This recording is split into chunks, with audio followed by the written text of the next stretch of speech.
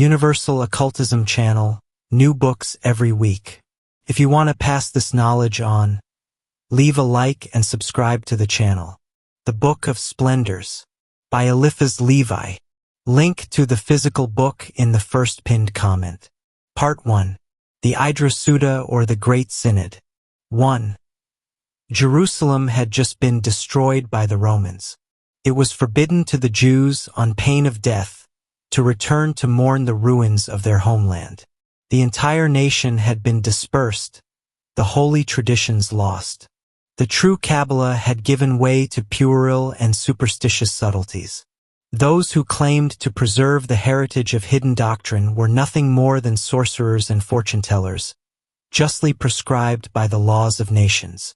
It was then that a venerable rabbi named Simeon ben Jokai gathered round him the last initiates of primitive science, having resolved to explain to them the book of high theogony called the Book of Mystery. Each of them knew the text by heart, but only the Rabbi Simeon was acquainted with the profound meaning of this book, which had, up to this time, been transmitted from mouth to mouth, from memory to memory, without explication or even benefit of the written word. In order to assemble them round him, here are the words he sent them. Why, in these days of great torment, should we remain as a house supported by a single column, or as a man who stands on only one foot? It is time to take action for the Lord, for men have lost the true sense of the law.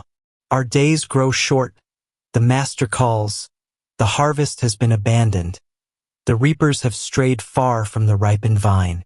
Come together in this same countryside where so much has so lately gone undone. Come, as if for combat, armed with wisdom, counsel, intelligence, knowledge, and attention. Let your feet be as unencumbered as your hands. Acknowledge as your only master he who holds sway over life and death, and together we shall utter the words of truth which heaven's saints are wont to hear, and they will come down among us to hear us. On the appointed day, the rabbis assembled in the fields, in a circular space enclosed by a high wall. They arrived in silence. Rabbi Simeon sat down in the midst of them, and seeing them all together, he wept. I am lost, he cried, if I reveal the great mysteries. I am lost if I leave them unexplained. The rabbis remained silent. At last one of them, named Rabbi Abba, spoke, saying, with the Master's permission, is it not written, the secrets of the Lord belong to those who fear him? And all we who are here, do we not fear the Lord? And are we not already privy to the secrets of the temple? Now here are the names of those who were present. Rabbi Eliezer, son of Rabbi Simeon, Rabbi Abba, Rabbi Jehuda, Rabbi Jose, son of Jacob, Rabbi Isaac, Rabbi Thizkiah, son of Raph, Rabbi Jose, and Rabbi Jessa. All, binding themselves to secrecy, put their hand in that of Rabbi Simeon and with him pointed towards heaven. Then they took their seats in the circumscribed area, where they were well hidden by large trees. Rabbi Simeon stood and prayed. Then he sat down again and said to them, come, all of you, and place your right hand on my breast. They did so, and he, taking all these hands in his own, said solemnly, cursed be he who makes for himself an idol and hides it. Woe unto him who covers falsehood with the veils of mystery. The 8 rabbis answered, Amen. Rabbi Simeon went on, there is only one true God, before whom no other gods exist, and there is only one true people, the body of those who worship the one true God. Then he called his son Eliezer and had him seat himself before him. Near him he placed Rabbi Abba and said, we now form a triangle, the primordial figure of all that exists.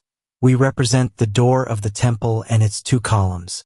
Rabbi Simeon then refrained from speaking, and his disciples likewise. An obscure murmur made itself heard, like that of a large gathering. It was the spirits of heaven who had come down to listen. The disciples trembled, but Rabbi Simeon said to them, fear nothing and rejoice, for it is written, Lord, I have heard the sound of your presence and I trembled. Formerly God ruled over man through fear, but now his reign is that of love. Has it not been said, "You shall love your God"? And did he not himself say, "I have loved you"? Then he added, "The secret doctrine is for reflective souls. The troubled and restless soul cannot understand it." Can one have confidence in a nail fixed to a moving wall, ready as it is to crumble at the slightest shock? The whole world is founded on mystery, and if discretion is necessary in worldly affairs, how much greater should be our reserve when dealing with the mysterious dogmas which God does not even reveal to the highest of his angels. Heaven bends down to listen to us, but my words must remain veiled. The earth moves in order to hear, but what I say will be in symbols. We are, at this very moment, the gate and the columns of the universe. At last Rabbi Simeon spoke, and tradition preserved in the mystery of mysteries assures us that when he opened his mouth, the earth trembled beneath his feet and that his disciples felt its trembling. 2. He spoke first of the kings who ruled over Edom before the coming of the king Israel, symbols of the unbalanced powers which manifested themselves at the beginning of the universe, before the triumph of harmony. God, said he, when he wished to create, threw over his radiance a veil, and in its folds he cast his shadow. From this shadow there arose giants who said, "We are kings," but they were nothing more than phantoms. They appeared because God had hidden himself by creating night within chaos. They disappeared when there was brought forth in the east that luminous head, that glowing head that humanity gives itself by proclaiming the existence of God, the Sun, governor of our aspirations and our thoughts. The gods are mirages made of shadow, and God is the synthesis of splendors. Usurpers fall away when the king mounts his throne, and when God appears, the gods are banished. 3. Thus, when God had permitted the night to exist, in order that the stars might appear, he turned towards the shadow he had made and considered it, to give it a face. He formed an image on the veil with which he had covered his glory, and this image smiled at him, and he regarded this image as his own, so that he might create man in accordance with it. In a manner of speaking, he tried out this prison reserved for created spirits. He looked at this face that was to become one day the face of man, and his heart was moved, for already he seemed to hear the lamentations of his creations. "You who wish to subject me to the law," it seemed to say, "give me proof that this law is just by subjecting yourself to it as well." And so God became man in order that he might be loved and understood by men. Now, of him we know only this image, formed on the veil which hides his splendor. This image is our own, and he wishes that we recognize it to be also his. Thus we know him without knowing him. He shows us a form and possesses none. We have given him the image of an old man, he who has no age.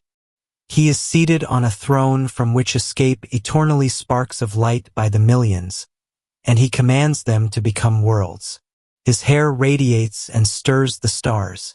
Universes revolve around his head, and suns bathe themselves in his light. 4. The divine image is a double one. There are the heads of light and of shadow, the white ideal and the black ideal, the upper head and the lower. One is the dream of the man-god, the other is the invention of the god-man. One represents the god of the wise, and the other, the idol of the lowly. All light, in truth, implies shadow and possesses its brilliance only in opposition to that shadow. The luminous head pours out upon the dark one a constant dew of splendor. "Let me in, my beloved," says God to intelligence, "for my head is filled with dew, and among the curls of my hair wander the tears of night." This dew is the manna by which the souls of the just are nourished. The elect are hungry for it and gather it abundantly in the fields of heaven. These drops are round pearls, brilliant as diamonds and clear as crystal. They are white and glow with all colors, for there is one simple truth alone, the splendor of all things. 5. The divine image has 13 rays. 4 on each side of the triangle in which we enclose it and 1 at its uppermost point. Draw it in the sky with your thought, trace its lines from star to star. It will contain 360 multitudes of worlds. For the high old one called the Macroprosopoeia or the Great Creative Hypothesis is also called Erichanfin, the immense countenance. The other, the human God, the face of shadow, the Microprosopoeia, the limiting hypothesis, is called Saranfin or the contracted countenance. When this countenance beholds the face of light, it grows and becomes harmonious. Order is thus restored, but this cannot last, for the thoughts of man are as changeable as man himself. But there is always a luminous thread which attaches shadow to light. This thread runs through the innumerable conceptions of human thought, linking them all to divine splendor. The head of light sends out its whiteness to all thinking heads or entities, when they follow the path of law and reason. 6. The head of the Supreme Old One is a closed receptacle, where infinite wisdom lies at rest like a fine wine whose lees cannot be disturbed. This wisdom is impenetrable, possessor of itself in silence within eternity, inaccessible to the vicissitudes of time. It is the light, but it is the dark head which is the lamp. The oil of intelligence is meted out, and its brilliance, by 32 ways, is made manifest. God revealed is God hidden. This human shadow of God is like the mysterious Eden from which there issued a spring that divided itself into 4 rivers. Nothing pours forth from God himself. His substance is without issue. Nothing departs from him and nothing enters in, for he is impenetrable and immutable. All that begins, all that appears, all that is divided, all that flows and passes, begins, appears, is divided, flows and passes in his shadow. He is, unto himself, immovable in his light, and he remains thus, like an old wine laid to rest. 7. Do not seek to penetrate the thoughts of the mysterious head. Its intimate thoughts are hidden, but its exterior, creative thoughts shine forth like a head of hair. White hair without shadow and whose strands are never tangled. Each strand is a thread of light attached to millions of worlds. The hairs are divided at the forehead and descend on either side, but each side is the right side. For in the divine image which constitutes this head of light, the left side has no place. The left side of the head of light is the dark head, for in traditional symbolism, the lower reaches are the equivalent of the left. Now, between the heights and the depths of the image of God, there must be no more antagonism than between the left hand and right hand of man, since harmony results from the analogy of opposites. Israel in the desert grew discouraged and asked, "Is God with us or against us?" Thus they spoke of him whom one knows and of him who is not known. Thus they separated the white head from the dark head. The god of shadow became, then, an exterminating phantom. They were punished because they had doubted through lack of confidence and love. One does not understand God, but one loves him, and it is love that produces faith. God hides from the mind of man, but reveals himself to the heart. When man says, "I do not believe in God," it is as if he were to say, "I do not love," and the voice of shadow answers, "You will die because your heart renounces life." The Microprosopoeia is the great night of faith, and it is in faith that the just live and breathe. They stretch forth their hands and take hold of the hair of the Father, and from these splendid strands fall drops of light which come to illuminate their night. Between the 2 sides of these divided strands is the pathway of initiation, the middle path, the path of opposites in harmony. There all is reconciled and understood. There only good triumphs and evil is no longer. This pathway is that of supreme balance and is called the last judgment of God. The hairs of the white head spread out in perfect order on all sides, but do not cover the ears. For the ears of the Lord are always open to prayer, and nothing can prevent them from hearing the orphan's cry or the wail of the oppressed. The Colloquy. 1.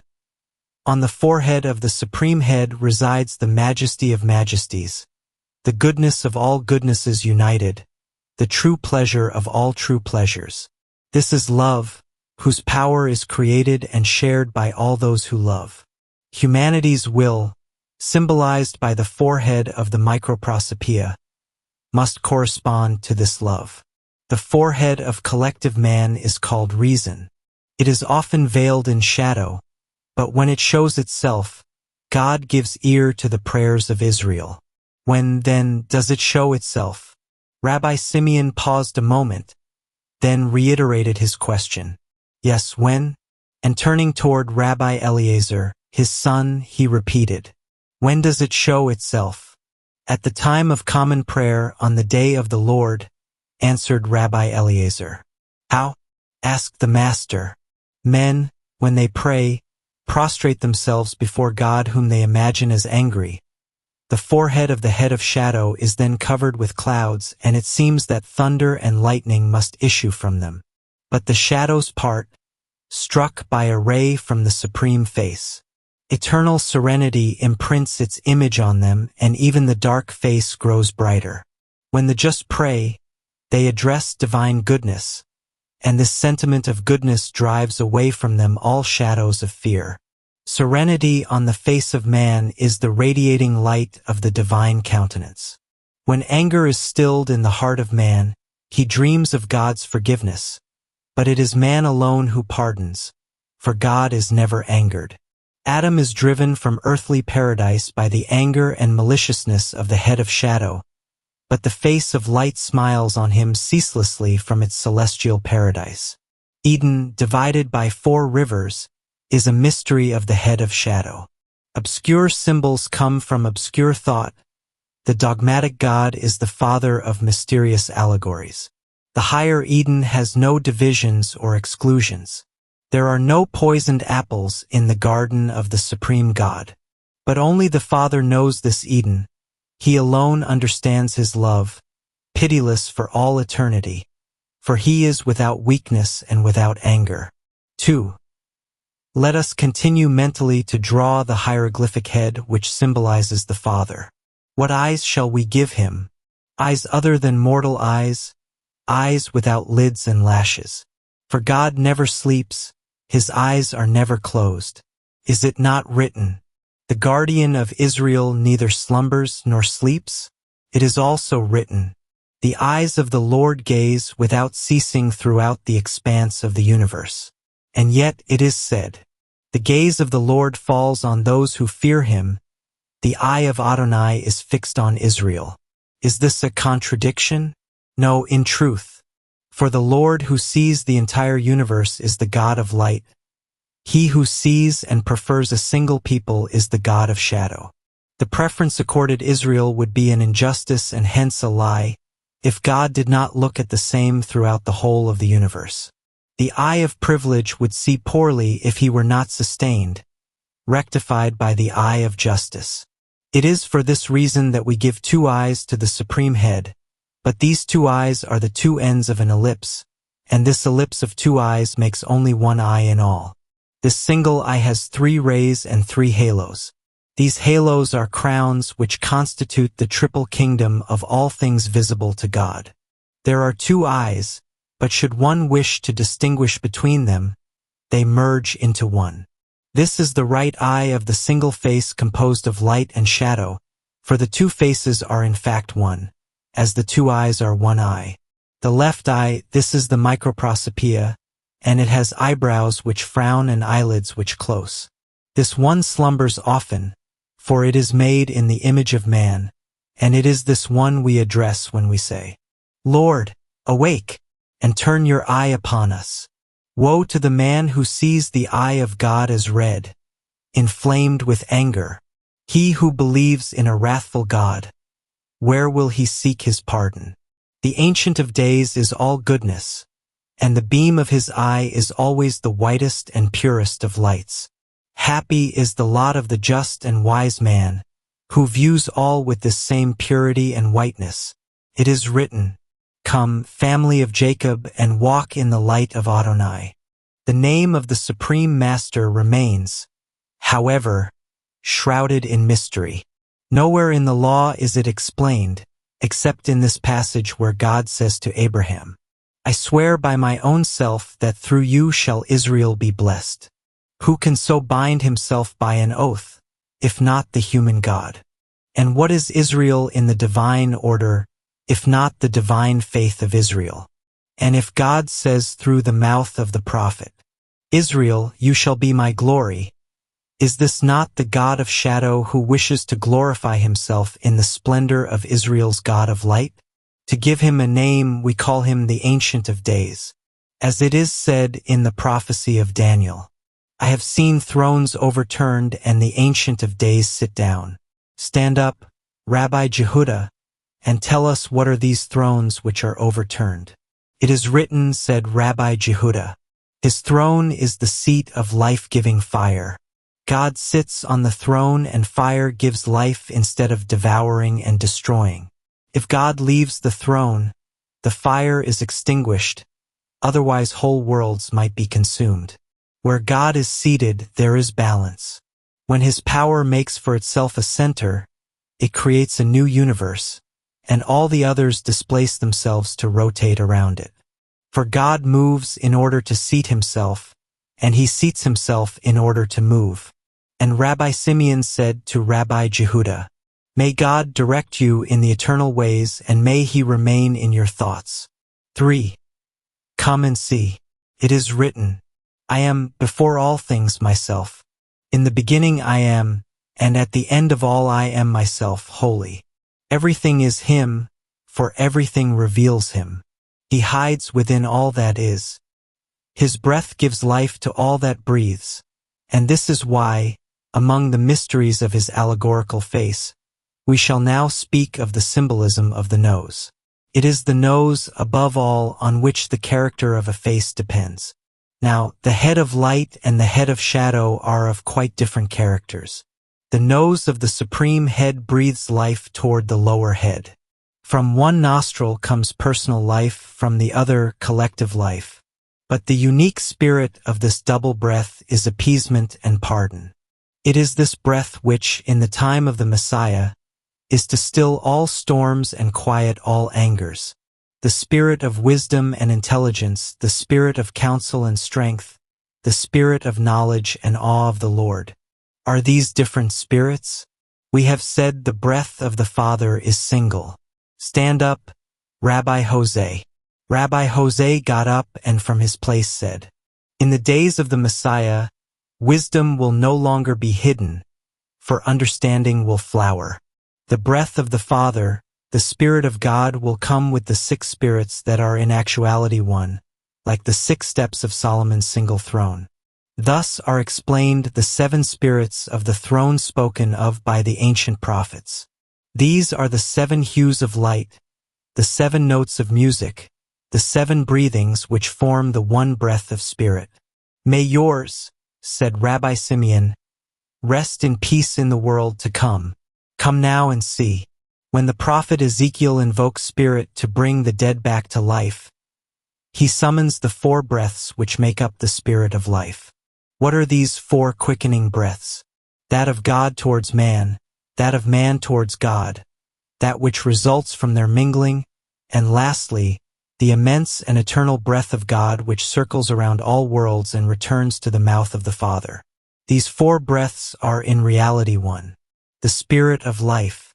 Thus the prophet, turning to face the 4 cardinal points, summons only a single spirit. Is it not said that in the time of the Messiah's reign, when the spirit of understanding and knowledge shall be infused into all flesh, each human soul, without need of teaching, shall know the truth? For at that time, when the veils of falsehood will be forever torn asunder, souls will no longer be separated by error in all its forms and will live one through the other, looking freely one within another.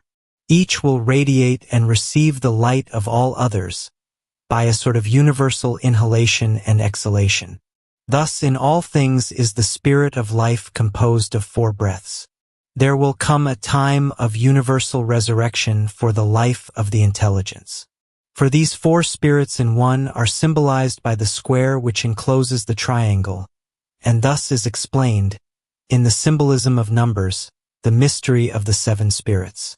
The nose of the white-haired Old One, the nose of the Supreme Head, breathes creations that are forever new. That of the head of shadow breathes destruction and consuming fire. The dark head breathes in life and exhales death. The white head takes in death and breathes out life. Who can conceive of these strange and monstrous heads? Who has ever seen them, and who will ever understand them? The kings of kings, that is, the masters of science and wisdom, can alone understand where and why the imagination draws their outlines and how it can be so that, at one and the same time, they do and do not exist. The mysteries of the white beard. Rabbi Simeon had paused a moment. He took up again where he had left off, saying, "Woe to him who reaches with profane hands towards the majestic beard of the Father of Fathers. For this beard is glorious beyond all glory, a mystery which enfolds all mysteries. No one has seen it, no one may touch it. The beard is the adornment of adornments, the majesty of majesties. The beard forms the link between the ears and mouth. It radiates from the lips like the word which gives light and life to the soul. It is for this reason that we take it as a symbol of the word. Contains all mysteries and teaches all truths. It is white as snow and casts a shadow darker than night.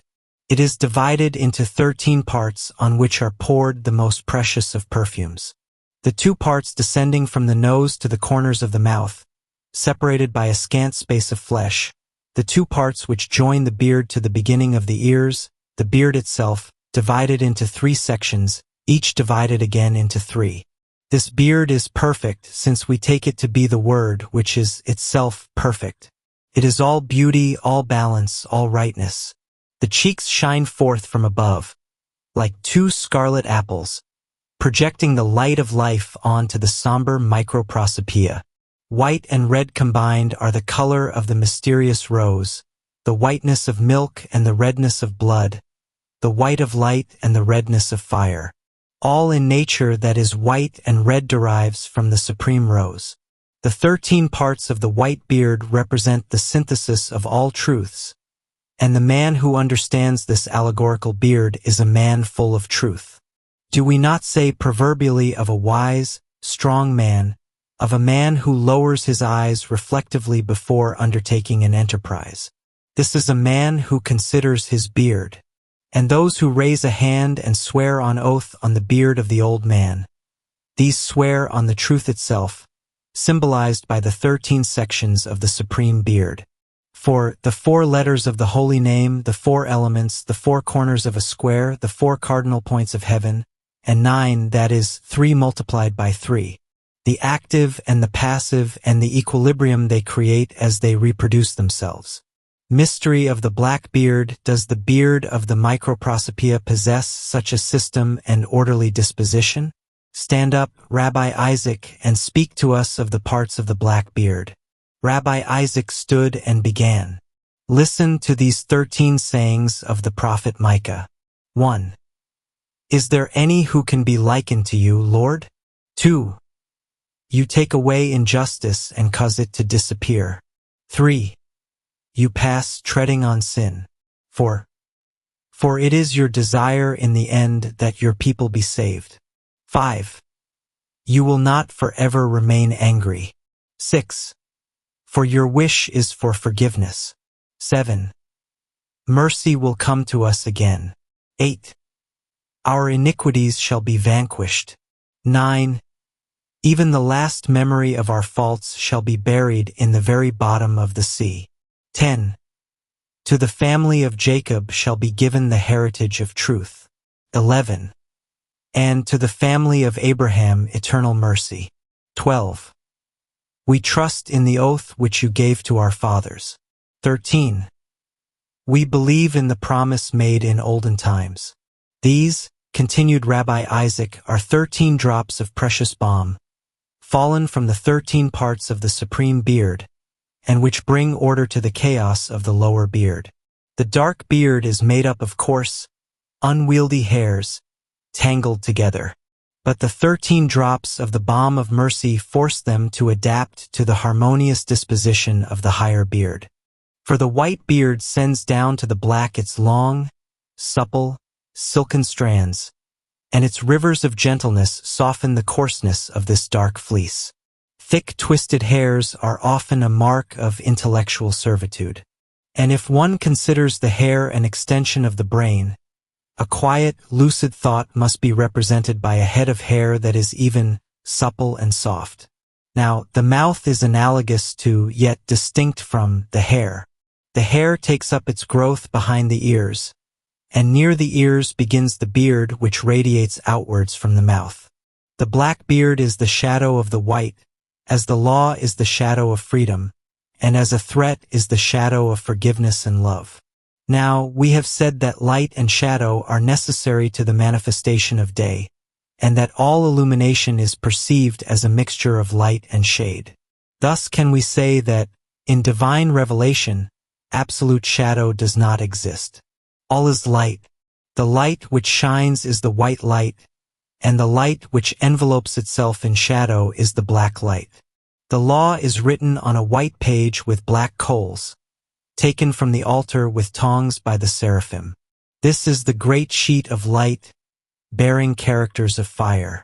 It is for this reason we represent divine thought, the spirit of the scriptures, by a soft white beard, in contrast to the other both tangled and rough.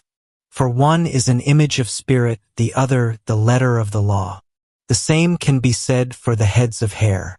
That of the God of light is as white as snow, its strands even and flowing. That of the God of shadow is as black as a raven's wing, and its locks are twisted and snarled.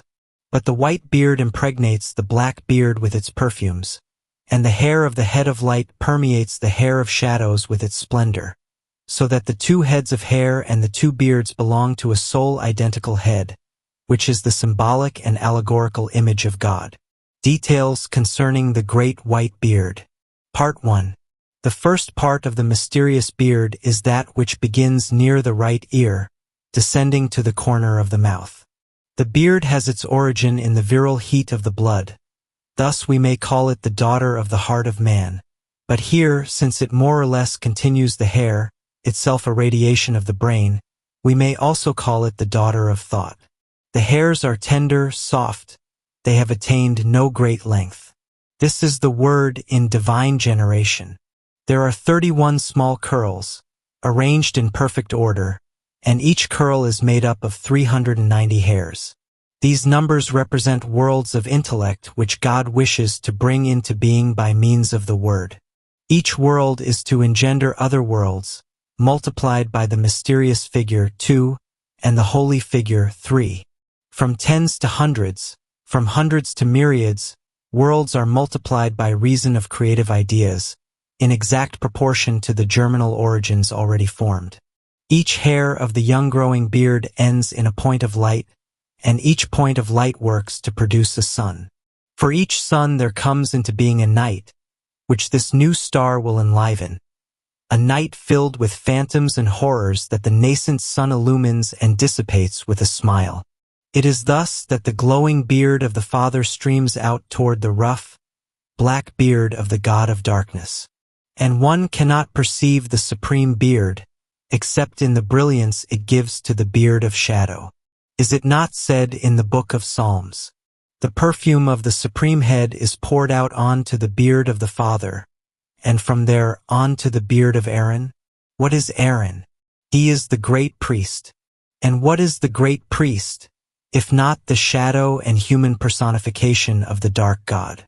The psalm we have quoted begins by saying that the perfection of good and the triumph of happiness lies in the remaining together of brothers. Who are these brothers, if not the two old ones? For us, God has need of a high priest, but this high priest would become the night of death, were he to be separated from God. God gives his light to the priest, and the priest lends to God his shadow. The priest is the brother of God, as shadow is the sister of light. What the priest does on earth in the exercise of his ministry, God performs in heaven, with a difference as that of right to left, of day to night, of reproachful anger to peace-giving mercy. And it is thus that religious harmony results from the analogy of opposites. May supreme harmony shine down on you, said Rabbi Simeon to Rabbi Isaac. May the glowing beard be the sign of your eternal strength. May we together see the face of the Ancient of Days, and may the peace and joy of righteous souls be your lot and mine in the world to come. Part 2. Stand, Rabbi Chiskaja, and from where you are tell us the glories of one part of the holy beard. Rabbi Chiskaja got up and said, It is written, I am my beloved's, and his good will is turned toward me. It is for man, for each one of us, that the supreme thought becomes the Word, the creator of all thoughts and all substance. I see a river of light, descending from divine understanding and changing into 335 harmonious voices. In this light, night comes to bathe, cleansing itself of shadow. I saw shadowy forms plunge deep in the white waves, coming out again as white as the waves themselves. And I prayed the higher intelligences to explain to me what I had seen. And I was answered, You see in what manner injustice is effaced by God. For between his ear and his mouth, between his understanding and his word, there is no place for falsehood. In the living light, in the light which reaches everywhere, shadow cannot exist, and should it wish to, it must necessarily take on a whiteness, transforming itself to light. Now, it is thus that God will one day change man's evil into good. This is what I am inspired to say by the second part of the Holy Beard, analogous and parallel to the first. Rabbi Chiskaja, having so spoken, regained his seat. Rabbi Simeon said then, The world is no longer for us an enigma nor a hell. Be blessed, O Rabbi Chiskaja, by the Supreme Old One, for you have consoled our hearts. All the rays converge towards their center. I see the harmonious totality of the Creator's work. From the heights we occupy we can already see the Holy Land in the impending flowering of its destiny. We can see that which Moses himself was denied when he went up a second time into Mount Sinai. The sun of justice in which we believe, the sun which is to come, illuminating our faces. I feel mine glowing with faith and hope, and more fortunate than Moses. I know why it is so. Moses did not even know that his face had grown luminous through contemplation of God. I see before my eyes this allegorical beard, as if it had been sculpted by a capable hand in 13 parts, representing the whole of truth. As you explain them, I see all these parts arrange themselves in orderly fashion, firmly attached to the ideal head which supports the mysterious crown. The king appears to me, then, as if from a midpoint in his uncountable years. Effects come together with causes, causes are united, set forth by principles, and the principle of principles reigns with sovereign dominion from its center which is everywhere. Rejoice, my companions, in this holy revelation, for the world surely will not understand what we have been given to understand, nor see what we can now see, before the Messiah's reign. The other parts. Thus, one by one, the great rabbis analyzed the holy beard. Explanation must now be given directly, summarizing, as it were, the vague subtlety and lengthiness of their exact words. The hair, radiating outwards from the skull, is for these great priests an image of divine thought. Likewise is the beard, radiating outwards from the mouth, a symbol of the holy word. The hair is the word of God in its own awareness of itself. The beard is the word made manifest, in works or in inspired writings. This beard is divided into 13 parts because the secret theology of the Kabbalists is inextricably bound to the 9 ciphers which make up all numbers and to the 4 letters which make up the name of Jehovah. The science of numbers, taken as the algebra of ideas, is the Bereshith. The science of the letters of the sacred name is the Merkava. Bereshith or Bereshith means Genesis, generation or genealogy. Merkava means chariot, as if the four symbolic letters were the wheels of God's chariot which Ezekiel saw in a vision. These were wheels of light, turning one in another, celestial spheres, intersecting circles whose centers are everywhere, whose circumferences are everywhere, whose common center is everywhere, and whose final, definitive circumference is nowhere. But the name of Jehovah has in reality only 3 letters, since the fourth is a repetition of the second. Jod, Ha-Van, Ha. Thus the 13 sections of the supreme beard are the equivalent of the cycle of 12, plus the center which must be given to these numbers in order to arrange them in a circle on the clock of time. These theological subtleties linked to numerical abstractions were, so to speak, the scholastic system of the ancient rabbis, fathers of Kabbalistic philosophy. The result of this method was deductions which, often sublime, sometimes puerile, were nevertheless exact. God, said Solomon, created everything with weight, measure, and number. It was the natural conclusion in the thought of certain naive thinkers that algebra was the sacred fire of Prometheus and that men could be created by pronouncing words. This is sometimes true, as great orators know so well, but only in a metaphorical, figurative sense. Doubtless matter obeys the movement resulting from forces which can be determined by numbers. For the Hebrews, numbers are symbolized by the letters of the alphabet, and thus it was by means of these letters that God created space and worlds. The letter is, in fact, the conventional sign of power, but a sign only, not power itself. In similar fashion, in the Book of the Zohar which we are examining, the great rabbis assembled round Rabbi Simeon attached their ideas on divinity to the allegorical figure of a human head, whose eyes and ears represent understanding, whose hair represents thought, whose beard represents the word, or rather, the expression and manifestation of truth. They have said repeatedly that this head has no existence in visible or tangible reality, that God is inaccessible to our senses and even to our thought, that we can understand him only through his action upon us and relative to us. All of which has not kept a great number of superstitious men from attributing a human visage to God, and not only in far-off times, but recently as well.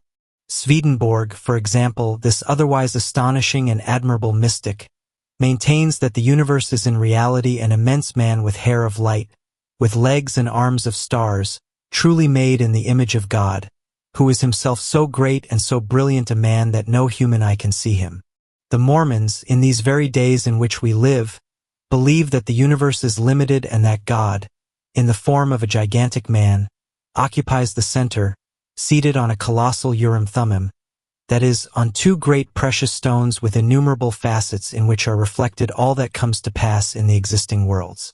This thought is scarcely more advanced than that of the Scandinavians, in which Odin is seated beneath an oak along whose branches there scampers eternally a squirrel who comes to whisper in his ear all that happens in the universe. Let us pass over the details of the 13 sections of the allegorical beard, so as not to tire our readers, examining only the conclusions which Rabbi Simeon draws from them. Conclusion concerning the allegorical figure of the macroprosopoeia. Then said Rabbi Simeon to his companions, "Your words are like embroidery on the great veil which permits us, without being dazed and blinded, to lift our eyes towards the eternal light. I saw this work being done as you spoke. Your thoughts determined the image, and the image came of itself to take its place in this wondrous tapestry. It was thus that in former times Moses had the holy tabernacle's veil embroidered and hung from 4 columns by rings of gold.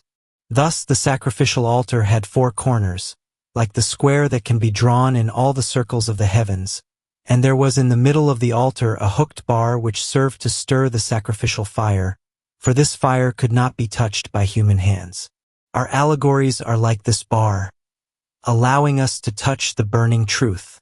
We progress with well-ordered imagination, thanks to the law of analogies and the exactness of numbers. What we know serves as a basis for what we believe. The order which we see calls for the order we suppose exists in the heights beyond our comprehension. Thus, nothing in our images is left to chance, All is fixed in a harmonious and justifiable order. You speak and the picture takes shape. Your voice determines the forms which appear, and they arrange themselves in all magnificence, like the ornaments of a crown. The columns of the temple are moved. They seem reborn, emerging from the ground to hear you. The armies of heaven surround you, and their admirable discipline justifies your words. Oh, be happy in the world to come, for the words which come out of your mouth are foreordained by truth and justice, following the path of righteousness without fail, straying neither to the right nor to the left. The most holy God, whom you bless, rejoices to hear them, and he listens to them that they may be accomplished. For, in the world to come, all good words spoken in the world at hand will take on living forms, and you are creatures of goodness, you who manifest through the word that which is true. The truth is a fine wine which never vanishes. It falls drop by drop from the cup of the wise, reaching even beyond the grave to moisten the lips of the dead. It descends even to the hearts of our sleeping fathers, making them speak again, as in a dream. For the truth is always alive. It abandons no one once it has touched him. And when the children on earth give living testimony to it, the fathers who sleep beneath the earth begin to smile, answering softly, Amen. The Microprosopoeia. We know of nothing in the ancient books as great as this great council of initiates, busying themselves in truth and reason with the creation of a hieroglyphic figure of God. They know that any form, in order to be seen, must have light and cast a shadow. But can shadow represent supreme intelligence? No, of course not. Can only represent its veil. The ancient Isis was veiled.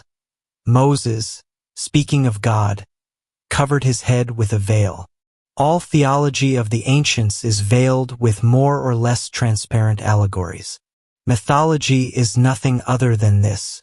To mythology there succeeded the mysteries, which are the darkened veil, stripped of its adornments, pointing more and more to the face of shadow outlined by the great Rabbi Simeon. But all this harkens back to the earliest imagery, so that the pages we translate here, by analyzing them, seem to be the origin of all symbolisms and the fundamental principle of all dogmas. Nothing is as beautiful nor as encouraging as this explanation given to certain images of the Bible, representing God as wrathful, repentant, or changeable, in the manner of man. Such emotional behavior, Simeon ben Jokai would say, belongs only to the face of shadow. It is the mirror of human passion. The face of light is always peaceful and radiant, but God, who has no face, remains unchanging above this light and shadow. The man who seeks God can find only man's ideal. How can the finite conceive of the infinite?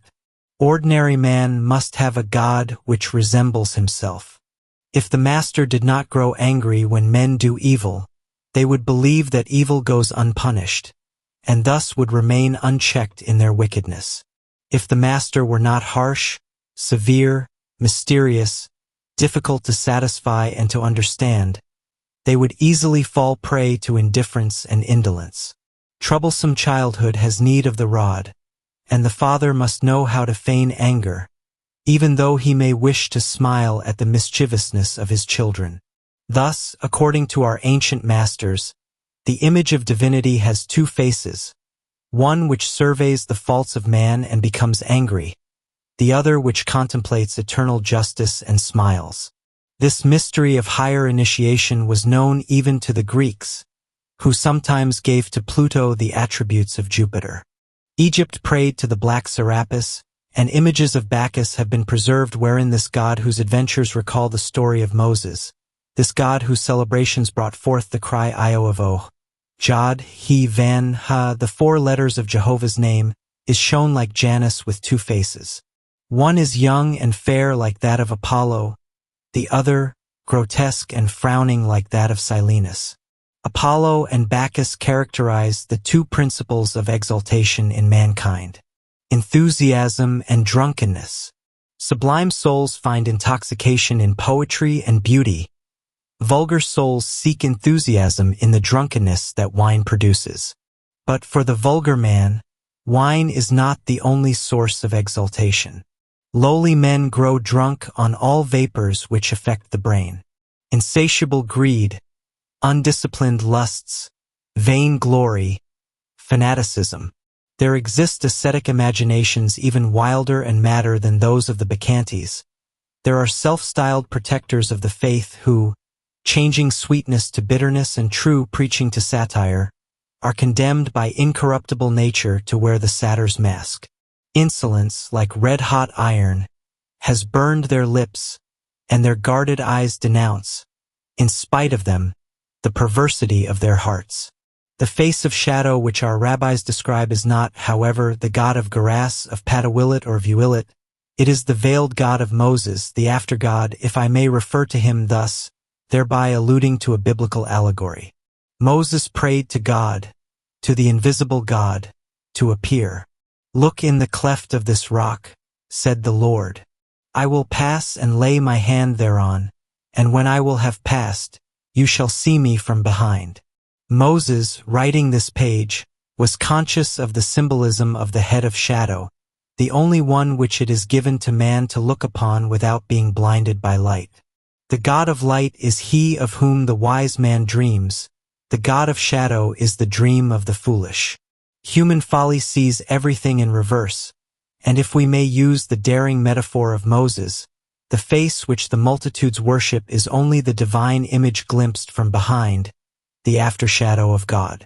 Vidibis posterior mea. The text of the Sohar continued prologue concerning the microprosopia. Ready yourselves now, and give your attention to a symbolic description of the microprosopia. This veil of shadow fitted to cover a shape of light, this visible fiction which makes the splendor of the invisible accessible to our eyes, the dark old one who gathers in and reflects the light of the white old one. Wisdom is your guide. Your tools are order, justice, and beauty. Give a form to the whole body of human thought which ascends toward the invisible author of all forms. And let this form be a human one, for we seek the King who shall reign over all men. A human form so that we can seat it on a throne and worship it. Has not the prophet said, "I saw a throne in the heavens, and on this throne some immense thing resembling a human form"? Let us use the human form, for this is for us the synthesis of all forms. For the name of man is for us the synthesis of all names. Let us use the human form, for the human idea contains for us all the secrets of thought, and all the mysteries of the ancient world, the world created before man, the world in which no balance could be attained until the appearance of the form called Adam. The kings of Edom, we read in the Book of Mystery, before the Ancient of Ancients revealed his grandeur, he let there come into being gigantic forces which, before the advent of the people of God, reigned like kings in the land of Edom. Nature was given over to the spirit of their enmity, and they eventually destroyed each other. For they could not reach an agreement as to how to form a human body, seeing as how they themselves lacked a head. The human head was missing from all living nature, and nature was in a state of chaos, like the human mind when it lacks the idea of God. Thus these terrestrial Elohims, these anarchic kings of the world, were destroyed. They were destroyed, but they were not annihilated. Destroyed as reckless powers, they were preserved as powers which must be controlled. And they took their place in the order of things when order was created. As a matter of fact, nothing is ever destroyed. Everything simply changes place, shifts position, and when beings change in obedience to the eternal order, it is this which we, as men, call dying. Even the king of Egypt is not dead. He has come down from his throne to make place for the eternal. It is said that Adam named all beings, for at the time of his coming a hierarchy instigated itself in nature, and all beings, finding themselves for the first time in their appointed place, had just reason to be called and determined by a name. Only one of the pre-Adamite monsters was not destroyed, the great androgen, male and female like the palm tree. This is the productive, generative force which existed before Adam and which God will not destroy. It existed, but it was not controlled, it was at work. But the law of its working was not fixed until it had produced its master work. The living form of Adam. The skull of the microprosopoeia. Air, fire, and dew. When the white head decided to add to its beauty with an ornament, it sent out a spark from its own light. It breathed on the spark to cool it, and the spark grew firm. It expanded and hollowed itself out, like a blue, transparent skull enclosing thousands, myriads of worlds. This cavity is full of eternal dew, white on the side of the Father, red on the side of the Son. It is the dew of light and life, the dew that engenders universes and resurrects the dead. Some are resurrected in light, and the others in fire. Some in the eternal whiteness of peace, the others in the redness of fire and the torments of war. The wicked are the disgrace, so to speak, of their father, and it is they who cover the face with its redness. In this skull of universal man, only begotten Son of God, resides knowledge, with its 32 paths and its 50 gates. The hair of the microprosopoeia. Hair represents thoughts, as it radiates outward from the head. The head of the microprosopoeia is surrounded by myriads and millions of black hairs, coarse and kinked and tangled together. There, intermingled, are to be found the bright and the dark, the true and the false, the just and the unjust. These hairs are divided in the center by a single straight line, corresponding identically to one on the white head. For balance is the same for God and for man, and the laws which govern balance are no different in heaven than on earth. Among human thoughts, some are harsh and pitiless, others are soft and pliable. The same sense of balance weighs them and modifies the rigidity of the left by the mercifulness of the right. The forehead of the microprosopoeia. The eyes and their color. When the forehead of light is shining, the forehead of shadow is bathed in its glow. When anger brings shadows to cover the forehead of the God of man, the dark twisted hairs stand on end. A breath of ire makes them hiss like serpents. Prayers of ignorance rise like a black smoke and cloud the forehead of the idle still more. Then rises the prayer of the just, comes out of the shadow and ascends directly towards the light. The celestial head bends down, and the shadowy forehead below is bathed in splendors. Ire ceases, the storm abates, and vengeance is changed to forgiveness. The eyes. He has black, thick eyebrows. Round his eyes bristle lashes the color of shadow. When his somber eyelids open, he seems then to awaken. His gaze takes on the reflection of the higher light and resembles the gaze of God. It is to him the prophet speaks when he says, "Awake, Lord, why do you sleep so long? Is it not time to shake off your sleep at last?" During the sleep of the God of shadow, foreign nations gain dominion over Israel. The God of man slumbers when man's faith falls asleep. But when our God wakes, he rolls his eyes and, casting a scornful glance at the nations which oppress us, he overwhelms them with his lightning. When they are open, his eyes are soft like the eyes of doves, and there are to be found these basic colors: black, white, yellow, red.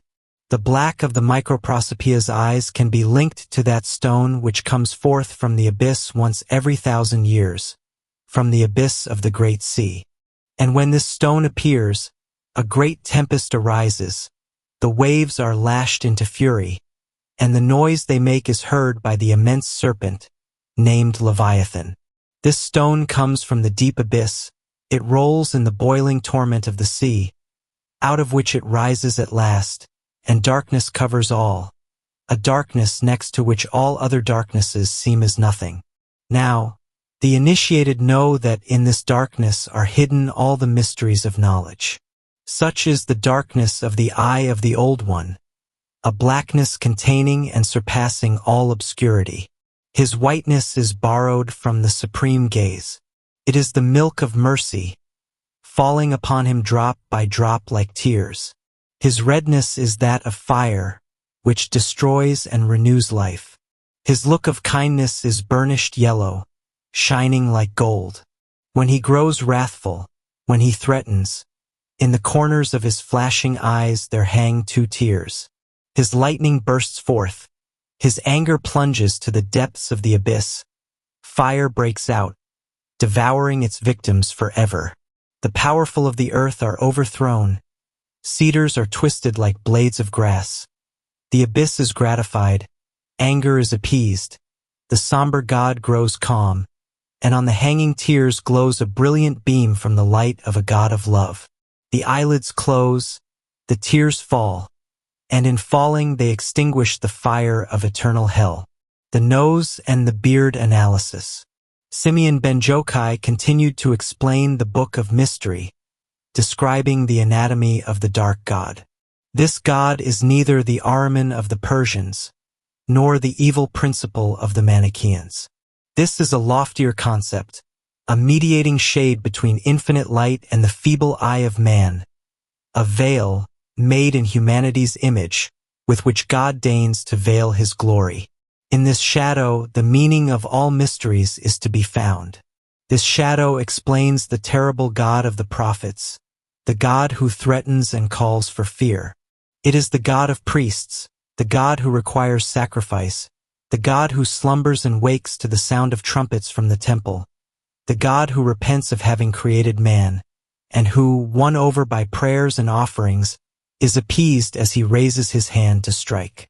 It must be remarked here that this obscure conception of divinity, far from seeming a poor one to the great rabbis and revelators of mystery, appears rather just and essential. The ancient sanctuary was veiled, and when the veil was torn, this catastrophe heralded the end of a religion and of a world. The veil is not torn without the earth trembling. This happened at the death of Christ, but the sanctuary unveiled is a sanctuary profaned. Soon Caligula will place his idols there, waiting for the torches fired by Titus's soldiers. A voice cries, "The gods have taken leave," while Christianity silently prepares another sanctuary and weaves another veil. The 2 figurative heads of the old ones must be represented as concentric or superimposed in such a way that one is the reflection of the other, but a reflection in opposition, the white in the one being black in the other and vice versa. The great rabbis apply themselves diligently to detailing the 2 heads. They count the tresses of hair and the divisions of the beard. They describe the 2 noses and the contrary streams of breath escaping from the 4 nostrils. The long and majestic nose of the Supreme Father breathes divine and eternal life. The short, wrinkled nose of the irate God breathes fire and smoke. This is the smoldering volcano of earthly life as well as what the great rabbis seem to mean by the eternal fire of hell. This fire, say they, can be quenched only by the altar's fire, and this smoke dispelled only by the smoke of sacrifice. He can be understood, this dark God with the smoldering nostrils, forever inflamed, for they are the very vents of hell. Here the dark God takes on something of our devil, and it is to this particular fiction of the rabbis that the Persian Ahriman, the wicked god of the Manichaeans, and the Christian devil all owe their common origin. It is a disfigured symbol, no longer the shadow of God, but, so to speak, a distorted mask, a caricature of the shadow. This misrepresentation, produced by ignorance working on so bold an image, proves the necessity for occultism and justifies the secrecy of the rabbis in shrouding the Kabbalah in mystery. After the nose, the rabbi describes the ears of the dark god. They are covered with wiry hairs, for in man, of whom the dark god is the image, understanding is clouded by the disorder of thought. When the vulgar god slumbers, his ears do not hear, and evil is done in the world. The evil which offends and angers the God of shadow does not exist for the God of light. Relative to absolute order, disorder does not exist. When the God of men awakens, he shakes out his hair, and the sky trembles. Then his ears are uncovered and available for prayer. These are days of victory for Israel. They triumph over Ammon and vanquish their enemies. From the ears, Rabbi Simeon passes to the beard, describing its separate sections. He counts 9 of them, not 13 as in the white beard of the Supreme Old One, because the negative word of the God of Shadow could never explain the divine quaternary. The ternary multiplied by itself gives 9, and this is the number for every hierarchy and classification in the Kabbalistic method. There are 9 choirs of angels. There are also 9 classes of demons. The number 9 has, then, its luminous and shadowy sides, but the divine quaternary is the perfect number which admits no negation. The negation of the quaternary would be the monstrous fiction of absolute evil. This would be the Satan of the Diabolists, an impossible monster, unknown to the ancient masters, the great Hebrew Kabbalists. The 9 sections of the beard of shadow represent the negative word. These are the shadows of the great lights. The great lights are the 9 divine conceptions which precede the idea of creation. First light, the crown or supreme power shadow of this light despotism or absolute power. Second light, eternal wisdom shadow of this light blind faith. Third light, active intelligence shadow of this light, the dogma which claims to be unchanging and which inevitably develops. Fourth light, spiritual beauty shadow of this light blind faith. Fifth light, eternal justice shadow of this light divine vengeance. Sixth light, infinite mercy shadow of this light voluntary sacrifice. Seventh light, the eternal victory of good shadow of this light abnegation and voluntary austerity. Eighth light, eternity of goodness shadow of this light everlasting hell. Ninth light, fertility of goodness shadow of this light celibacy and sterility. Here, necessarily, the dark numbers stop, for the number 10 is the number of creation. But creation cannot be negative. Celibacy and sterility produce nothing. Celibacy has always been mysticism's dream, even in Judaism, which formally condemns sterility. Asceticism is in fact incompatible with the duties of the family. Traveling prophets had no wives. The family is the world, and mysticism is the desert. The family is true life, and mysticism is dreaming. The family necessitates property, and mysticism commands abnegation and voluntary austerity. Mysticism is the religious sentiment pushed to the extreme. Thus, should it be tempered and governed by sacerdotal authority, mystics are children whose pedagogues and tutors are the priests. We speak here of orthodox mystics who escape the drunkenness of folly thanks to the limitations of obedience. Undisciplined mystics are madmen capable of great fury, and which it would be wise to shut away. The microprosopoeia considered as androgynous. Here is what we have learned. Rabbi Simeon then said, "These mysteries of the word should be revealed only to those who can maintain equilibrium with one foot on each end of the scale. They must not be told to those who have not entered the crypt of great trials, but only to those who have entered there and come out again. For he who enters but does not come out again, it would be better were he never to have been created." Commentary. Here we can clearly see that the occult dogma of Moses, professed by Rabbi Simeon, comes from the sanctuaries of Egypt. There, in fact, one was subjected to great trial before being admitted to initiation. These trials took place in immense underground spaces, which those who gave way to fear were never to leave. The adept who, on the contrary, came out again triumphant, received the key to all religious mysteries, and the first great revelation, whispered close to his ear in passing, was contained in this formula. Osiris is a dark god. That is, the god worshipped by the profane is only a shadow of the true God. We give him man's anger so that he may be dreaded by man. For if men are not presented with a master who resembles them, the idea of divinity will so surpass their feeble intelligence that it will escape them completely, and they will fall into atheism. When man does evil, he throws himself into disorder. he transgresses the law which guards his happiness. Then he is miserable, dissatisfied with himself, and he is told that God is angry with him, in order to explain to him the workings of his own angered conscience. He must placate God with expiations which, like punishments inflicted on unreasonable, willful children, serve to impress on the mind a horror of evil.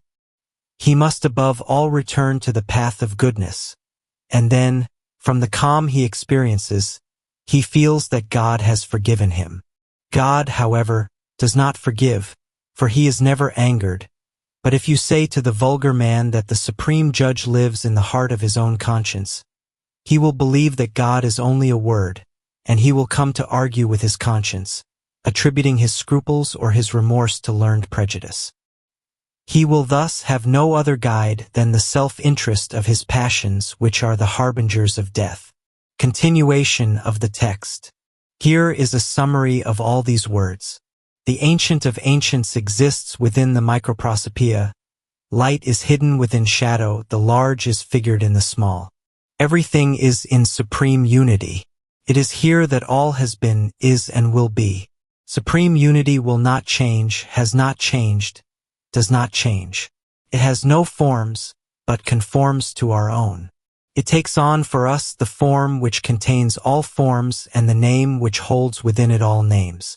This form, by means of which it can appear to us in our thoughts, is not really its form, it is the analogy of a form. It is an artificial head on which to place diadems and crowns. Man's form summarizes all forms, of higher as well as lower things. And because this form summarizes and represents all that is, we use it to make for ourselves a representation of God in the form of the Supreme Old One. Then, parallel to this form and as its shadow, our imagination creates the microprosopoeia. And if you ask me what difference there is between the two old ones, I will answer that the two represent a single selfsame thought. They are the two sides of an image. Turn towards the sky, the image is serene and splendid. Turn towards the ignorance and vice of man, the image is threatening and cloudy. Thus the Lord, during the exodus from Egypt, precedes Israel in a cloud, luminous from Israel's side, but shadowy on the side of the Egyptians. Light and shadow, are they not opposed? They seem irreconcilable, contrary to such a degree that when one exists, the other cannot. They coincide admirably, however, and it is their harmonious accord which makes all forms visible. But these mysteries are accessible only to the harvesters of the sacred fields. It is written, "The mystery of the Lord belongs to those who fear him." Commentary. Here Rabbi Simeon attempts to explain the mysteries of Genesis, where God is represented in human form, creating Adam in his own image. This human form ascribed to God is the prototypal form of the great Adam, that is, of humanity in its entirety pre-existing in the Word of God.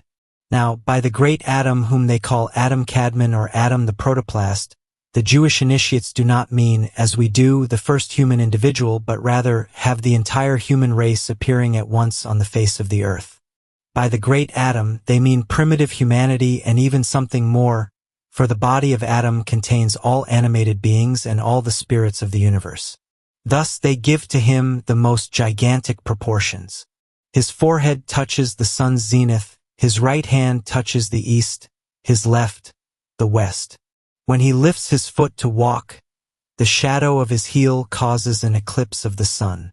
He is androgynous, with two faces, the masculine face in front, the feminine face behind. Each face is also androgynous, that is, masculine on the right and feminine on the left. The prototype of the great Adam, which is in the microprosopoeia, is likewise androgynous in front, behind, to the right, to the left, on top and underneath, all of which symbolizes the universal equilibrium and balance of forces, either active or passive, in the whole of nature. Symbols will make all of this more easily understood, and we can give several here. We will not follow Rabbi Simeon in his descriptions of the divine androgen contained in the prototype, which is the dark old one or the god of shadow. These are monstrous anatomical fictions which recall the bizarre combinations of certain hybrid gods of India. A great thought presides over all these dream images, no doubt, but their expression is too far removed from our habits and modes of thinking. Suffice it to say that the rabbi represents typical couples, the microprosopia with nature, his wife, and Adam Kadmon together with his Eve, in the act of eternal fertility, explaining their ardors and their amorous languor, making of immensity an enormous nuptial bed without alcove, covering, or curtain. On justice, following the text of Rabbi Simeon. Woman does not possess within herself strength and justice. These she must receive from man. She aspires after them with untellable thirst, but cannot receive them until she is entirely submissive. When she rules, she brings about only revolt and violence. It is in this way that woman became man's overseer by drawing him into sin. In the incontinence of her desires, she became a mother and gave birth to Cain. Then she said, God and I have made a man, and this man is my property. She was not yet ready for true maternity, for the serpent had infected her with his jealousy and anger. The birth of the cruel and pitiless Cain was a violent and terrible one, exhausting all the energies of woman. She grew softer then, weaker, and brought forth the gentle Abel. These two conflicting generations could not find peace together. The strong, without measure, was destined to absorb the weak without defense, and this is what occurred. Then the god of shadow awoke, and he tore from the stomach of Cain, this latter's brother, whom he had devoured. But neither Cain nor Abel were considered just enough to remain alive before him. He relegated Abel to life's limbo regions and threw Cain into the great ocean of tears. There, they seek each other still in order to continue their struggle, and each, on his own, produces a spirit of violence and weakness. Happy are the souls who descend in a direct line from the great Adam. For the children of the useless Abel and those of the criminal Cain are no better one than the other. They are the unjust, the sinners. True justice unites goodness and strength. It is neither violent nor weak. Happy are you, you who understand these words, words of the Spirit which joins the right with the left, the higher with the lower. Happy are you, you the masters of masters, harvesters of the holy field, who contemplate and recognize the Lord, looking at him face to face, and who, by your union with the eternal Word, make yourselves worthy of immortality in the world to come. About you it is written, from this day forth you will know that the Lord reigns at one time from the highest heaven and from the deepest earth. The Lord, the Ancient of Days, God, that is, the unique, the only, his reign is everywhere. May his name be blessed in this century and in the century of centuries. Final words on the supreme man Rabbi Simeon said. By looking down on things, we see them from above, and by observing them from above, we see things which lie below. The 10 fingers of our hands recall the 10 crowns of knowledge, the holy numbers and their equilibrium, 5 on one side and 5 on the other. It is the same with our toes. That which is above is like that which is below. The higher forms govern the lower forms, the top is like the bottom, woman is analogous to man. Opposites govern opposites. Extremes find contact, and different forms adhere one to another and act one upon another. Man and woman united together form the perfect body of humanity. They come one out of the other, they need one another, they act and react one on the other. The life they possess is the same. Thus the blood in the body's vessels is distributed to the right and left throughout the entire body. All the vessels of the body intermingle their flow, all the nerves share in the communication of luminous fluid and sensitivity. Like worlds in space, sending each other again and again the light of their suns. All that is outside this mutual, universal life of the great body is foul. Do not go near spirits who exist outside the great communion, as if they might teach you something, for you will receive nothing from them but stain and blemish. These wandering spirits are like decapitated heads, forever thirsty, but the water they drink drips away with their blood and does not quench their thirst. If it is thus, you say, the very angels are part of the great body of the synagogue. How could you doubt it? If it were not so, they could participate neither in holiness nor in life. For the synagogue of the wise is the body of humanity, the body of God. The angel of the Lord in the prophecy of Daniel, is he not called Gabriel? And what does Gabriel signify if not man par excellence, the man of God, or the man God? Tradition teaches us that vile spirits cannot take on the beauties of the human form, for they exist separately from the harmony of the perfect body. They are wanderers, flitting here and there throughout the world, unable to assume specific shape. They find themselves rejected everywhere, for they have in them the disobedience of Cain. They are driven from the field whose brilliant tents are the stars. Never can they take their stand within the realm of truth. At one moment they will hover above it, at another below, but either way they are always vile. The impure spirits coming from Abel are gentler and can approach the great body, even, to all appearances, attaching themselves to it. But they are as superfluous artificial limbs. They are added to the body, but cannot remain there. All these spirits are like aborted beings or detached limbs floating in space. They listen from the heights or from the depths to all they can hear, but they understand nothing, as we all know who busy ourselves with the subject. Translator's note. Here the great master of the Kabbalah seems to admit the existence of wandering spirits, scattered throughout the atmosphere, vague spirits as yet without particular form, a kind of impure larvae that the center of life always relegates to the outer shadowy realm. Other Kabbalists, supported in this by words of Jesus Christ himself, give us to believe that this outer shadowy kingdom is Gehenna or hell, but that it is impossible for any soul to stop and remain there. In these shadows, impure souls wither, totally spent, and after a more or less lengthy time of suffering are reduced to the first simplicity of their vital principle and having lost all memory, are once again attracted towards the realm of life. Now, here is the tradition concerning the book's mystery. When the conjugal prototype regained its equilibrium through the appeasement of the god of shadow, the Adamic couple came together for the third time, and a balanced generation was made.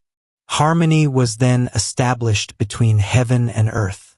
The higher world brought life to the lower, for man, the mediator between thought and form, had at last found peace. There was then the divine glory of the upper regions and the divine glory of the lower, the Shekinah of heaven and the Shekinah of earth. Holy is the Lord in the thoughts of heaven, holy is the Lord in the forms of earth. Holy is the Lord whose thought descends from idea to form and back again. Holy, holy, holy is the Lord, the God of hosts, the God of harmonious beings, well ordered like armies. All the earth is full of his glory, and all that exists is a single body, given life by a single soul. Here is one of our traditions. There exists a compensatory balancing of beings one with another. It is written in the Song of Songs. We will make for you gold necklaces inlaid with silver. It is thus that, to embellish one with the other, mercy and justice are united. And they are like the palm tree which always grows in twos.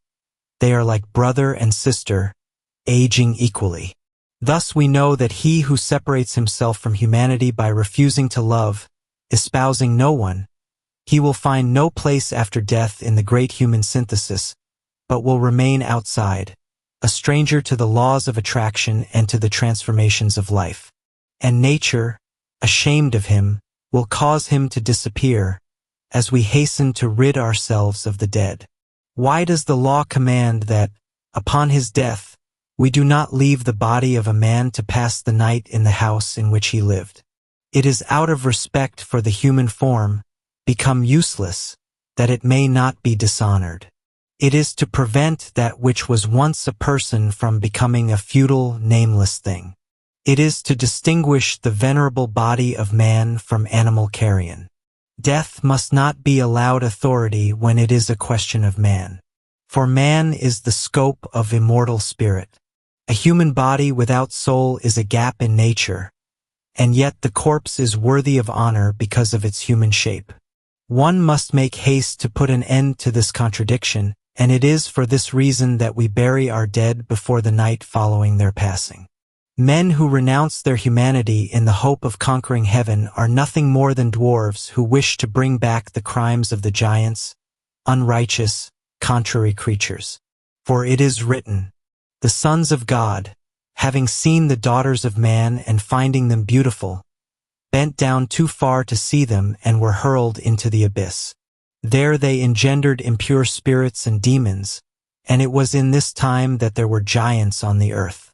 Their fall, contrary to nature's order and as a consequence, unforeseen by the supreme orderer of all things, explains the repentance or remorse of God when it is said that the Lord regretted having created man. And the text adds on earth, for the divine plan remained unaltered in heaven. The heavenly man had not sinned, but the angel, by falling, broke the equilibrium of earth, and God was forced, so to speak, to act against his own wishes. For it is man's equilibrium which makes nature's balance here on earth, and if man were no longer, there would be no more world. For man is the receptacle of divine thought which creates and preserves the world. Man is earth's raison d'etre.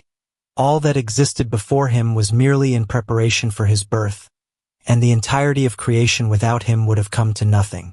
It is thus that the prophet, in a vision, saw angels set up a throne on high, and on it was seated a figure similar to the image of a man. And Daniel said that he saw someone like the Son of Man, walking among the clouds of the sky, ascending slowly toward the Ancient of Days. And at length he arrived before him and was made to draw nigh to the face of the Lord. Conclusion. Up to this point our words have been full of mystery, hiding a higher sense, outside the grasp of most. Fortunate is he who can understand them without error. For these words have been given only to the masters, to the harvesters of the sacred field, to those who have undertaken the trial and come through it. It is written, "The ways of the Lord are straight, and the just walk in them without hindrance. But the transgressors of the law must always find there some stumbling block." Having said all these things, Rabbi Simeon wept and raising his voice, said, "If some of you, O my brothers, are to reveal to the wicked the things you have heard, may God take you again unto himself and hide you in his glory. For it is better that we take leave of this world than to reveal to the children of this world the most sublime mysteries of heaven. I have revealed them to you alone, in the presence of the Ancient of Ancients. I have not done it for my own glory, nor for that of my Father's house, nor for the honor of my brothers gathered here with me, but only to prevent them from straying out of the paths of great wisdom, in order that they may present themselves without shame before the gate of the holy palace, in order that they shall not be erased, like a badly formed letter, from the pages of the book of life. Now this is what we have learned. Before the departure of the rabbis assembled in the enclosure, 3 of them died suddenly. They were Rabbi Jose and Rabbi Thizkiah and Rabbi Jessa. Their companions saw them lifted, carried away by holy angels beyond the veil which had been stretched over their heads. Rabbi Simeon spoke briefly and prostrated himself. Then he uttered a cry, saying, "Is it true, God forgive us, that a death sentence has been pronounced against us for having revealed mysteries which have remained unknown to all men since the day when Moses, gazing face to face upon the divine image, stood before the Lord on Mount Sinai? If we are to be punished for this, why has not death befallen me first, and why am I still among the living?" And he heard a voice which said, "Most fortunate are you, Rabbi Simeon, and most fortunate is your lot, as well as that of those who are with you. For there has just been revealed to you what the Lord does not reveal to all the army of heaven. But come and see, it is written, this doctrine will fall to the eldest son, but before the youngest, the gates shall be closed." Those who have just died were not strong enough to carry such knowledge on the earth. They opened their souls to enchantment, and their ecstasy carried them away.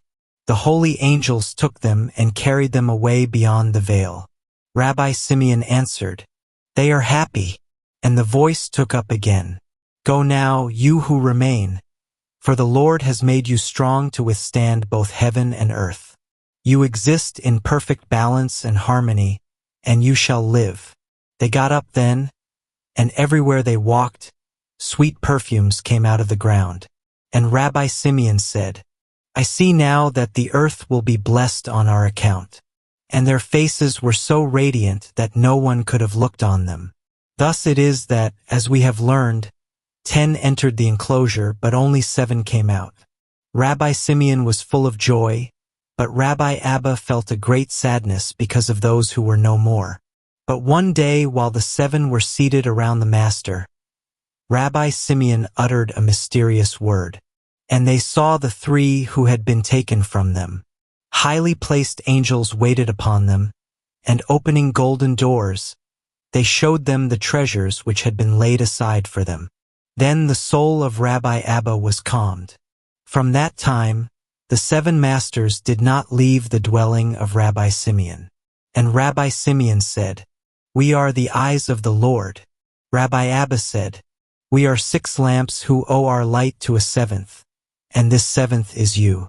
And Rabbi Jehuda called it the great Sabbath of the week of mysteries. One day Elijah appeared to them in his hair shirt, his face glowing with a triple light. And Rabbi Simeon said to him, "Were you not with us in the enclosure when we discussed the words of knowledge?" Elijah answered, "I wanted to be there, but the angels refused me their wings, as I had another mission to fulfill. On that day I went to console and deliver your brothers who are in captivity. I rubbed their chains with a balm which will one day break them.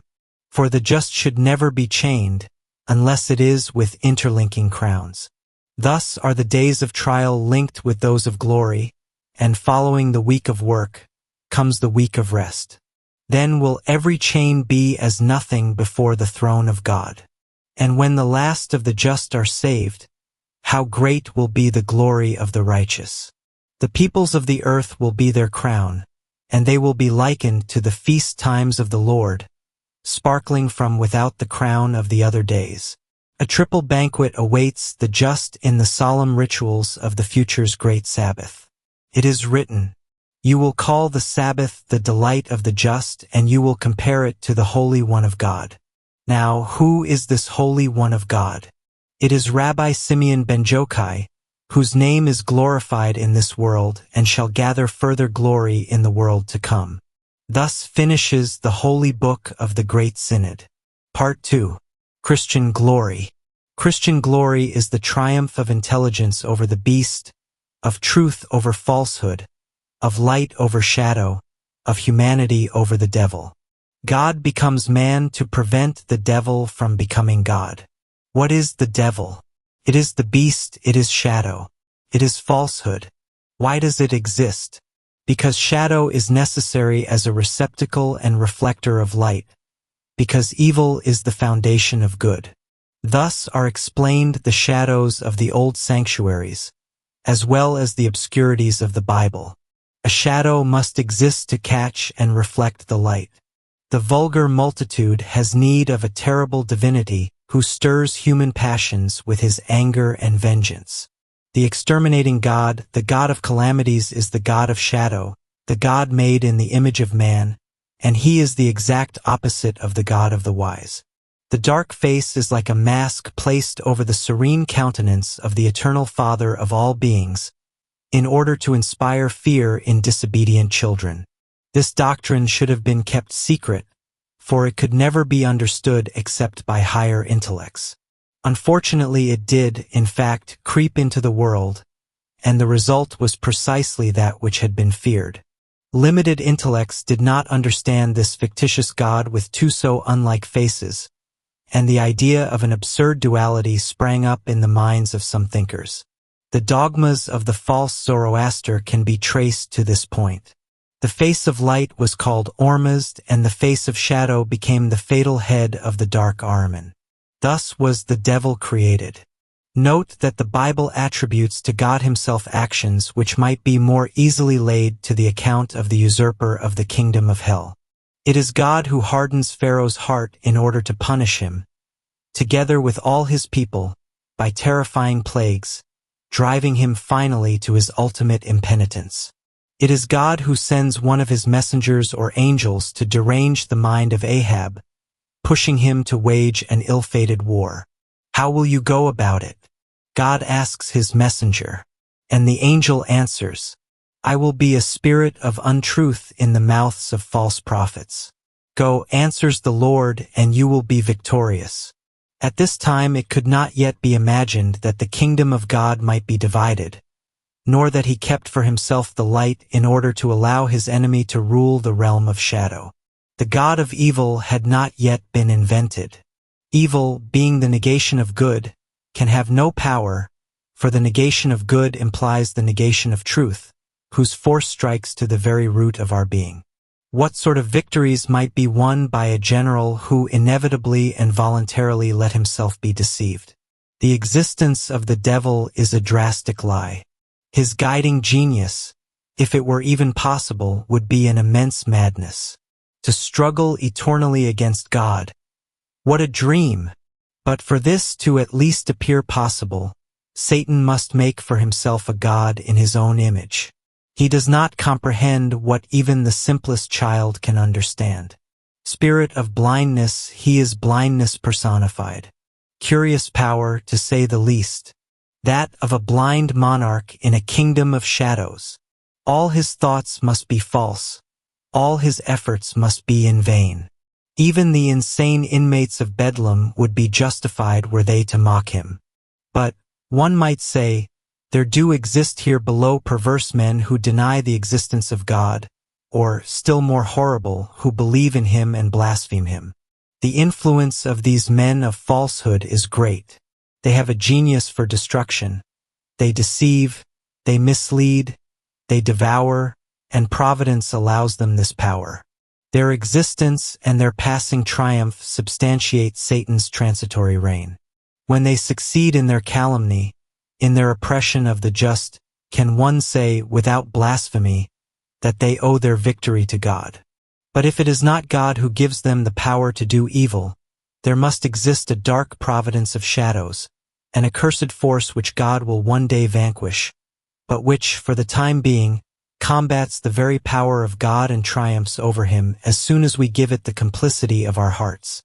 There does exist, in fact, a power which renders evil possible to a certain degree, but this power is not cursed of God, otherwise it could not exist.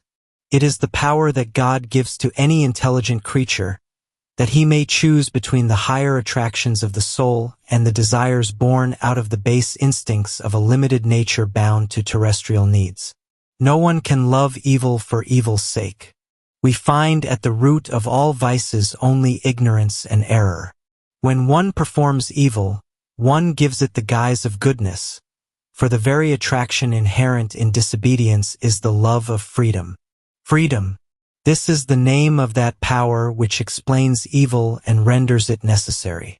Freedom, which could be called man's divinity, the most beautiful, the most superb, the most irrevocable of all the Creator's gifts. Freedom which God himself cannot repress without denying his own existence.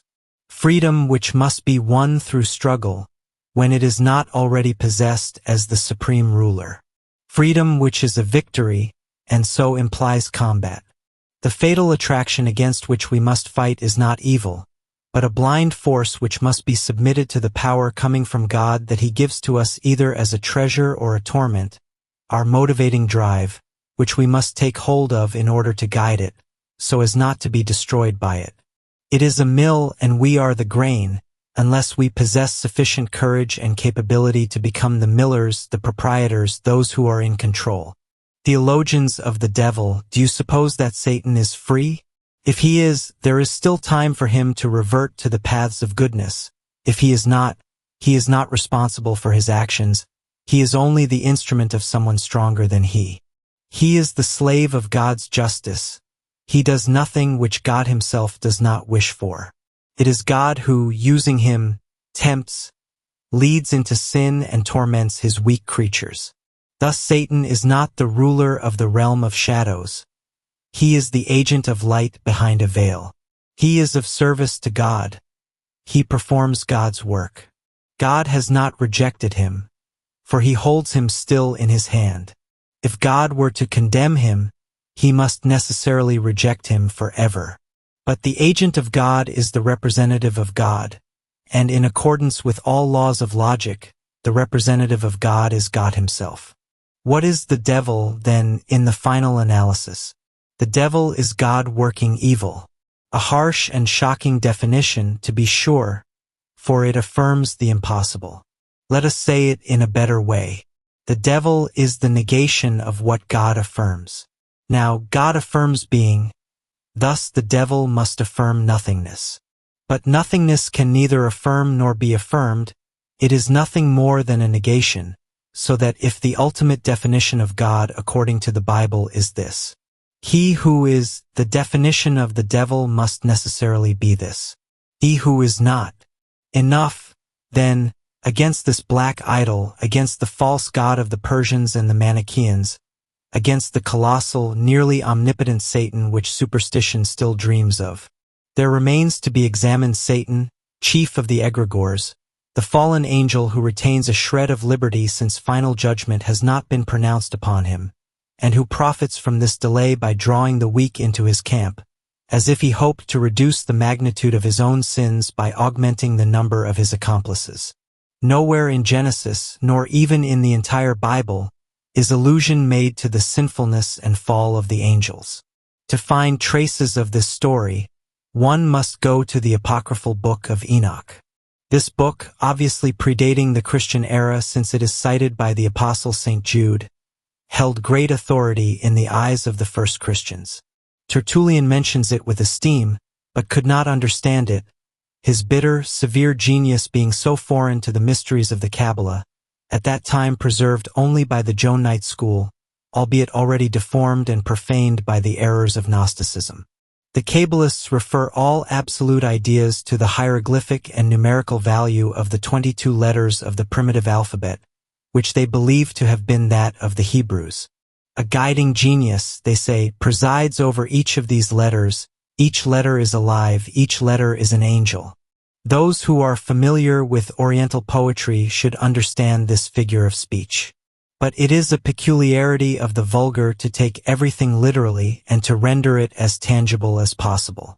Now, among these letters, two represent divinity. These are the first and the last, the Aleph and the Thou in Greek, the Alpha and the Omega in Latin, A and Z, from which has been formed the word Azoth, in occult philosophy the expression of the Absolute. Now, the Book of Enoch tells us that there existed egregores, that is, spirits who never sleep, heads of whole multitudes, and that 20 of these spirits dissociated themselves from their guiding principle E and allowed themselves to fall. Here is an image of the obscuring of truth in the world. Numbers detach themselves from ultimate unity. The letters of light become letters of shadow. But why? Because the daughters of men were beautiful and the angels of heaven grew jealous of their love. The idea was then absorbed by form, and the very principle of its beauty, exalted by beauty itself, abandoned both its guiding spirit and its ends. The fallen angels gathered around their chief, Samiaxes, on a high mountain, which has been called ever since the mountain of the oath. For the egregores pledged themselves there one to the other with a sacrilegious vow. A mountain, in symbolism, represents a center of ideas. Horeb, Sinai, Zion, Tabor, Calvary, Olympus, Parnassus, the Vatican, the Revolutionary Mountain are at the same time real and allegorical. Some of these angels have Hebrew names, others Persian, for in the mysterious book Abraham and Zoroaster joined forces. The first is Samiaxes, the second, Artakuf, the third, Erekil, the fourth, Kababil, the fifth, Oramama, the sixth, Camiel, the seventh, Siapsik, the eighth, Zalkiel, the ninth, Balkiel, the 10th, Azazel. Now, in this inverted hierarchy, the last must necessarily occupy the position of the first. Azazel deposes Samiaxes and becomes the head of the 10 primary demons. For the number 10, being the synthesis of all numbers in unity, represents the multitude, and it is well known that in the Gospels the devil is called Legion. The first, second, fifth, and seventh egregores have Persian or pagan names. Why? Because the veritable names belong to faithful angels and are unfit for fallen spirits, seeing as how 1, 2, 3, and 7 are the keys to the holy numbers. There is a second half-score of fallen spirits. These are the shadows of shadows, servants of intellectual revolt. The first or the 11th is called Pharmerus, the second or the 12th Amariel, the third or 13th Thanazael, the 14th Anagumas, the 15th Samuel, the 16th Serenas, the 17th Ehumiel, the 18th Tiriel, the 19th Jamiel, the 20th Sariel. The meanings of these names are like those of the sacred letters, but in reverse, that is, they stand for the opposite of what is represented by pure numbers. These spirits materialize, they take on corporeal forms in order to participate in human beauty, and the result is a race of criminals and giants like the titans of the myth, who pile up mountains to climb to heaven. In other words, spirit absorbed by matter gives disproportionate value to matter and form. This occurred in olden times and unfortunately still occurs today. Azazel become king of the world by denying God brings dangerous knowledge and war. He teaches men to use gold, precious stones, and iron. He makes jewelry for women and weapons for men. Henceforth, men begin quarreling over gold and women clamor for lances and swords. Coquetry and dueling are inseparable. He who was to be the angel of the kingdom has become the angel of anarchy. Instead of growing more civilized, men fight, so that women may be magnificently adorned. The 11th angel, the one who in the tarot corresponds to strength, taught men the art of glamour and charm, the false masks of strength.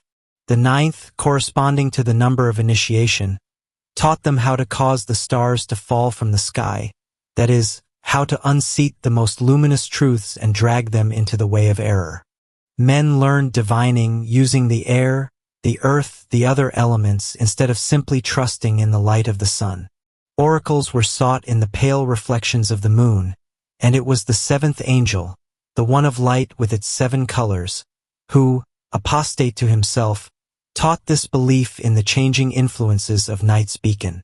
Women were then initiated into the great mysteries, and men, having broken all the bonds of society and of the hierarchy, were governed by rivalry and uncontrolled greed, devouring each other.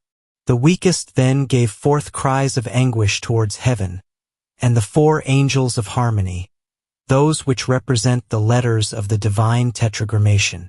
Michael, the angel of the letter Yod, the Father Spirit, creativity as an active force. Gabriel, the angel of the letter He, representing the mother, creativity as a passive force.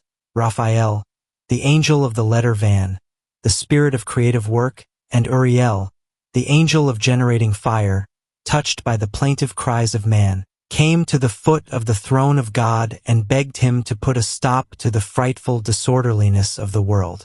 It was then that God announced his plan to purify the earth by means of the flood, in order to suppress the cursed race of the giants.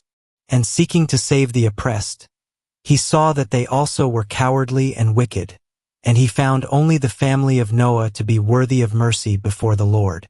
And God said to Raphael, the angel of true knowledge and of pure initiation, he who governs the planet Mercury, the sacred spirit of the triple Hermes, go, lay hold of Azazel and cast him, bound hand and foot, into the darkness.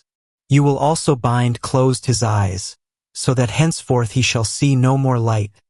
Then, striking the earth with your foot, you will make a great abyss in the desert of Dodoel. There you will hurl him down upon the sharp rocks and pointed stones, and this will be the end of him forever. Then, on the day of the great judgment, he will be called to answer for his crimes, and so condemned to eternal fire. As for you, make known on the earth the ways of health, give the world medicine for its wounds, and bring back to the side of truth the revelations of Azazel, which have brought about so many sins among men. Further on, the author of the Book of Enoch adds this remarkable passage. The souls of the giants, born of an unholy alliance, are half spiritual and half material. Their impure origin makes them evil, and these are the wicked spirits who wander through the atmosphere. Natural enemies of justice, they originate perverse forces and powerful currents of evil. They subsist without food and will not touch sacrificial flesh. They cause visions and give rise to phantoms whose property it is to change shape, but with a tendency to dwindle and fade. They are dead, moreover, and are to be one day resurrected with the other children of men. Here is certainly a terrifying revelation for raisers of spirits and amateur spiritualists. What we have called in our earlier works ghosts and vampires, coagulations and unhealthy projections of astral light, are in reality, according to the Book of Enoch, monstrous hybrid souls formed out of the commerce of the egregores with prostitutes of the ancient world, the souls of giants exterminated in the flood, unwholesome exhalations of the earth and of the venom of the serpent Python. 3 remarks must be made on this obviously ancient legend. 1. The facts thus recounted are allegorical, as in the Apocalypse and the tales of the Talmud. These are metamorphoses after the fashion of Ovid. It is impossible for beings, whoever and whatever they are, to change their nature. It would be utterly in vain for a man to fall in love with a graceful dove. He could never become one himself, and even if he could, it does not follow that the dove could give birth to other types of birds. The same must be said for these so-called angels, immaterial spirits who mythically fell in love with women and so transformed themselves into men, thus spawning the race of giants. 2. It must not be supposed that angels ever wished to dethrone God, revolting against him. This is a monstrous and impossible idea, borrowed from the Titans of Greek mythology. The Titans can, according to legend, climb to the heights of Olympus, but can one imagine a host of angels declaring war on infinity? 3. Finally, the spirit of false knowledge, become man, let us not forget, was thrown before the flood, bound hand and foot, into the abyss where he must remain until the day of judgment. Therefore, he has nothing in common with Satan who wanders about the earth tempting mankind, and the Book of Enoch, even were it to be taken literally rather than apocryphally, proves nothing in favor of the modern devil. Satan is mentioned in the Book of Job, but there he does not play the role of an angel cast out of the heavens and banned forever from the presence of God. He is, rather, a kind of public prosecutor who dwells among the Beni Elohim, that is, the sons of God. The Lord speaks to him, asks him questions, and gives him missions to carry out. He wanders through the earth and returns before Adonai to give account of what he has seen. He is ordered to test Job, and the power behind all these trials, Satan, brings down upon the head of this holy man all the evil possible. Job is victorious over all and God rewards him, but Satan has gained neither punishment nor blame. He has only obeyed God. The Book of Job is, moreover, simply an allegory whose meaning is to show that evil on earth is a test of virtue. All the characters in this Oriental poem are symbolic. Even their names make this clear. Job is the afflicted, Satan stands in general for the test and in particular for calumny. The details of the story are as ridiculous as those of a fable, but the philosophical meaning is quite beautiful. Out of all this, in any case, nothing reasonable can be concluded as to the real existence of a being named Satan. In Moses's book of Genesis, it is the serpent who tempts woman. Now, this serpent, in the sacred myths of antiquity, sometimes represents fire, sometimes the vital fluid, the flowing force of terrestrial life. In Greek mythology, Vulcan, god of fire, angers Jupiter because of his ugliness, and the master of Olympus hurls him down with a single blow. He is the husband of Venus who tempts mortals and leads them astray. He lives in caverns full of flames where he busies himself by forging weapons and thunderbolts, thereby laying the way for war and violent storms. In the Gospels, Jesus gives out this profound oracle of eternal wisdom. The devil is a liar, together with his father. The devil, whatever he may be, cannot then be one of God's creatures, at least in his quality as the devil. But what is this father of the devil? The father of the devil is falsehood. He is himself falsehood and the father of falsehood. Compared to he who is, he deserves to be called he who is not, and yet he has an actual existence. Let us explain this seeming contradiction. He does not exist, cannot exist as a single and powerful personality. Hell is anarchy, and there is no other king of hell than the image of the dark god, such as Rabbi Simeon explains it. Satan is not the Ahriman of the Persians, nor the anti-god of the Manichaeans. He was never an angel of light, for his light is only an hallucination of the wicked. He was never a creative spirit, for he is nothing more than an immense folly. But he is a force, a terrible one, calculating, crafty, taking on 1,000 forms and entering freely everywhere, sometimes threatening, sometimes cajoling, always powerful, a force desired by God when he gave liberty to man, although it is a force which inevitably produces bondage, a force which takes on a personification among the vast multitudes who voluntarily go astray. In the Gospels, the Savior asks him his name and he answers, "I am called Legion, for I am many." The devil is the beast, or rather, the beastliness, the stupidity which governs the multitudes. He is the attraction, the fatal magnetism of evil. This magnetism of evil makes it possible for all subjects of the dark kingdom, or better, of shadowy anarchy, to understand each other from one end of the world to the other without speaking. It leads astray the pagans, these persecutors of the Christians, as well as the Christians themselves, persecutors of free thought. It has come into the world under the names of Nero, of Torquemada, of Proudhon, and of Vuillet. It has furnished soldiers to the Pope and false prophets to the partisans of independent morality. It is positivist with Littre, spiritist with Allan Kardec, diabolist with de Mirville and Gougenot Desmossos. It regrets nothing so much as the axes of the Committee for Public Health, unless it is the pyres of St. Dominic and of Pius V. Under two different guises, it has presided over the Congress of Malines and the Congress of Geneva, for its transformations are prompt and elusive. It inspires the foolish and attempts to paralyze the wise. Its character is always that of evil or stupidity.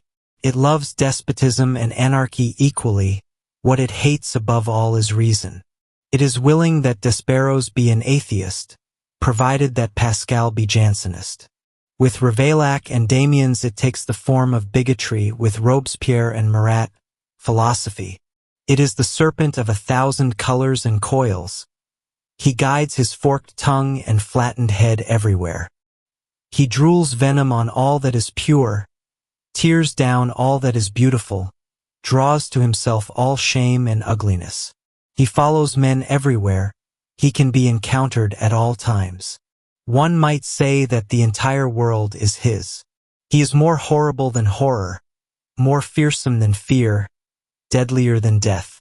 He is the father of nightmares, the king of treacherous visions. He is a dwarf and a giant. Now he is a Typhoeus with 1,000 heads. Now he is an all but invisible scorpion who scurries beneath your feet. Callot and Goya only half glimpsed his grotesque transformations. Dante in his dream saw only a portion of his dreadfulness, and the sculptors of our cathedral portals have never succeeded in carving his utter ugliness. For who can sound the bottom of all folly? To whom has fever breathed its final word?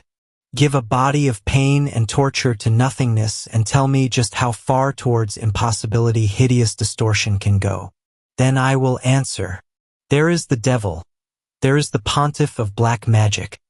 There is the one sorcerers call up, the one who appears to them, promising treasure, only to cast them into the abyss.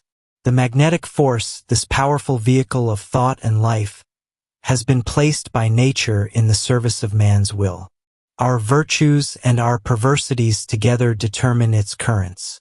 The sacred serpent of Aesculapius has the same symbolic form as the serpents of Tisiphone, Moses himself, who tells us how a serpent introduced sin and death into the world, had erected the image of a bronze serpent to cure those victims mortally wounded by snakebite in the desert. The Catholic, that is, universal dogma has not yet been formulated in the Church except as a mystery. It is accepted without being understood, even by faith, for it has been imposed without the acceptance of the free concourse of reason. It seems, in fact, sometimes to contradict knowledge, for we have not yet learned to distinguish history from allegory, or mystic fictions, however perceptive, from scientific realities which remain inaccessible to the onslaught of faith. If someone tells me, for example, that a virgin has become a mother while remaining a virgin, that a child has come out of her as a ray of sunlight passes through a crystal without breaking it, I respect and admire this image. But I cannot, unless I were a fool, believe that it is a question of a material and natural childbirth, for I know that such circumstances cannot be. When the Bible tells me that the mountains leapt like rams and the hills like lambs, I do not take this literally. When I find that Joshua stopped the sun in its course, and alas, it is for this that Galilee has been condemned, I understand that we are dealing with an expression characteristic of Oriental poetry, and which signifies that the exploits of the Hebrews on that day doubled or tripled the value of the day. Napoleon I was perhaps also not far from believing he commanded the sun on the day of the Battle of Austerlitz. If we read in the symbolic statement of Nicaea that the Son of God was born of the Father before the beginning of all time, and if we are simultaneously taught that he is eternal like the Father, we must understand that this birth has nothing whatsoever to do with a normal, material one, since it is a question of a birth that is not even a beginning.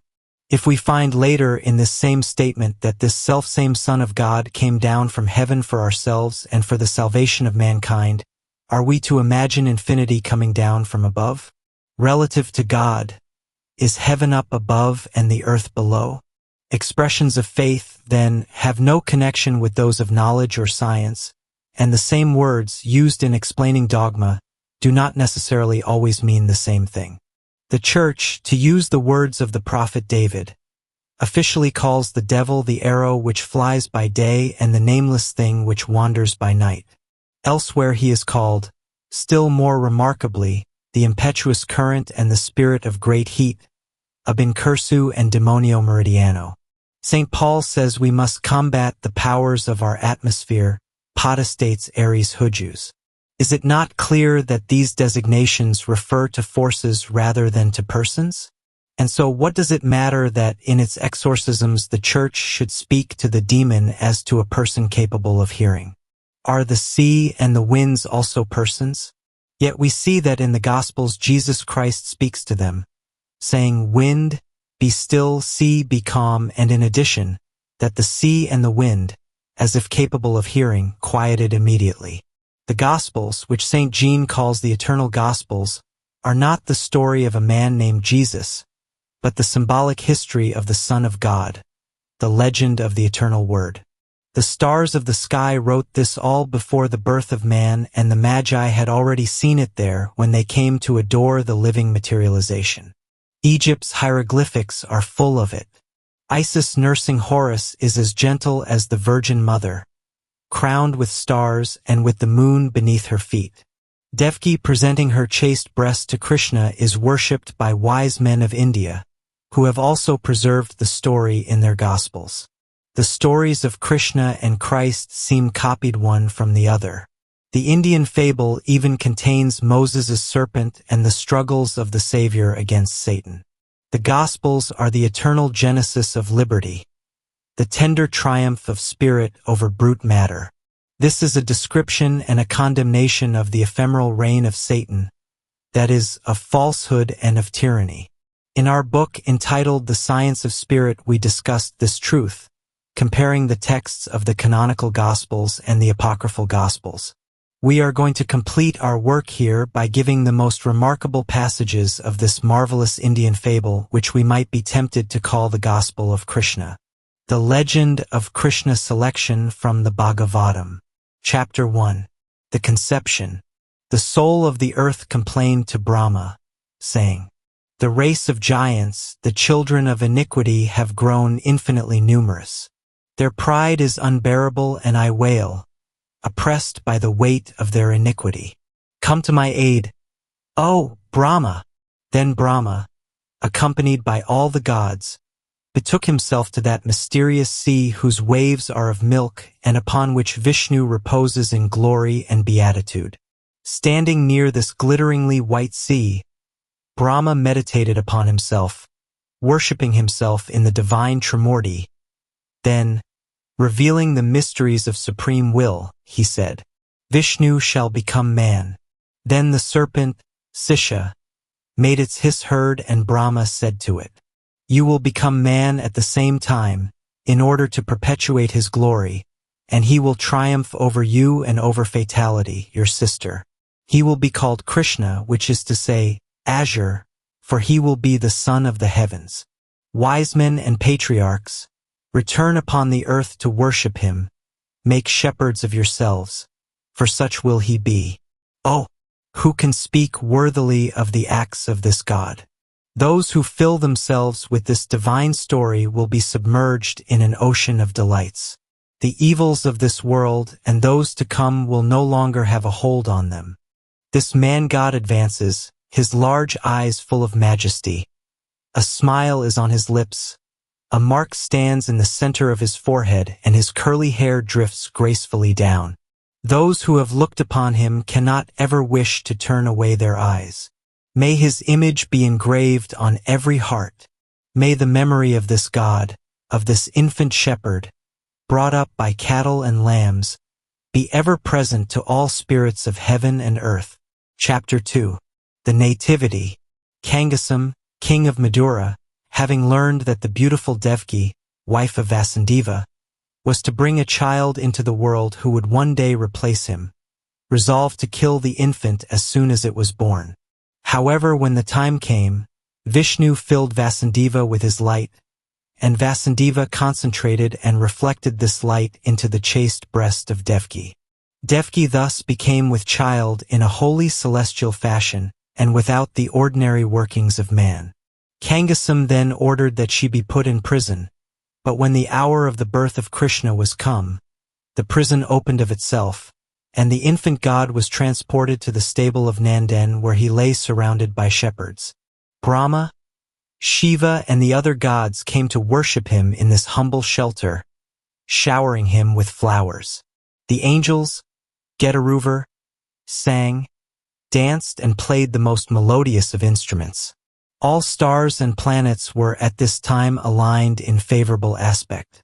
Vasudeva prostrated himself before this divine child, worshipped him, and said, "O you who have engendered Brahma and who are born here among us, here you lie imprisoned in a mortal body, governed by destiny and open to the accidents befalling matter. You who are not material, inaccessible to death, the hour draws nigh when Kangasam will come to kill you.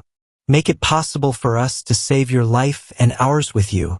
Devki made a similar prayer. Then Krishna opened his mouth and spoke. He reassured his parents, revealed to them the supreme destinies, and having promised them eternal blessedness, he retreated again into silence, behaving normally as any child. Chapter 3. The Massacre of the Innocents. Now Kangasam, having learned that Devki had given birth, ran to the prison and thought he saw her lying there with a child beside her. A mule nearby began to bray, and the tyrant believed this to be a warning from heaven. He drew his sword. It was in vain that Devki showed him the child was only a girl. Kangasam threw her into the air and held out his sword in order to catch her again on its point. But the infant, soaring above his head, cried, "I am fatality. Tremble and quake, for your future conqueror is hidden in an inaccessible retreat. and henceforth until the hour of your punishment, I shall remain suspended over you." Kangasum was afraid and prostrated himself at Devki's feet. He offered her gifts as well as her freedom to escape with Vasudeva where she might choose. However, Krishna grew and remained hidden. Kangasum was tortured by fear. He grew furious and commanded, throughout all his states, the massacre of every newborn child. Only the young Krishna escaped the king's assassins. The giants of evil, for their part, also plotted his loss. One day one of them came in the form of a terrible chariot, rolling violently forward towards the infant as if to crush him. Krishna held out his foot, smiling, and as soon as this tiny foot touched the chariot, it broke into 1,000 pieces which fell around the divine child without touching him. Another giant, running with the speed of the wind, carried off Krishna, setting him on his shoulders and taking him to the middle of the sea to drown him.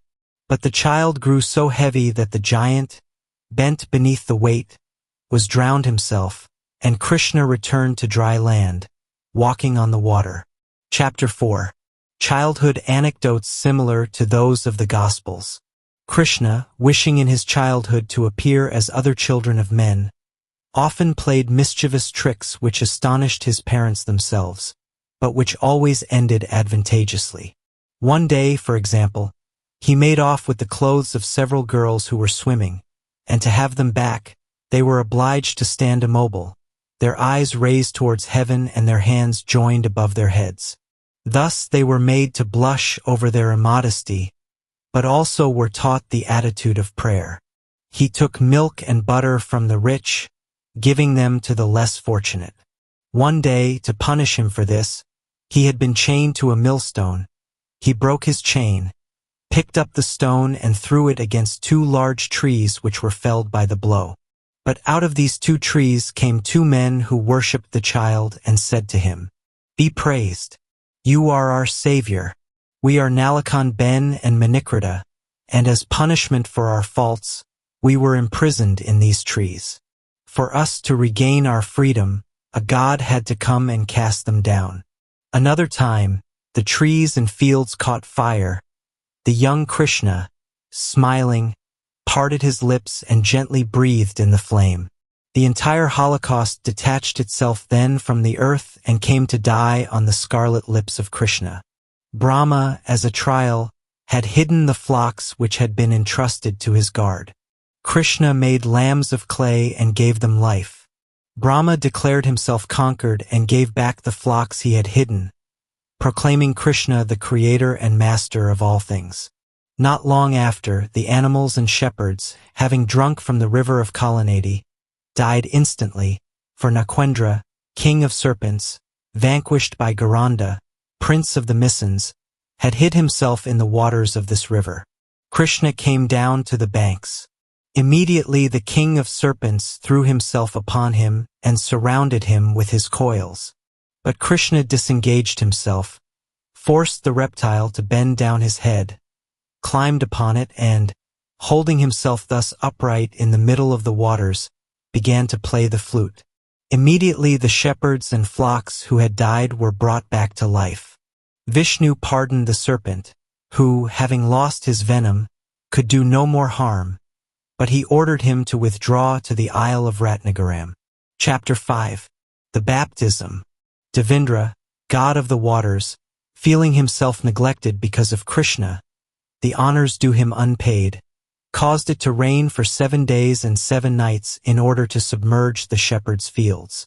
But Krishna, lifting with one hand the mountain of Gavartanam, set it between the sky and the earth. Devendra then recognized his powerlessness and, prostrating himself before Krishna, he said to him, "O Krishna, you are the supreme being, you have neither desire nor passion. However, you act as if you did. You protect the righteous and punish the wicked.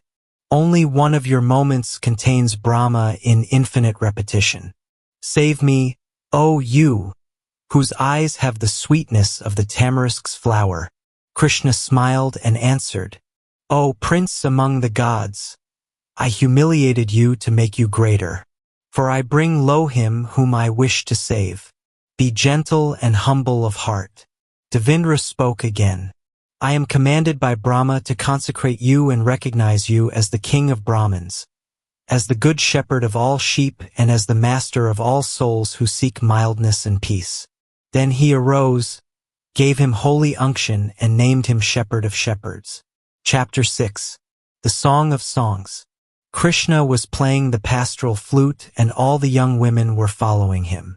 Young girls, in order to hear him, left the homes of their fathers. And Krishna said to them, O women, do you not fear the anger of your husbands?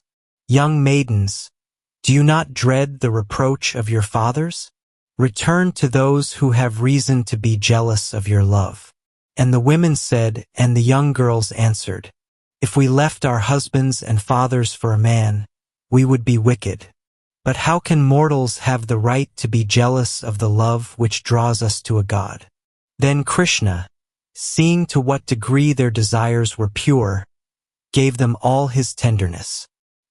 He satisfied them all in his divine embrace, and all of them were happy, but each of them believed herself alone to be the faithful companion and chaste spouse of Krishna. Chapter 7. The Transfiguration. A great sacrificial feast was to take place at Madura, and the king Kangasam invited Krishna in order to have an opportunity to kill him. The giant Akrura came before him with his cart on which Krishna did not refuse to mount. The river Yamuna was on the way, and Akrura, having got down to bathe himself, saw Krishna mirrored in the waves, glowing with pure light. On his forehead the god had a triple diadem. His forearms were thickly covered with bracelets of pearls. Sparkling eyes glittered like precious stones over his whole body, and his hands stretched in all directions to the very limits of the universe. The heart of Akrura was then changed, and when he found Krishna seated calmly on his cart, he worshipped him sincerely and wished for him that he escape the traps laid by the old Kangasam and that he exit victorious from this most dangerous of trials. Chapter 8. The Triumphal Entry. Then Krishna made his entry into the royal city of Madura. He was poorly clothed, as are all shepherds ordinarily, and the first thing he encountered were slaves bearing on a wagon the clothes of the king. The king's clothes are mine, said Krishna, but the slaves only laughed at him. Then he stretched out his hand and they fell dead. The wagon toppled over and the royal vestments came by themselves to lie at the feet of Krishna. Seeing this, all the inhabitants of the city came to offer him gifts. Vases of gold and silver, most precious jewels awaited him along the path he was to take, but he did not deign to stoop and take them. A poor gardener named Sandama came in his turn and offered Krishna his most beautiful flowers. The god stopped then, gathered up this poor man's offering and asked him what he might desire in exchange. I ask that your name be glorified, said Sandama. I ask that the entire world love you, and as for myself, I entreat you to make me more and more open to the cries of the unfortunate. Krishna saw then that he loved Sandama and came to rest several hours in his house.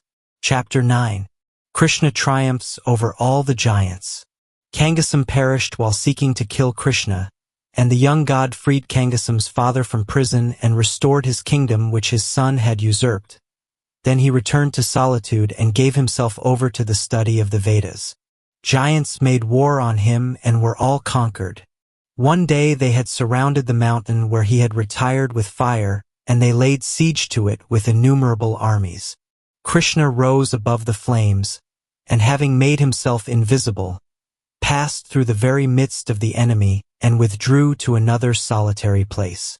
However, it was written in the heavens that Krishna was to die in order to atone for the sins of his race. His parents were of the tribe of the Yadaverse, which was to grow so numerous as to cover the whole of the earth. But proud of their numbers and their riches, they insulted the prophets of Ixora, and the terrible god caused a great iron scepter to fall among them, saying, Here is the rod which shall break the pride and hope of the Yadaverse. They consulted Krishna, and he advised them to dissolve the iron rod, reducing it to dust. They did this, and the iron powder was thrown into the water. But as it happened, one sharp splinter had been overlooked in the dissolving of the scepter.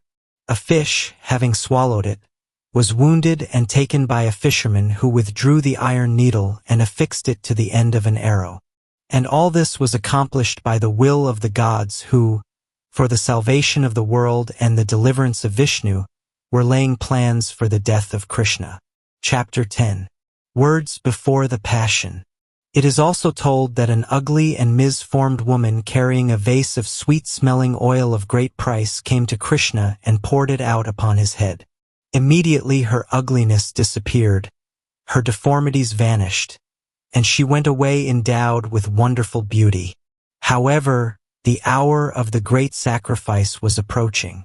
Signs and wonders appeared in heaven and on earth. Owls cried in the full light of day and ravens croaked the night through. Horses spit fire. Raw harvested rice sprouted. The globe of the sun was tinged with many colors. Krishna threatened the Yadaverse with impending destruction and counseled them to leave their city in order to escape the plagues which were to befall it. But they did not listen, and having grown devise among themselves, they took up weapons, hard-pointed sticks like swords which might have been born from the iron rod that had been ground to dust and cast upon the water. The scepter of despotism had been destroyed, but from its dust had arisen civil war and anarchy. Krishna had a favorite disciple named Antavan. This disciple asked him for some instruction, that he might keep it in his memory, and Krishna said to him, "In 7 days the city of Danvaragay will be destroyed. The Kaliyugam will begin its course. In this new age, men will be wicked, without truth and without mutual goodwill. They will be physically weak, full of illness and of short life. Thus, leave the world entirely behind and retire to a solitary place. There you will think always of me, you will forsake the pleasures of the world and reform your souls through attentive meditation. Learn to live in thought, believe that the universe is in me, that it has no existence except through me, triumph over Maya, which is only the illusion of appearances, keep company with wise men, that I may be always in you and you in me. He who renounces the vanity of falsehood for the truth which gives wisdom will draw unto himself the divine light. His heart will become as pure as a perfectly calm sea, and he will be a reflection of my image. Renounce entirely the spirit of possession of temporal things. This is the first step in the way of perfection. It is by absolute detachment that the passions can be mastered. The soul is the sovereign of the senses, and I am the sovereign of the soul. Space is greater than the elements, and I am greater than space. Will is stronger than all obstacles, and I am the master of will. Brahma is greater than the gods, and I am greater than Brahma. The sun is the most luminous of all the other stars, and I am more luminous and life-giving than the sun. In words, I am truth. In vows, I am he who orders that nothing having life be killed. In charity, I am the gift of bread. Among the seasons, I am the springtime which gives life. Truth, wisdom, love, charity, goodness, prayer, the Vedas, eternity, these are my images. Having received these instructions, Antavan withdrew into the desert of Batari. Chapter 11. The Death of Krishna. Krishna then returned to the Yadaverse, those of his own race, and found they had exterminated each other entirely.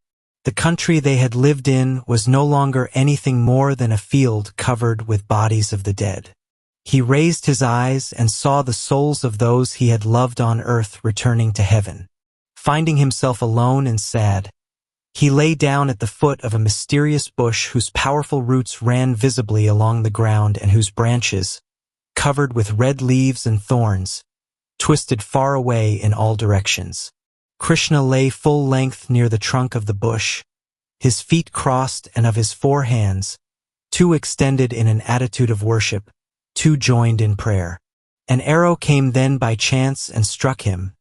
An aimless arrow shot by a hunter came to fasten the crossed feet of Krishna to the bush. It was the arrow which had been made with the sharp fragment of the scepter that Krishna had broken. This was the final vengeance of tyranny and death. Hardly had he died than the thrones of the unjust toppled of themselves. His body disappeared suddenly and was miraculously found in Geganatham, where a temple was built to him and where he has since been worshipped under the name of Jagannath. This legend is taken from the Bhagavatam, one of the Puranas, the holy books of the Indians, to which they attribute the very greatest antiquity. We have divided it into chapters to which we have given titles indicative of the connections that may be made with our Gospels, whose spirit is clearly manifest in this wonderful ideal of divine incarnation. What foolish Brahmin could ever take this sacred poetry for history? Nonetheless, will not India someday produce its own Rana who will write, choosing this and ignoring that, a colorless and prosaic life of Krishna? Part 3. The Flaming Star. The flaming star is a Masonic symbol which represents the absolute in being, in truth, in reality, in reason and in justice. Among the mysteries of Masonic initiation, there is a mysterious and obviously quite ancient legend which sheds light on the high philosophy of the Gospels and which tells of the eternal martyrdom of righteousness forever oppressed by evil, but forever triumphant over it. In this legend, it is envy, cupidity, and pride which are the three heads of the infernal demon. But this demon is the spirit genius of perverse men, represented by the three traitors. We are speaking here of the legend of Hiram. Masonic philosophy, the same as that of the ancient Kabbalah, is a protestation against cults which constitute an outrage to nature. Its basis is eternal order. Its guiding principle is the immutable justice which presides over the laws of the universe. It rejects all idea of caprice and privilege. It teaches equality within the hierarchic order. It regards as a necessity the degrees of initiation and the classification of brothers by order of knowledge and merit. It admits, finally, all beliefs, but it rectifies them through faith in the eternal order.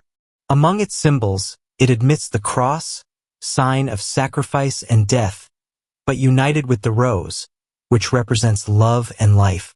The square and the compass, these represent justliness united with justness.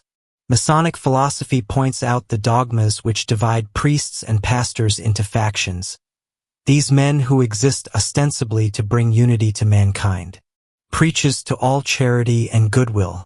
Freemasonry is the first attempt at universal synthesis and truly Catholic association. We are aware that this name seems to belie the thing, but this illogicity must be taken into consideration. The so-called Catholics are the most exclusive of men, and the Freemasons who, under the guise of the profane, seem to exist at the fringes of human majority, are in reality the only serious partisans of universal alliance. To reconcile Freemasonry and Catholicism, what would be necessary? Bringing mutual distrust to a halt and the cultivation of mutual understanding. For these two contrary but not contradictory doctrines are at bottom the double solution of a single problem, the reconciliation of reason and faith. But how to reconcile opposites? We have already said it. Never to confuse them, but always to associate them, remembering this great axiom of occult philosophy: harmony results from the analogy of opposites. Masonic legends. Extracts from a ritual manuscript of the 8th century. First legend. Solomon, the wisest of all the kings of his time, wanting to build a temple to the Eternal, assembled together in Jerusalem all suitable workers for the construction of this edifice. He had an edict published throughout his kingdom and which spread thence over the entire world, that whoever wished to come to Jerusalem to work on the building of the temple would be well received and recompensed, on the condition that he be virtuous, full of zeal and courage, and not subject to any vice. Soon Jerusalem was filled with a multitude of men who were aware of the noble virtues of Solomon and who asked to be inscribed as workers on the temple. Solomon, having thus assured himself of a large number of workmen, made treaties with all the neighboring kings, in particular with the king of Tyre, to the effect that he might select from Mount Lebanon all the cedars and other woods and materials necessary. The work was already underway when Solomon remembered a man named Hiram, in architecture the most knowledgeable man of his time, and wise and virtuous as well, one who, because of his fine qualities, had found favor with the king of Tyre. He noted also that so great a number of workers could not carry on their work without a great deal of difficulty and confusion. Thus the temple's progress was beginning to be greatly hampered by the discussions which took place among them. Solomon resolved, then, to give them a chief capable of maintaining order, and chose this man Hiram, an Ethiopian by nationality. He sent deputies loaded with gifts to the king of Tyre, asking him to send the famous architect called Hiram. The king of Tyre, delighted with the esteem Solomon showed him, accorded his request, sending him back Hiram and his deputies burdened with riches and instructed to tell the ruler that beyond the treaty they had made together, he accorded Solomon an alliance forever, placing at his disposition all that might be found in his kingdom which could prove useful. The deputies arrived in Jerusalem, along with Hiram, on July 15th, a beautiful summer day. They entered Solomon's palace. Hiram was received with all the pomp and magnificence due his great virtues. The same day Solomon gave a feast for all the temple workers in honor of his arrival. The next day Solomon called together the chamber of advisers to settle matters of importance. Hiram was among them and received with favor. Solomon said to him before all present, "Hiram, I chose you as chief and head architect for the temple, as I chose each of the workers. I give you full power over them, your decisions will be final. Thus I regard you as my friend to whom I would confide the greatest of my secrets." Next they left the council chamber and went to the temple site where Solomon himself said in a loud and intelligible voice to all the workers, showing Hiram to them, "Here is the man I have chosen as your chief. It is he who shall guide you. You will obey him as you would me. I give him full power over you and over the work. All dissension as regards my orders or his shall be punished in whatever manner he sees fit." Then they made a tour of the work that had been done, and all was put into Hiram's hands, and Hiram promised the king that all would soon return to order. The following day Hiram called together all the workers and said to them, "My friends, the king, our master, has put me in charge of maintaining order among you and of regulating all work on the temple. I have no doubt that all of you are filled with zeal to execute his orders and mine. There are those among you who deserve distinguished salaries. Each of you may achieve this. The proof will be in your work. It is for your own peace of mind and to honor your zeal that I am going to form 3 classes out of all of you. The first will be composed of apprentices, the second of fellows, and the third of masters.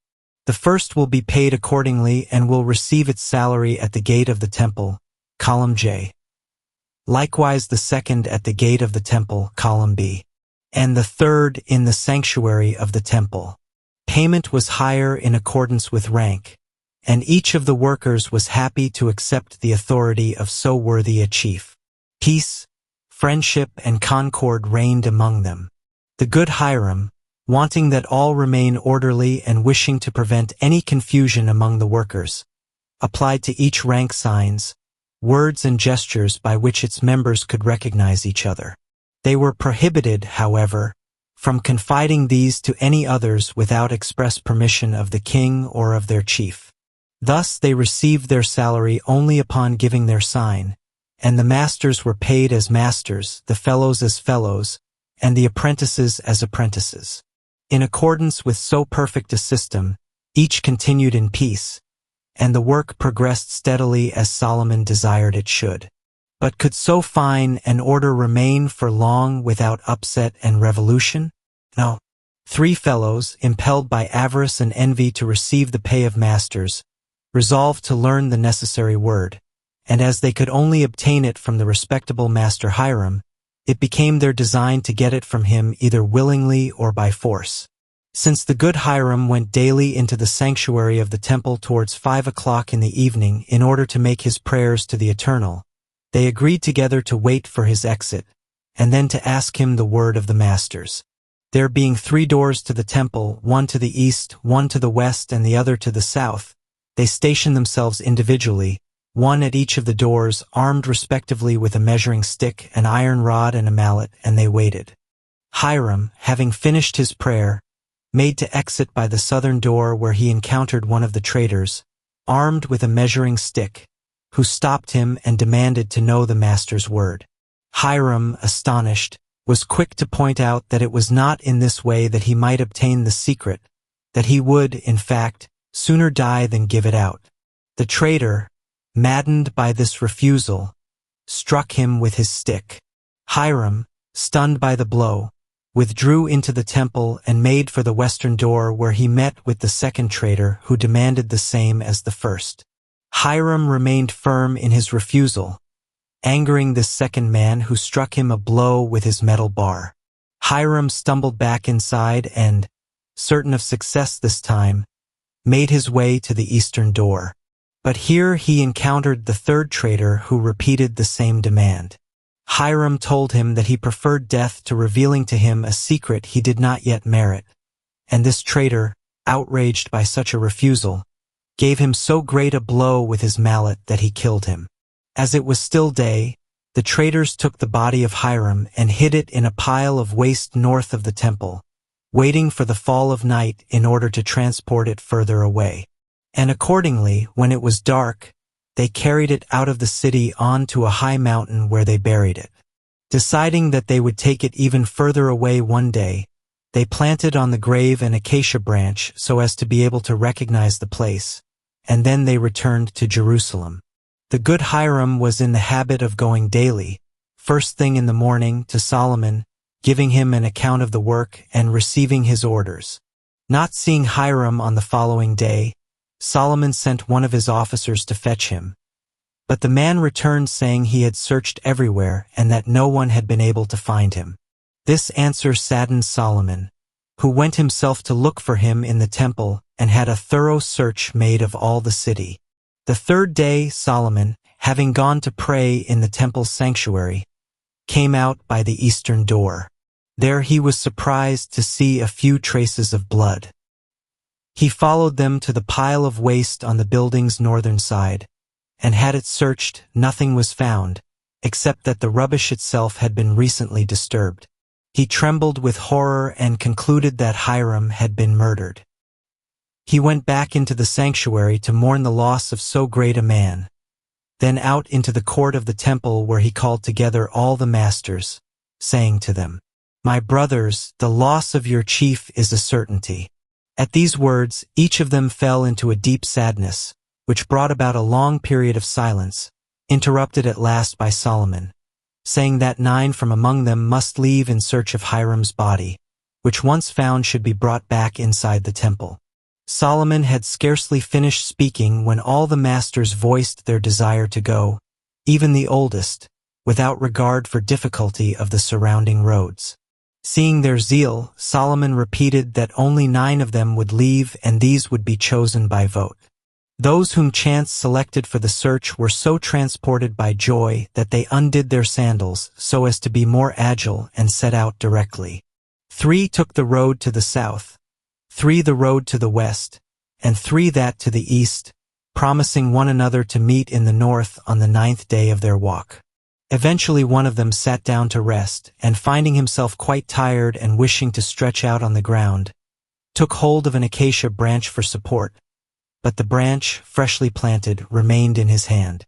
This, of course, surprised him, and it was then that he saw a rather large space of nulv-turned earth and deduced that Hiram was buried in this place. His strength renewed and animated by courage, he rejoined the other masters who came together, explained what had happened, and they all began to dig in the ground, enlivened with a single purpose. The body of the good Hiram was, in fact, buried in this spot, and when they uncovered it at last, they recoiled in horror, trembling. Then sorrow took hold of their hearts, and they wept a long time, but at last they found again their courage. One of them went into the grave and took hold of Hiram by the right index finger, thinking to raise him. But Hiram's flesh was already in a state of decomposition and foul-smelling, which made him fall back, saying "L'clink," which means he smells. Another took hold of him by the finger next to the index, but the same thing happened to him as had happened to the first, and he withdrew, saying "Jachin." The response is, "Os." The masters held a consultation. Since they did not know that in dying, Hiram had preserved the secrecy of the master's word, they resolved to change it, deciding that the first word uttered when the body was raised from its tomb would be the new word from then on. Then the oldest one of them entered the grave and gripped the good Hiram just above the right wrist, pressing their chests together, his left hand behind the cadaver's back and against its shoulder, and in this way he lifted Hiram from the ground. His body made a muffled sound which frightened them, but the master, still full of courage, cried Makbatayak, which means, "The flesh comes away from the bones." Next they repeated the word one to another, embracing one another, then took up the body of the good Hiram and transported it back to Jerusalem. They arrived in the middle of the night, but the moon was exceedingly bright, and they entered the temple where they set the body down. Informed of their arrival, Solomon came to the temple, accompanied by all the masters, all attired in an apron and white gloves, where they gave the last honors to the good Hiram. Solomon had him buried in the sanctuary and had placed on his tomb a gold plate, triangular in shape, wherein was engraved in Hebrew the name of the Eternal. Then he rewarded the masters with compasses of gold, which they attached to their garments by means of a blue ribbon, and they exchanged the new words, signs, and gestures. These same ceremonies are performed when, on the occasion of his reception, the candidate is lifted from a coffin. The password is Gibline, the name of the village nearest to where Hiram's body was found. Second legend. Having laid Hiram's body to rest in the sanctuary with all due pomp and magnificence, Solomon called all the masters together and said, "My brothers, the traitors who committed this murder must not go unpunished. Their identity can be discovered. This is why I command you to carry out a search with all the ardor and care possible. And when they are discovered, I wish no harm to befall them. They should be brought to me alive so that whatever vengeance is undertaken, it will be mine. To this effect, then, I command 27 of you to carry out this search, taking care to obey my orders exactly." Each of them wished to be included, but Solomon, always just and moderate in his desires, repeated that only 27 were needed and that 9 would take the eastern road, 9 the southern road, and the others the western road, and that they would all be armed with cudgels against whatever dangers they might encounter. He had them named directly by general vote, and those who were chosen left immediately, promising to carry out the king's orders to the letter. The 3 traitors, Hiram's murderers, having resumed work following their crime, and seeing that Hiram's body had been discovered, felt certain that Solomon would proceed to an investigation in order to determine who the killers were, which is precisely what did occur. They left Jerusalem at nightfall, splitting up so that were they to be discovered, they would be less suspect. Each fled, going far from Jerusalem and hiding in foreign lands. The 4th day of walking was scarcely over when 9 of the masters found themselves, utterly fatigued, surrounded by the rocks of a valley at the foot of the Lebanon mountains. They rested there, and as night was falling, one of them stood guard somewhat ahead of the others. The watch he was keeping caused him to walk some distance away, and he perceived a far-off tiny light, gleaming through a crack in the rock. He was surprised and he trembled, but at last took courage and ran to the spot, resolved to find out what it was. As soon as he drew near, a cold sweat broke out all over his body, but at last he again took courage and made ready to enter what had turned out to be the entrance of a cave from which the light was shining. The entrance was narrow and very low so that he had to bend over, his right hand extended before his head as protection against the points of rock, placing one foot ahead of the other, making as little noise as possible. In this way, he came finally to the heart of the cave where he saw a man lying asleep. He recognized him immediately as one of the workers at the temple site in Jerusalem, one of the class of fellows, and certain that he had come upon one of the assassins, his desire to avenge the death of Hiram made him forget Solomon's commands, and arming himself with a dagger which he found lying at the traitor's feet, he plunged it into his body, then cut off his head. In this way he rejoined his comrades, who were seized with horror at the sight. He told what had occurred in the cave and how he had come upon the traitor who had sought refuge there. "Wretch, what have you done?" Full of kindness, Solomon pardoned him and ordered that the traitor's head be exposed on the end of an iron pole at one of the doors of the temple, in full sight of all the workers. This was immediately carried out, and attention was directed to the discovery of the two remaining traitors. A worker in the quarries of Tyre was well acquainted with a foreign man who had taken refuge in a cave near the quarries and who had confided his secret, making the worker promise to guard it with his life.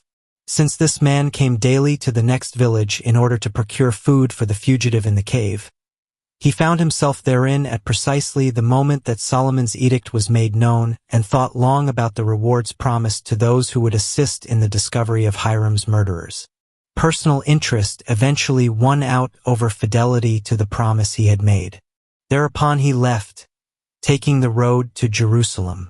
Soon he met up with 9 masters, deputized to search for the guilty ones, and seeing that their presence made him change color, these men asked him where he came from and where he was going. He made a gesture as if to tear out his tongue, placed one knee on the ground and kissing the right hand of his interlocutor, said, "I believe you to be the envoys of Solomon, seeking the traitors who murdered the architect of the temple. I have something to say, although I promise to keep silence. I cannot do otherwise than to follow the orders of King Solomon which he has made known to us in an edict. One of the traitors you seek is a day's walk from here, hiding in a cave among the rocks near the quarries of Tyre and next to a large bush. A dog is stationed at the entrance of the cave in order to warn of anyone's approach." Hearing this, the masters commanded him to lead them to this cave. He obeyed and took them to the quarries of Tyre, pointing out the place where the traitor lay in hiding. They had been gone from Jerusalem 14 days when they discovered the traitor. Night was falling, the sky was overcast, and a rainbow had formed above the bush, making it seem to burn. As they stared, they became aware of the entrance of the cave. They drew closer, saw the dog asleep, and took off their shoes so as not to be heard by him. A few of them went into the cave where they found the traitor asleep. They bound him and led him back to Jerusalem along with the man who had taken them to him. They arrived on the 18th day following their departure, just at the time when work on the temple was ceasing. Solomon and all the masters were in the sanctuary, mourning Hiram as was their custom.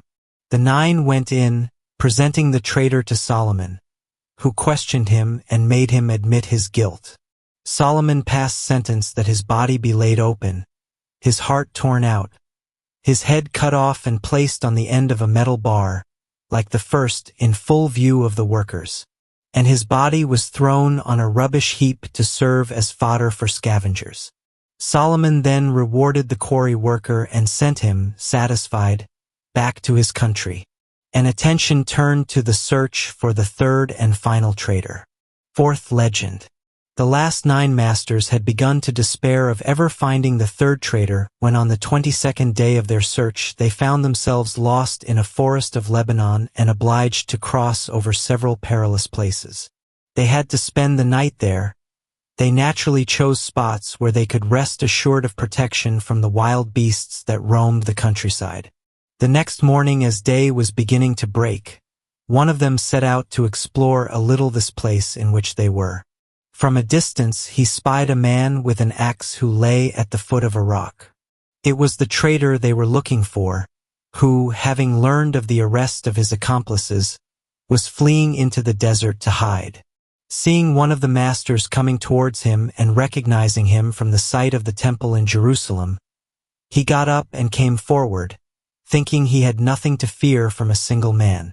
But then, noticing the 8 others further off, he turned and fled with all his strength, all of which only served to prove his guilt to the masters, indicating he was, in fact, the one they were seeking.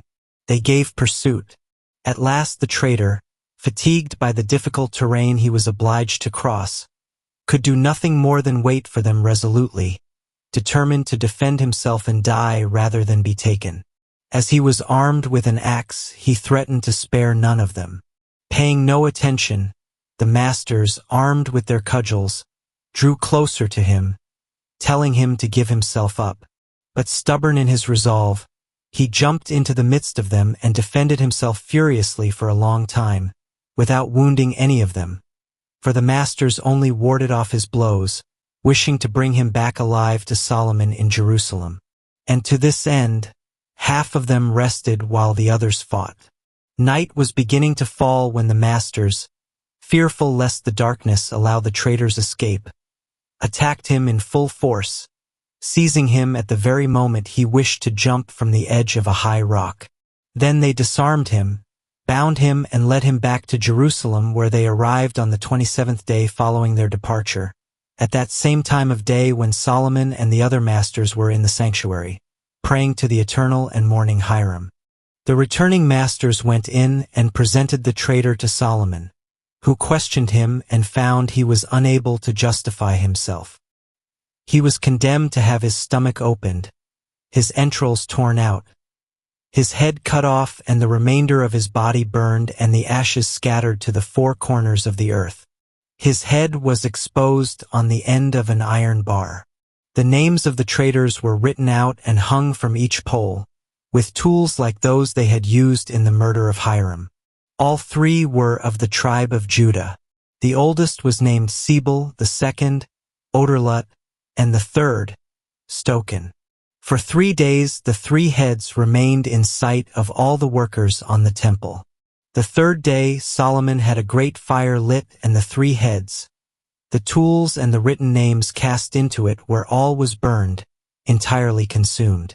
The ashes were scattered to the four corners of the earth. All these things being accomplished, Solomon directed the work on the temple with the aid of all the masters, and peace was restored. History of the Night of the Lion. It is said that when Solomon had pardoned the fellows who had considered revolt and had made certain they had returned to their duties, one of these same fellows who could not forget the punishment meted out to his three companions and finding it unjust, resolved himself to make an attempt on the life of Solomon. He entered his palace with a dagger and killed one of the king's officers who tried to stop him. He then fought with Solomon, who forced him to take flight and to flee to a hiding place in the mountains. Solomon's guards spent 12 days in pursuit of him with no success, when one of them named Beas saw a lion dragging a man into its lair. He fought with the lion and killed it and recognized the man as he whom they were seeking, choked to death by the lion. Beas cut off his head and carried it to Solomon, who rewarded him by giving him a ribbon, symbol of virtue, from which hung a golden lion, symbol of valor, and in its mouth the lion held the cudgel with which it had been killed. After the temple was finished, several workers placed themselves under a single leader and worked for the reformation of moral behavior, building spiritual edifices and gaining a reputation for their charity. They were called the Kadosh Fathers, which means detached by the holiness of their lives. They did not last too long a time, however, for they forgot their duty and their obligations, and avarice made them hypocrites. The Ptolemy Philadelphians, kings of Egypt, princes of astrologers, were among the most celebrated and constant friends of truth. They ordered that 60 brothers work on a translation of the Holy Scriptures. The Kadosh Fathers soon strayed from their duties by overreaching the limits of decency. Nevertheless, the order was preserved, for several of them, devoted observers of the laws they had originated, withdrew to themselves. They elected a grand master for life. One part remained in Syria and Sicily, centering their lives on good works.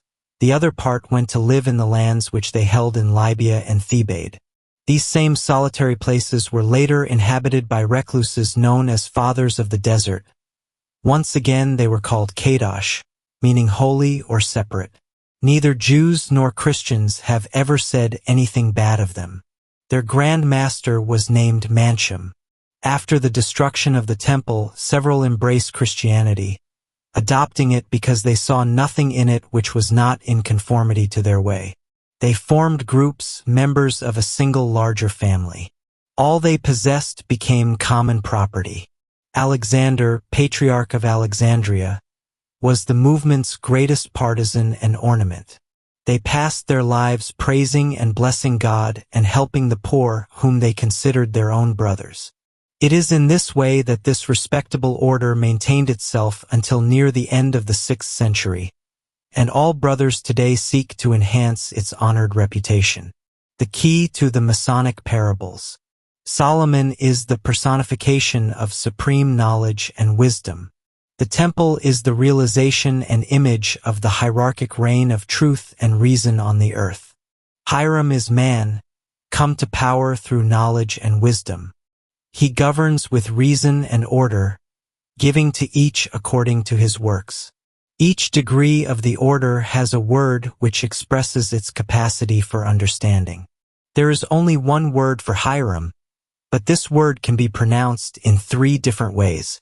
One way is for the apprentices, and pronounced by them it signifies nature and is explained through work. Another way is for the fellows, and with them it signifies thought explained through study. Still another way is for the masters, and, in their mouths, the word signifies truth and is explained through wisdom. There are 3 degrees in the hierarchy of beings.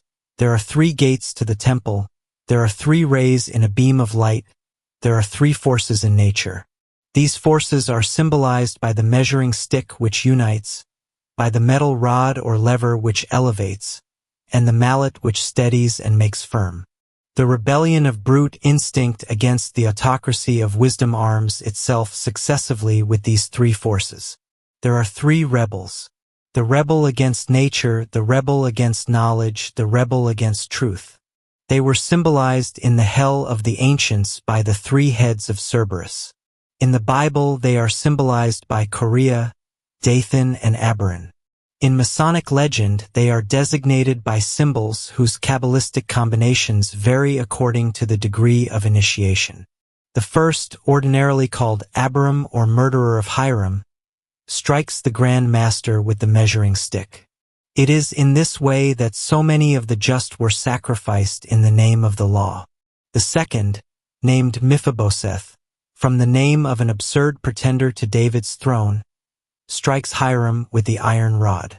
It is thus that popular reaction to tyranny becomes another tyranny and proves even deadlier to the reign of wisdom and virtue. Finally, the third puts an end to Hiram with the mallet, as do the brutal restorers of so-called order, who ensure their authority by crushing and oppressing intelligence. The acacia branch on Hiram's grave is like the cross on the altars of Christ. This is the symbol of knowledge which survives knowledge itself and which forever protests against the murderers of thought. When man's errors have disturbed the order of things, nature intervenes, like Solomon in the temple. The death of Hiram must always be avenged. The murderers may go unpunished for a while, but their time will come. He who struck with the measuring stick provoked the dagger's blow. He who struck with the iron rod will die by the axe. He who was momentarily victorious with the mallet will fall victim to the force he misused and will be choked by the lion. The murderer of the measuring stick is unmasked by the very lamp which gives him light and by the spring where he quenches his own thirst. That is, he cannot escape retaliation. The murderer of the iron bar will be taken by surprise when his watchfulness fails, like that of a sleeping dog. The lion who devours the murderer of the mallet is one of the forms of the Sphinx of Oedipus, and he who conquers him deserves to succeed Hiram.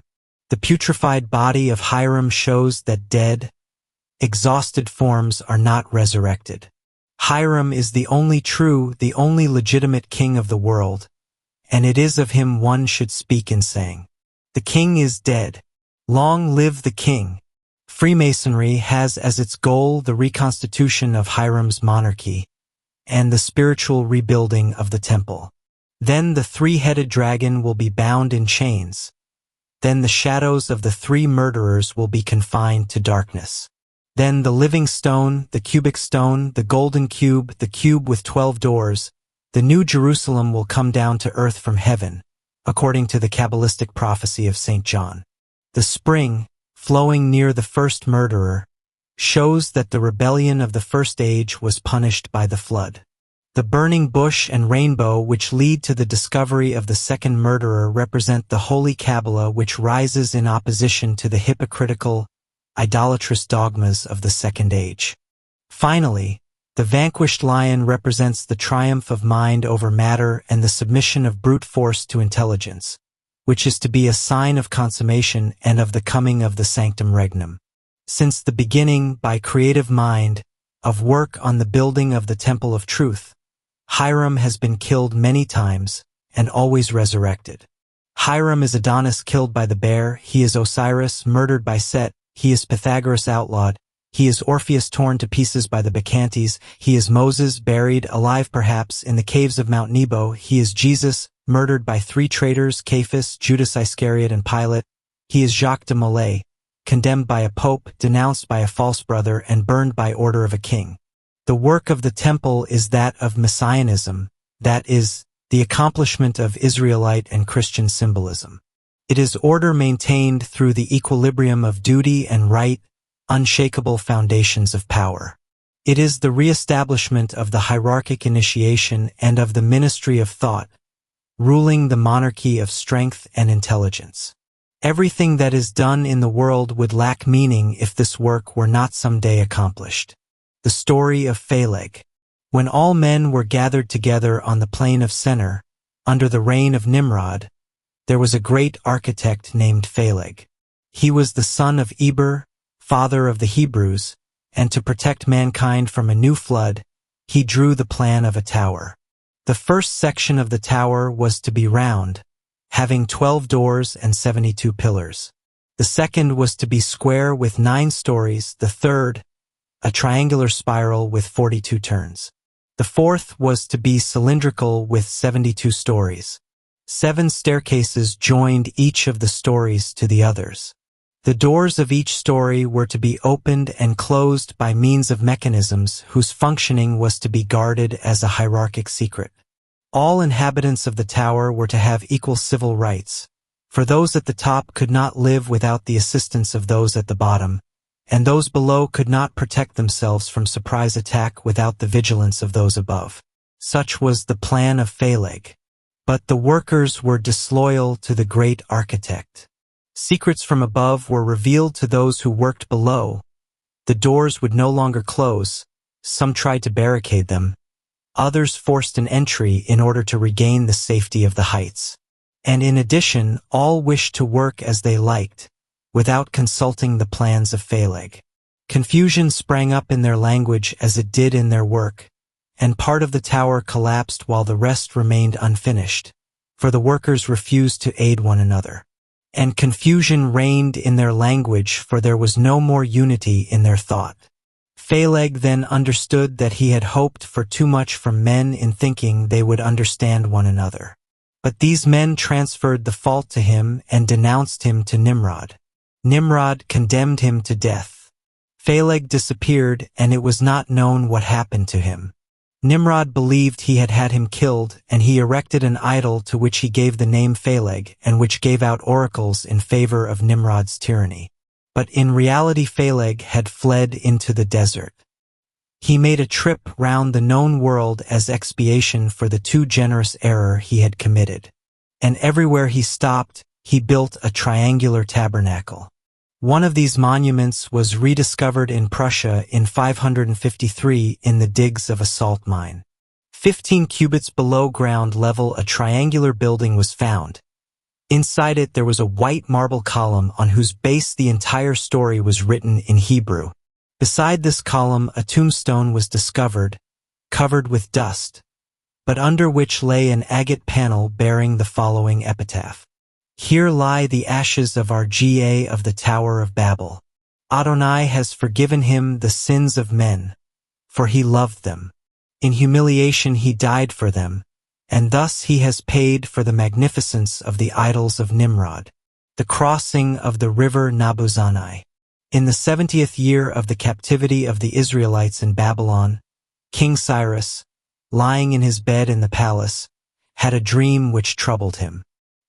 He saw a dove hovering above his head and a terrible lion coming towards him.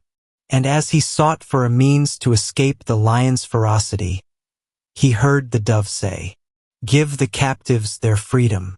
The king arose, heavy with thought, and was told that a wise Israelite, born on the other side of the river Nabuzani, had asked to speak with the king. The king bid this wise man enter, and having recounted the dream he had had, he asked for its interpretation. Zorobabel, for such was the Israelite's name, said to the king that the Jews must be sent back to their own land and the temple of God rebuilt. "O king," said he, "to hold a people captive by force is to misuse force itself. Force is the lion you saw in your dream. He must be conquered by justice. The dove is understanding and mercy and light." Cyrus said to him, "Go, then, assemble all your brothers and rebuild the temple of God." Then he gave him a sword, a trowel, and a key. He also gathered together the spoils of the temple which had been pillaged by his predecessors and gave them to Zorobabel. Then the Israelites came together and made ready to cross the river Nabuzani. The first to set foot in the water were devoured by monsters who came out of the deep. Others arrived and saw that the river bore a hideous collection of bones and other debris. Now, the monsters who had devoured these victims were a crocodile and a serpent. The crocodile wore a gold crown on his head, the serpent a diadem. It was the evil spirits of the river, the water demons who, under 1,000 frightening forms, offered them all the men who attempted to cross to the other side. When these things were reported to Zorobabel, he had large fires built on the river banks. Then he had a floating bridge constructed and cast in the middle of the waters. Thus the bridge found its way onto the river without the demons being aware of its construction, for their attention was occupied elsewhere, being attracted by the fires on the banks. The people of Israel crossed over. On the bridge were traced 3 magic letters which served as talismans for the captives returning to their land. These were the letters L, P, D. They stood for the cross, the angular stone, and the word of truth. The cross is an expression of creation and sacrifice. The angular stone is the foundation of the temple, and the word of truth presides over the acts of all workers. The angular stone is called Kether, the cross is Chakma, and the word of life is named Bina. It was by means of these signs that the deliverance of Israel was to be accomplished. These 3 letters can be combined in 3 ways. These are the signs of the 9 masters who avenged the death of Hiram. These are the hieroglyphs of the 3 grades of Freemasonry. In modern terms, they signify liberty, duty, power, and Kabbalistically they are written thus: L, P, D, or power upheld by duty and liberty. For the vulgar, these letters mean liberty of passage. For apprentices and fellows, they mean liberty of thought, Baphomet, binary word of life balancing death and life, several figures of Baphomet from existence. Sometimes he is shown with a beard, the horns of a male goat, the face of a man, the breast of a woman, the mane and claws of a lion, the wings of an eagle and the hooves of a bull. His is the resurrected Sphinx of Thebes, Oedipus's monster, by turns captive and conqueror. He is knowledge rising in opposition to idolatry, protesting through the very monstrosity of the idol. Between his horns he carries the torch of life, and the living soul of this torch is God. The Israelites were forbidden to give divine concepts the figure of man or of any animal. Thus, on the Ark of the Covenant and in the sanctuary, they dared sculpt only cherubs, that is, sphinxes with the bodies of bulls and the heads of men, eagles, or lions. These mixed figures reproduced neither the complete form of man, nor that of any animal. These hybrid creations of impossible animals gave to understand that the image was not an idol or reproduction of a living thing, but rather a character or representation of something having its existence in thought. Baphomet is not worshipped. It is God who is worshipped, the faceless God behind this formless form, this image which resembles no created being. Baphomet is not a god. He is the sign of initiation. He is also the hieroglyphic figure of the great divine tetragrammaton. He is a holdover from the Sherbus of the Ark and the Holy of Holies. He is the guardian of the key to the temple. Baphomet is analogous to the dark god of Rabbi Simeon. He is the dark side of the divine face. This is why, during initiation ceremonies, the member-elect must kiss the hindface of Baphomet, or, to give him a more vulgar name, the devil. Now, in the symbolism of the two faces, the hindface of God is the devil and the hindface of the devil is the hieroglyphic face of God. Why the name of Freemasons? Free from what? From the fear of God. Yes, doubtless, for when one fears God, one is looking at him from behind. The dreadful God is the black god, the devil. The Freemasons wish to build a spiritual temple to the one God, the God of light, the God of understanding and philanthropy. They oppose the God of the devil and the devil of God. But they respect the pious beliefs of Socrates, of Vincent de Paul, and of Fenelon. What they would willingly, with Voltaire, call the vile infamy is this face, or better, this foolishness which during the Middle Ages took the place of God. The brighter the light, the darker its bordering shadow. Christianity is at the same time the salvation and the scourge of the world. It is the most sublime of wisdoms and the most frightening of follies. If Jesus was not God, he was the most dangerous of evildoers. The Jesus of Vuillet is execrable. Renan's is inexcusable. The Gospels is unexplainable, but the Jesus of Vincent de Paul and of Fenelon is lovable and can be worshipped. If Christianity is for you the condemnation of reason, the despotism of ignorance and of the majority of mankind, you are the enemy of humanity. But if by Christianity you mean the life of God in humanity, the heroism of philanthropy, the reign of charity which gives divinity to the sacrifices of men and through communion makes them live the same life, inspired with the same love, then you are a savior of the world. The religion of Moses is a truth. The so-called Mosaic religion of the Pharisees was a lie. The religion of Jesus is the same truth, having progressed a step forward, revealing itself to man in a new manifestation. The religion of the inquisitors and oppressors of human consciousness is a lie. The Catholicism of the Church Fathers and the saints is a truth. The Catholicism of Vuillet is a lie. It is this lie that Freemasonry has taken upon itself to combat in favor of truth. Freemasonry wants nothing to do with the doctrines of men like Torquemada and Escobar, but it does admit among its symbols those of Hermes, Moses, and Jesus Christ. The pelican at the foot of the cross is embroidered on the ribbon of its initiates of the highest grade. It excludes only fanaticism, ignorance, foolish credulity, and hate, but it believes in one dogma, single in spirit though multiple in form, that of humanity. Its religion is not Judaism, enemy of all other peoples, nor exclusive Catholicism, nor strict Protestantism, but true Catholicity worthy of this name, that is, universal philanthropy. This is the messianism of the Hebrews. Everything is true in the books of Hermes, but attempts to keep them from the profane have rendered them useless, so to speak, to the world. Everything is true in the dogma of Moses. What is false is the exclusivity and despotism of some rabbis. Everything is true in the Christian dogma, but Catholic priests have committed the same faults as the rabbis of Judaism. These dogmas complete and explain one another, and their synthesis will be the religion of the future. The error of the disciples of Hermes was this. Error must be left to the profane and truth should be rendered impenetrable to everyone, except priests and kings. Idolatry, despotism, and attempts to destroy the priesthood were the bitter fruits of this doctrine.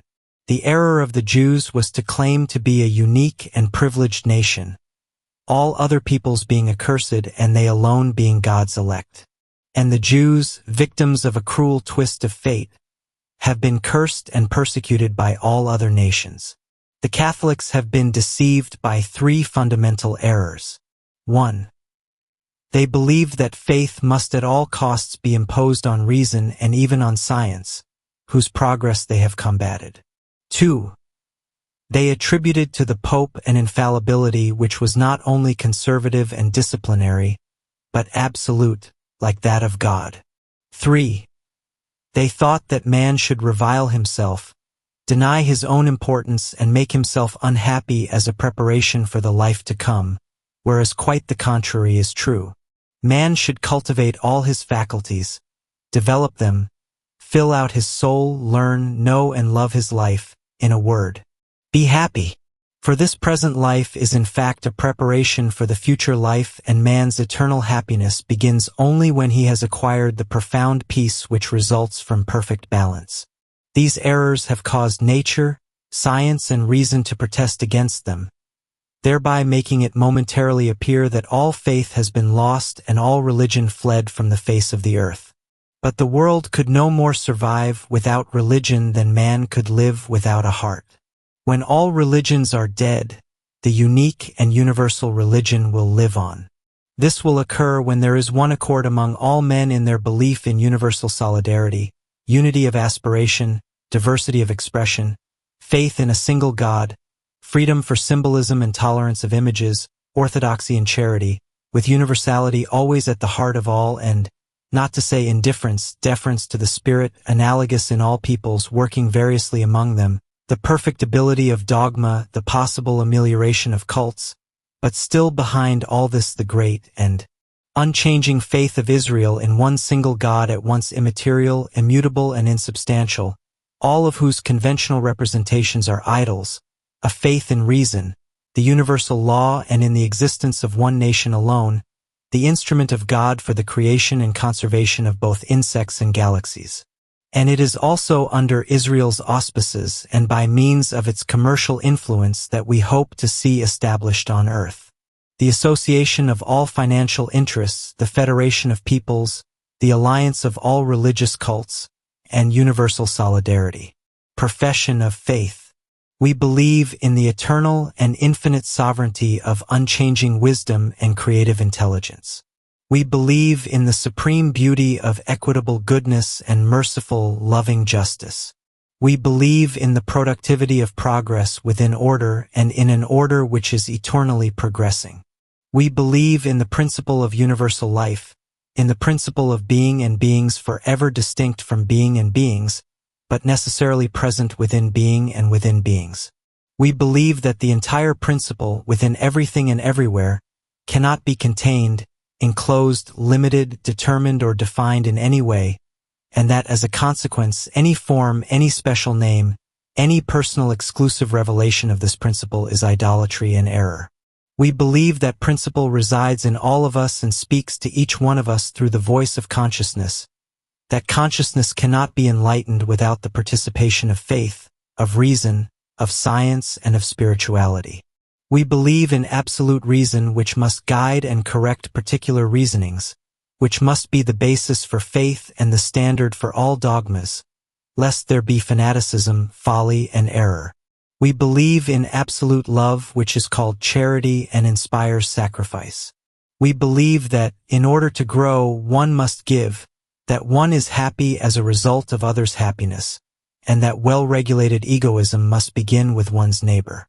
We believe in liberty, in absolute independence, even in the royalty of self, the relative divinity of the human will when it is governed by sovereign reason. We believe that God himself, the great undefinable principle, can be neither the despotic ruler nor the executioner judge of his creatures, that he can neither reward nor punish them, but that the law carries within itself its own consequence, so that good is of itself the reward for good and evil, the punishment but also the remedy for evil. We believe that the spirit of charity alone is inflexible when it inspires devotion and peace, but that all men can fall prey to error, above all when acting on things they do not know and so do not comprehend. We believe in the Catholicity that is universality of dogma. We believe that in religion all intelligent men accept the same truths and only disagree regarding errors. We believe that the most reasonable men are also the most patient, and that the persecutors of those whose beliefs differ prove by the very violence of their persecution that they are in error. We believe that all gods are phantoms and that all idols are nothing, that established faiths should make place for others, and that the wise man can pray in a mosque or church indifferently. However, we prefer the mosque to the pagoda and the church to the mosque, provided that the church remain unsullied by the presence of a bad priest. In a word, we believe in a single God and in a single religion, in God blessing all gods and in religion absorbing or annihilating all religions.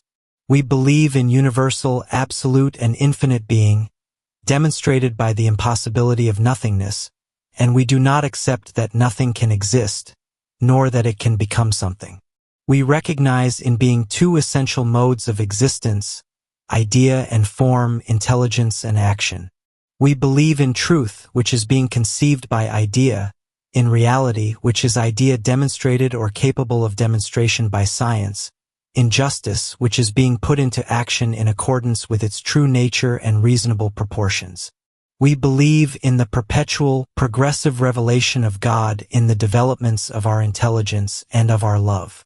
We believe in the spirit of truth as inseparable from the spirit of charity, and we refer to this, along with the Catholic Church, as the spirit of science opposed to the obscurantism of bad priests, the spirit of intelligence opposed to the foolishness of superstition, the spirit of force to withstand the prejudices and calumny of false believers, the spirit of piety, filial, social, or humanitarian, opposed to the impious egoism of those who would let all else perish in order to save their souls, the spirit of wise counsel. For true charity begins with the spirit and brings its first assistance to the soul. And finally, the spirit of the fear of evil, which tramples down the fear of men and teaches us not to render unto evil a sacrilegious cult based on a capricious and wicked God. We believe that this spirit is that of the Gospels and of Jesus Christ. This is why we worship the living, acting God in Jesus Christ, without making him a distinct God, separable from God himself. For Jesus was a true man and completely human, as we are, but sanctified by the plenitude of the divine Spirit speaking through his mouth, living and acting through him. We believe in the moral and divine sense of the legendary Gospels whose letter is imperfect, but whose spirit is eternal. We believe the laws of Moses, of the apostles, and of their successors, the popes, to have been transitory, but that the law of charity is eternal. This is why we reject and condemn no one. We believe that well-ordered egoism begins with others and the truly rich are those who give. We believe in the infallibility of the spirit of charity, and not in the dogmatic temerity of a few men. We believe in the eternal life. Thus we do not fear death for ourselves or for those we love. We ascribe integrally to the 13 articles of the symbol of Maimonides, and as a consequence we regard the Israelites as our brothers. We believe that God alone is God, and that Muhammad was one of precursory words, which is what the word prophet signifies, and we are sympathetic to the Muslims. But we both pity and blame the Jews for calling us Goy and the Muslims for calling us Giaours. In this we cannot be in sympathy with them, for in this they are outside the bounds of charity. We ascribe to the symbol of the apostles, of Saint Athanasius and of Nicaea, recognizing, however, that they must be explained in a hierarchical manner and that they express the highest mysteries of occult philosophy. But we reprove reprobation and we excommunicate excommunication as offenses against charity and universal solidarity. We admit the arbitral and disciplinary infallibility of the head of the Church, but we consider it foolish to ascribe to him an arbitrary infallibility in the creation of dogma. The Pope is the legal interpreter and preserver of ancient beliefs, but should he wish to impose new ones, he strays from his path of duty and has no more authority than any other speaker of foolishness. We study tradition, but we do not judge it a critical authority, for it is the common receptacle of antiquity's errors as well as its truths. Such is the profession of faith which should unite and slowly absorb all others. Such is the religion of great souls to come. How many men are presently capable of understanding it? I cannot say, but I think that if a prophet were to speak of it aloud before all assembled peoples, he would be stoned by the priests, disdained by the people, and briefly regretted by a few wise men. In the meantime, the Pope raises troops and invents dogma. Vuillet distills his gall and analyses the smells of Paris. In its turn, Paris holds its nose against the smell of Vuillet. Vuillet washes his hands of it all and says, "This is only the perfume of Rome." And temporal sovereignty, the Vatican's prostitute, does not blush at having Vuillet for her souteneur. In Paris, censorship forbids the representation of Ponce's Galilee.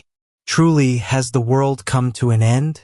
O reign of fear forever reborn, continual revolt of beast against angel, inevitable alliance of tyrannies against intelligence, however free, licensed stupidity, condemned spirit, how long will you continue to hold this poor world upside down?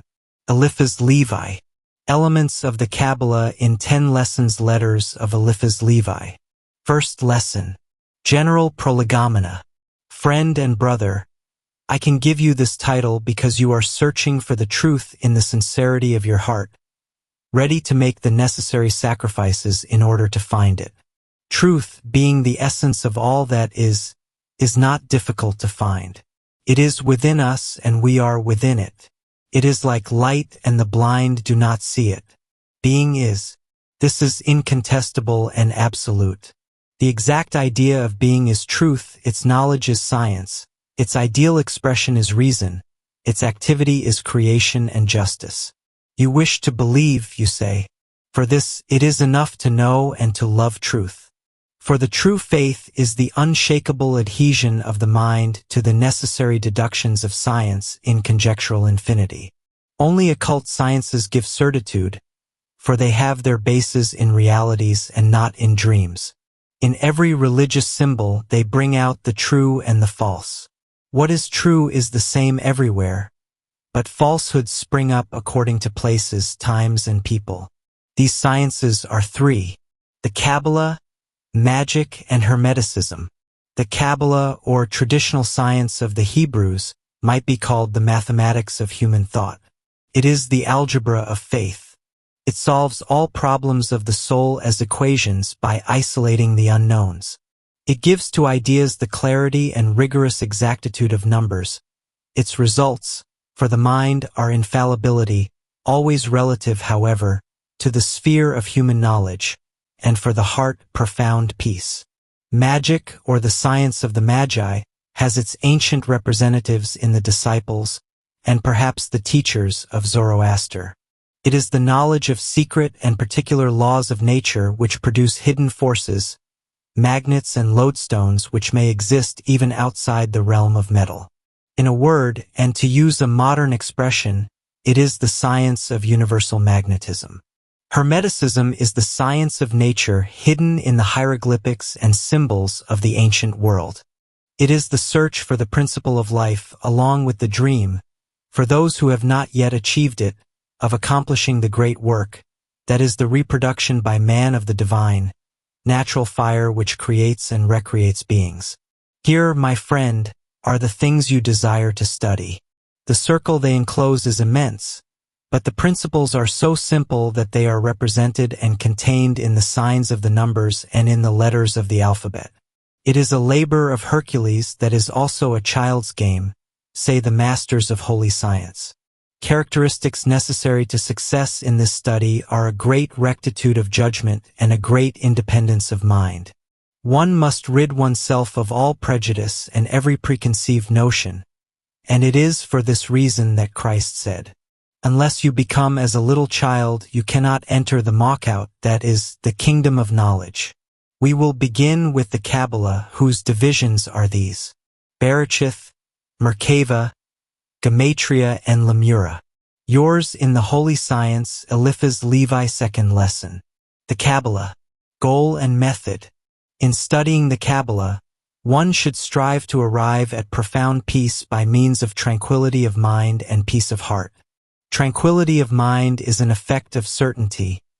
Peace of heart comes from patience and faith. Without faith, science leads to doubt. Without science, faith leads to superstition. Uniting them brings certainty, but in so doing they must never be confused with each other.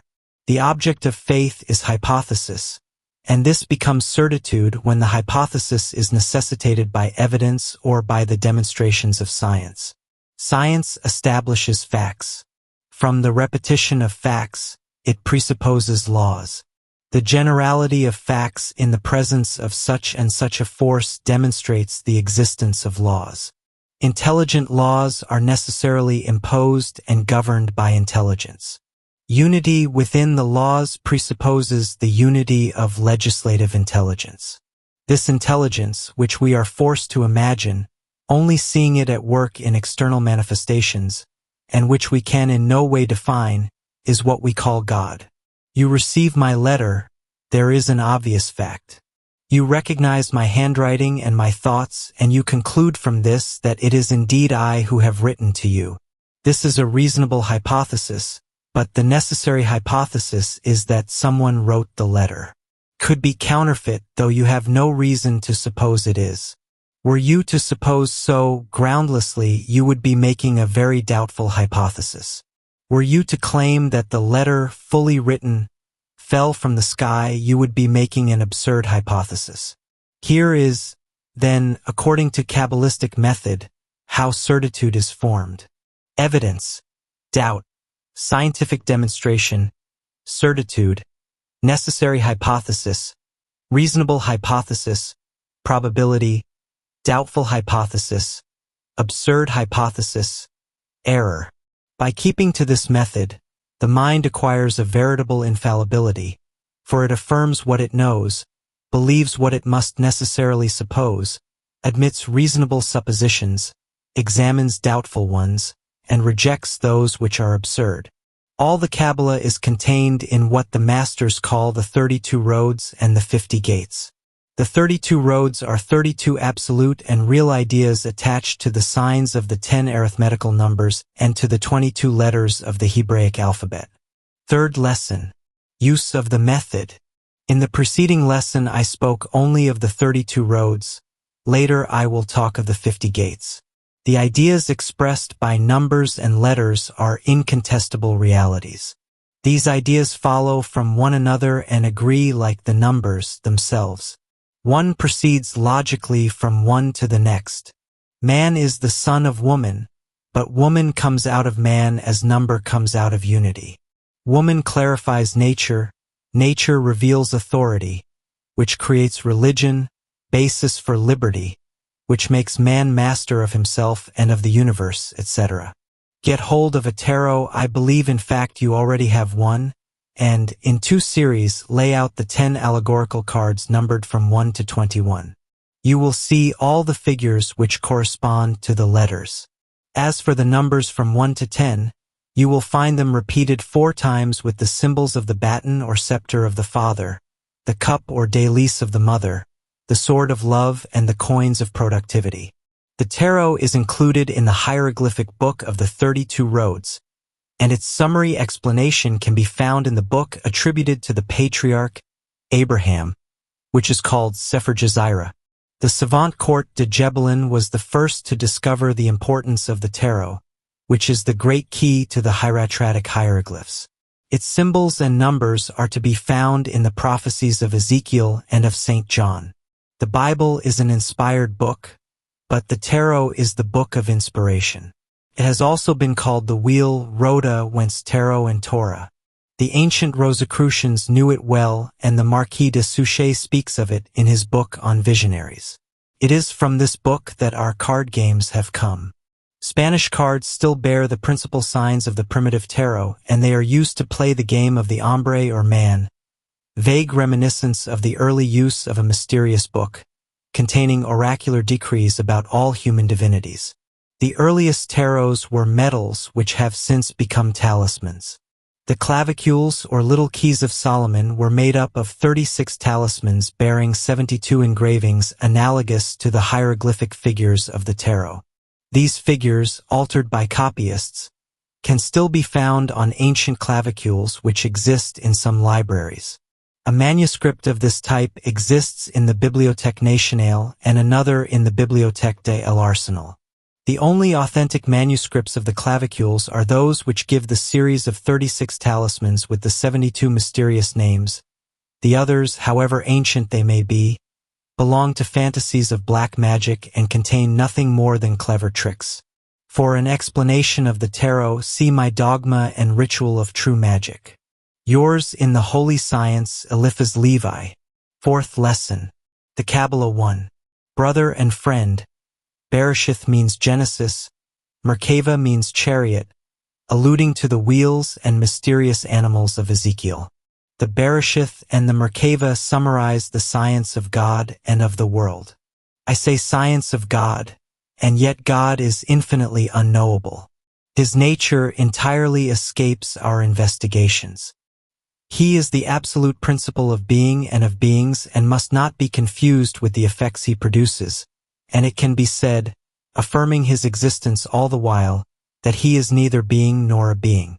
Such a definition confounds reason, without however causing us to go astray, and keeps us forever from all idolatry.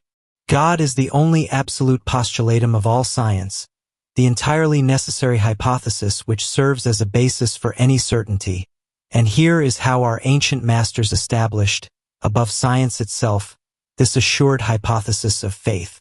Being is. In being is life. Life is made manifest by movement. Movement is perpetuated by the balancing of forces. Harmony results from the analogy of opposites. There are, in nature, an immutable law and an undefinable progress. A perpetual changing of forms and the indestructibility of substance. This is what one finds upon observing the physical world.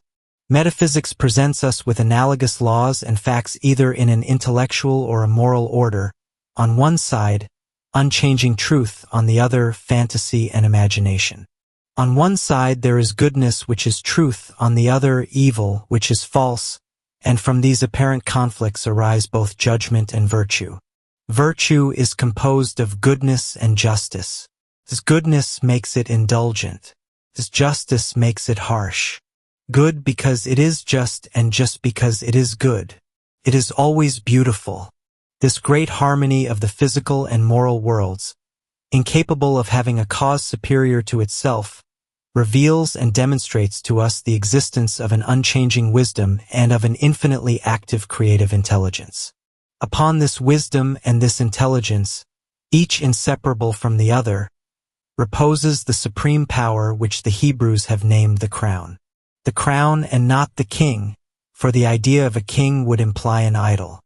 For Kabbalists, the supreme power is the crown of the universe and the entirety of creation is the kingdom, or if you prefer, the domain of this crown. No one can give what he has not, thus we can assume that what we see manifested in effects is also present in the cause. God, then, is the supreme power or crown, Kether, which sits upon immutable wisdom, Chakma, and creative intelligence, Bina. In him are goodness, Hesed, and justice, Gebura, which are the ideal of beauty, Tifereth. In him are forever victorious movement, Netzach, and the great eternal rest, Had. His desire is a continual giving of life, Yesed, and his kingdom, Maketh, is the immensity which populates the universe. Enough. We are acquainted with God. Yours in the Holy Science, Eliphas Levi. 5th Lesson. The Kabbalah 2. Brother and friend, this rational conscience of divinity, spread over the 10 ciphers which compose all numbers, give you the whole method of Kabbalistic philosophy. This method is composed of 32 means or instruments of knowledge which are called the 32 roads, and of 50 subjects to which the science may be applied and that are called the 50 gates. Universal synthetic science is thus regarded as a temple to which there lead 32 paths, and which may be entered through 32 doors. This numerical system, which could also be called decimal since it is based on the number 10, establishes by means of analogies an exact classification of all human knowledge. Nothing is more ingenious, but likewise nothing is more logical and exact. This number 10 applied to absolute notions of being in the divine order, in the metaphysical order, and in the natural order is thus repeated 3 times, which gives 30 for purposes of analysis, ad solipsis and synthesis, that is, unity which begins as a concept in the mind and unity which brings together as one all that is, and you have the 32 roads.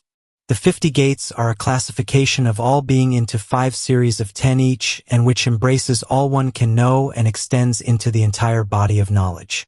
But it is not enough to have found an exact mathematical method. In order to be perfect, this method must be progressively revelatory. That is, it must give us the means of making all possible deductions unerringly, of obtaining new knowledge, and of developing the mind without leaving anything to the capriciousness of the imagination. This is what one obtains through the Gematria and the Lemura, which are the mathematics of idea. The Kabbalah has its ideal geometry, its philosophical algebra, and its analogic trigonometry. It is thus that, so to speak, it obliges nature to render up her secrets. Once such high knowledge is acquired, one goes on to the final revelations of the transcendental Kabbalah, studying in the Schema Mampharash the source and reason of all dogmas. Their brother and friend is what there is for you to learn. Does it frighten you? My letters are short, but concise and say much. I have spaced my first 5 lessons rather far apart so as to give you time for reflection. I can write to you more often if you so desire. With the ardent wish of being useful to you, I remain your devoted servant in the holy science, Eliphas Levi. 6th lesson. The Kabbalah 3. Brother and friend, the Bible gives man 2 names. The first is Adam, which means drawn from the earth or man of earth. The second is Enos or Enoch, which means divine man or lifted to God. According to Genesis, it is Enos who first spoke publicly on the principle of beings, and this same Enos was, it is said, taken alive up into heaven after having engraved the primitive elements of religion and universal science on 2 stones which are called the columns or pillars of Enoch. This Enoch is not a person, but a personification of humanity uplifted by religion and science to a sense of immortality. At the time designated by the name of Enos or Enoch, the cult of God appears on earth and ritual worship begins. This time also marks the beginning of civilization with writing and the hieratic movements. The civilizing genius which the Hebrews personify in Enoch was named Trismegistus by the Egyptians, and by the Greeks Cadmos or Cadmus, he who saw the living stones of Thebes rise of themselves and take their place to the accompaniment of Amphion's lyre. The primitive sacred book, the book that Postel calls the Genesis of Enoch, is the first source of the Kabbalah tradition at once divine, human, and religious. Here in all its simplicity appears the revelation of supreme intelligence to reason and to the love of man, the eternal law governing infinite expansion, the numbers in infinite expansion, the numbers in immensity and immensity in numbers, poetry in mathematics and mathematics in poetry. Who would believe that the book which inspired all these theories and religious symbols has been preserved, coming down to us in the form of a deck of strange cards? Nothing is truer, however, and Court de Gebelin, since followed by all those who have seriously studied the symbolism of these cards, was the first to discover it in the last century. The alphabet and the 10 numerical signs are of course the basic elements of all sciences. Add to them the signs of the 4 cardinal points of heaven or of the 4 seasons and you have the Book of Enoch in its entirety. But each sign represents an absolute or, if you will, essential idea. The form of each cipher and of each letter has its mathematical reason and hieroglyphic significance. Ideas, inseparable from numbers, follow their movement by addition, multiplication, etc., and acquire their exactitude. The Book of Enoch is the arithmetic of thought. Yours in the holy science, Eliphas Levi. 7th lesson. The Kabbalah 4. Brother and friend. In the 22 keys of the tarot, Court de Gebelin saw the representation of Egyptian mysteries, and attributed their invention to Hermes Trismegistus, who was also called Thoth. It is certain that the hieroglyphs of the tarot can be found on the ancient monuments of Egypt. It is certain that the signs of this book, traced in synoptic ensembles on steels or metal tables similar to the Isiac table of Bembo, were separately reproduced on engraved stones or metals which later became amulets and talismans. Thus, the pages of the infinite book were separated into diverse combinations in order to assemble, transpose and retranspose them for the obtaining of inexhaustible oracles of truth. I have in my possession one of these ancient talismans which a traveling friend brought me from Egypt. It shows the two of coins, the figurative expression of the great law of polarity and equilibrium, producing harmony through the analogy of opposites. Here is how this symbol is shown in the tarot which we possess and which is sold today. The medallion I have is rather worn, about as big as a silver 5-franc piece, but thicker. The two polaric points are shown exactly as in our Italian tarot, a lotus flower with a halo. The astral current which separates and at the same time attracts the two polaric seats is represented on our Egyptian talisman by the goat of Mendes placed between two vipers analogous to the serpents of the caduceus. On the reverse side, one sees an adept or Egyptian priest who, having substituted himself for Mendes between the 2 points of universal equilibrium, is leading the goat, now simply a docile animal governed by man, the imitator of God, down a long avenue planted with trees. The 10 numerical signs, the 22 letters of the alphabet, and the 4 astronomical signs of the seasons are the summary of the entire Kabbalah. 22 letters and 10 numbers give the 32 ways of the Seper Yetzirah, forgives the Merkava and the Shema Manfaresh. It is as simple as a child's game and as complicated as the most arduous problem of pure mathematics. It is as profound and naive as truth and nature. These 4 elementary, astronomical signs are the 4 forms of the Sphinx and the 4 animals of Ezekiel and St. John. Yours in the Holy Science, Eliphas Levi. 8th Lesson. The Kabbalah 5. Brother and friend, the science of the Kabbalah makes doubt as regards religion impossible, for it alone reconciles reason with faith by showing that universal dogma, at bottom always and everywhere the same, though formulated differently in certain times and places, is the purest expression of the aspirations of the human mind, enlightened by a necessary faith. It points out the usefulness of religious practices which fortify will by fixing the attention, throwing light on all the cults. It proves that the most effective cult is that which brings together, so to speak, divinity and man, making him see it, touch it, and incorporate it into himself. It is enough to say that I am speaking here of the Catholic religion. This religion, to the vulgar mind, appears to be the most absurd of all, for it is the most revealed. I use the word in its veritable sense, revelar, to reveal, to veil again. You know that, according to the Gospels, at the death of Christ the veil of the temple was rent asunder, and all down the ages the Church has worked dogmatically to weave a new one. It is true that the heads of the sanctuary, themselves, having wished to become its princes, long ago lost the keys of high initiation. This does not, however, prevent the letter of dogma from being sacred, nor the sacraments from having their effect. I have set forth in my books that the Christian Catholic cult is high magic organized and regularized by symbolism and hierarchy. It is a safety device offered to human weakness so as to fortify the desire for good. Nothing has been forgotten, neither the dark, mysterious temple, nor the incense, both calming and exalting, nor the long, monotonous chants which rock the brain into a kind of semi-somnambulism. The dogma, whose obscure formulae appear to be the despair of all reason, serves as a barrier to the quibblings of inexperienced and indiscreet criticism. These formulae seem incomprehensible so as to better represent infinity. The Mass itself, celebrated in a language which most of the people do not understand, gives width to the thought of he who officiates and allows him to satisfy, through prayer, all the needs of his mind and heart. This is why the Catholic religion resembles the Sphinx of the fable who, century after century, becomes its own successor, always arising from its ashes. This great mystery of faith is simply a mystery of nature.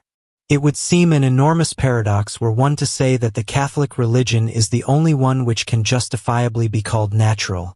And yet, this is true, for it alone satisfies with any fullness at all this natural need of man, which is the religious sense. Yours in the Holy Science, Eliphas Levi. 9th Lesson. The Kabbalah 6. Brother and friend, if the Catholic Christian dogma is entirely Kabbalistic, the same must be said for the great religions of the ancient world. The legend of Krishna as it is recounted in the Bhagavatam is a veritable gospel similar to ours, but more naive, more brilliant. The incarnations of Vishnu number 10 like the Sephiroth of the Kabbalah, and in some ways form a more complete revelation than ours. Osiris killed by Typhon, then resurrected by Isis, is Christ denied by the Jews, then honored in the person of his mother. The Thebaid is a great religious epic which must be placed beside the great symbol of Prometheus. Antigone is as pure a type of divine woman as Mary. Everywhere good triumphs through voluntary sacrifice, after having been temporarily subjected to the wild assaults of evil. Even the rites are symbolic and are transmitted from one religion to another. Diadems, mitres, surplices belong to all the great religions. And so the conclusion is that all of them are false, whereas it is only this conclusion which is false. The truth is that religion, like humanity, is one, always progressing, always changing, always the same. If, with the Egyptians, Jesus Christ is named Osiris, for the Scandinavians, Osiris is named Balder. He is killed by the wolf, Juries, but Odin calls him back to life, and the Valkyries themselves serve him hydromel in Valhalla. The Skalds, the Druids, the bards sing of the death and resurrection of Taranis or of Tetanus, distribute to their faithful a sprig of holy mistletoe as we dispense the sacred palm during feasts of the summer solstice, and maintain a cult to virginity inspired by the priestesses of the Isle of Seine. We can then, in all fair conscience, set about performing the duties imposed on us by our native religion. Religious practices are collective acts, repeated with direct, persevering intention. Such acts are always useful in that they strengthen the will, they are in a sense its gymnastics, and they bring us eventually to the spiritual goal which we wish to attain. Magic practices have the same end and give results analogous to religious practices, but less perfect. How many men do not have the energy to do what they would like and what they ought to do? And there are such great numbers of women who devote themselves unflaggingly to labors as repugnant as those of the hospital or of teaching. Where do they find such strength? In small, repeated religious practices. Each day they say their rosary, kneeling in prayer. Yours in the Holy Science, Eliphas Levi. 10th Lesson. The Kabbalah 7. Brother and friend, religion is not a servitude imposed on man, but an aid which has been offered him. From time immemorial, sacerdotal castes have sought to exploit, sell and transform this aid into an unbearable yoke and burden, and the evangelical work of Jesus had as its aim the separation of the priest from religion, or at least, the return of the priest to his place as the minister, the servant of religion, by giving back to human consciousness all its liberty and reason. Look at the parable of the Good Samaritan and at these precious words. The law was made for man and not man for the law. Woe to you who lay upon others burdens you would not so much as touch with the tip of your finger, etc. The official church which declares itself infallible in the Apocalypse, the Kabbalistic key to the Gospels, has always existed side by side with occult strains of Christianity that maintained an interpretation of dogma quite different from that given out to the vulgar. The Templars, the Rosicrucians, the Freemasons of high grade, all belonged, before the French Revolution, to that church which counted among its apostles Pasquales Martinez, Saint Martin, and even Madame de Crudemar. The distinctive characteristic of this school is to avoid publicity and never to grow into what might be referred to as a dissident sect. The Count Joseph de Maistre, this radical Catholic, was far more sympathetic than one might think to the Society of the Martinistes, thus announcing an impending regeneration of dogma through the lights which shine forth from the sanctuaries of occultism. There exist today fervent priests initiated into antique doctrine, and one bishop among others has just died who asked me for Kabbalistic information. The disciples of Saint Martin called themselves the unknown philosophers, and now other disciples of a modern master, fortunate enough to remain anonymous, need take no name at all, for the world does not even suspect their existence. Jesus said that the yeast must be hidden in the bottom of the trough of dough in order that it may work night and day in silence until fermentation of the entire mass has taken place. An initiate can then with simplicity and sincerity practice the religion into which he was born, for all rites diversely represent one and the same dogma. But no initiate should open the depths of his conscience except to God, nor give account of his most intimate beliefs to anyone. The priest cannot judge that which the Pope himself cannot understand. The exterior signs of the initiate are modest knowledge, philanthropy without show, equality of character, and the most inalterable goodness. Yours in the holy science, Eliphas Levi. Appendix. The Doctrine of Eliphas Levi by Pappus. Introduction to the study of the doctrine of Eliphas Levi. Our aim. Object of this work. Principal influences which determine the intellectual orientation of Eliphas. Wronski, the Kabbalah. In no way do we conceal from ourselves the heaviness of the task we have undertaken in setting out to make a resume of the doctrine of Eliphas Levi. Attempts to gather into several pages ideas he has developed throughout volumes are always at an author's expense. Thus we will do our utmost to group together as harmoniously as possible the opinions of Eliphas on the three great subjects whose essence man seeks, namely, himself, the universe, and God. We will thus avoid not a few obstacles, and we will even follow a teaching of the Master, who announces many times that he has been careful with the most secret parts of the doctrine to scatter them here and there throughout several volumes or in the middle of a few chapters otherwise devoted to highly technical matter, so as to sidetrack the curiosity of the hasty or lazy reader. We will not preface this study with a biography of Eliphas Levi, Father Constant, as our friend Lucien Mochel has taken this upon himself, having accumulated for several years now many notes and precious documents. If we have decided to present the reader with a resume of the Master's ideas at the close of one of his most important posthumous works, it is because we hope to thus repay, however feebly, a debt of profound gratitude. For it is our humble person who was chosen by the occult influences of the invisible as depositary of a large number of the celebrated Kabbalists' favorite objects. At present we possess the magic sword of Eliphas Levi, together with the extract from the will bequeathing this precious object to the friend most faithful in his assistance to the Master until the end. We also have the notebook in which are related the experiences of evocation practiced in London and Paris, as well as the drawings, finely done, of the apparitions. In addition, the only large photographic portrait made during Eliphas's life hangs in our study. Finally, there are several books which belong to the celebrated occultist and still more important, precious and unpublished manuscripts, among them the Book of Splendours. Our friend Mochel, in his turn, has brought together several posthumous works. If we believed in the influence of chance, we would say that all this has been brought about in this way, but we are of the firm conviction that it has all been decided elsewhere.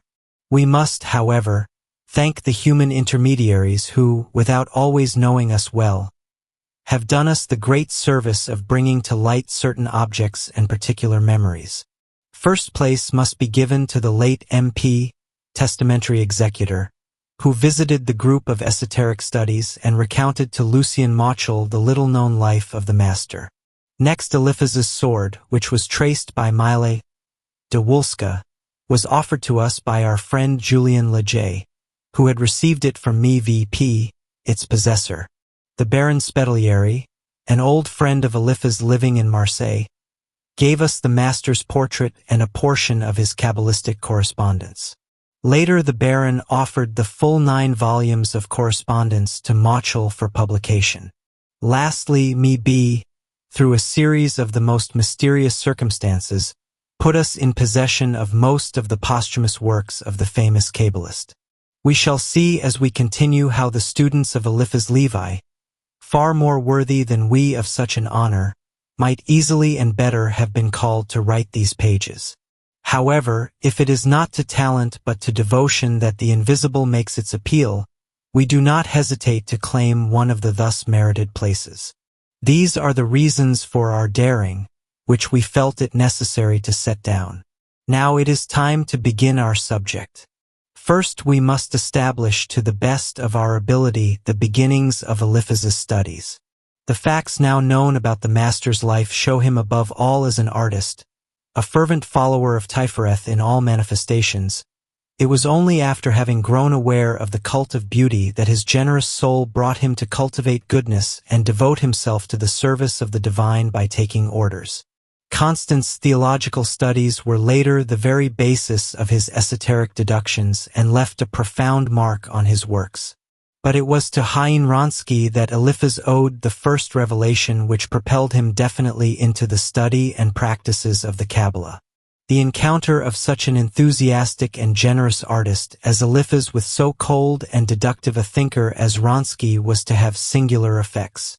Thus we will see the profound though abstract theories of the Pole become under Eliphas's pen hearty deductions where the most enlightened faith is wed to the highest principles of general science. Later the disciple and master were to go their separate ways, and when Eliphas had found his place in the sun, his disciple Desperoles generously repaid him in like manner, commenting the magic declaration, "The initiate shall kill the initiator." The tiny future quarrels must not allow us, however, to lose sight of the considerable intellectual influence exercised by Wronski on Eliphas. Especially it is to him that this latter owes the almost mathematical rigor of his deductions, whose origins are most often purely philosophical. The character of the Kabbalist has, however, remained so dominated by artistic tendencies that occultists from the scientific milieu have some difficulty, at first reading, seizing Eliphas Levi's true value, whereas the more literary-minded are sold from the very beginning.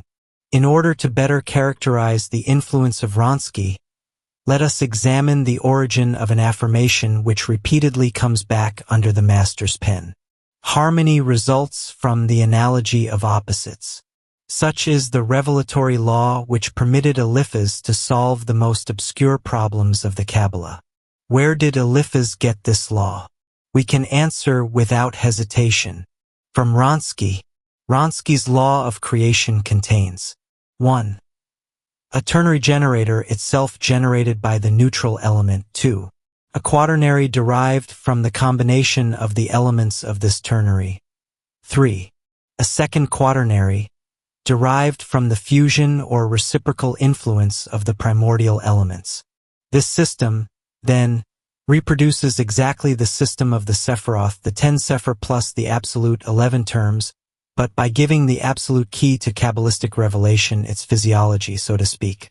Now, the ultimate element which synthesizes in itself all oppositions and antagonisms is called by Wronski coronal parity, CP, and thus defined. CP, ultimate identity in the systematic reunion of two elements derived as distinct from US and UE by means of EN, which they have in common. Thus, the analogy of opposites results from the fact that these opposites essentially possess a common element.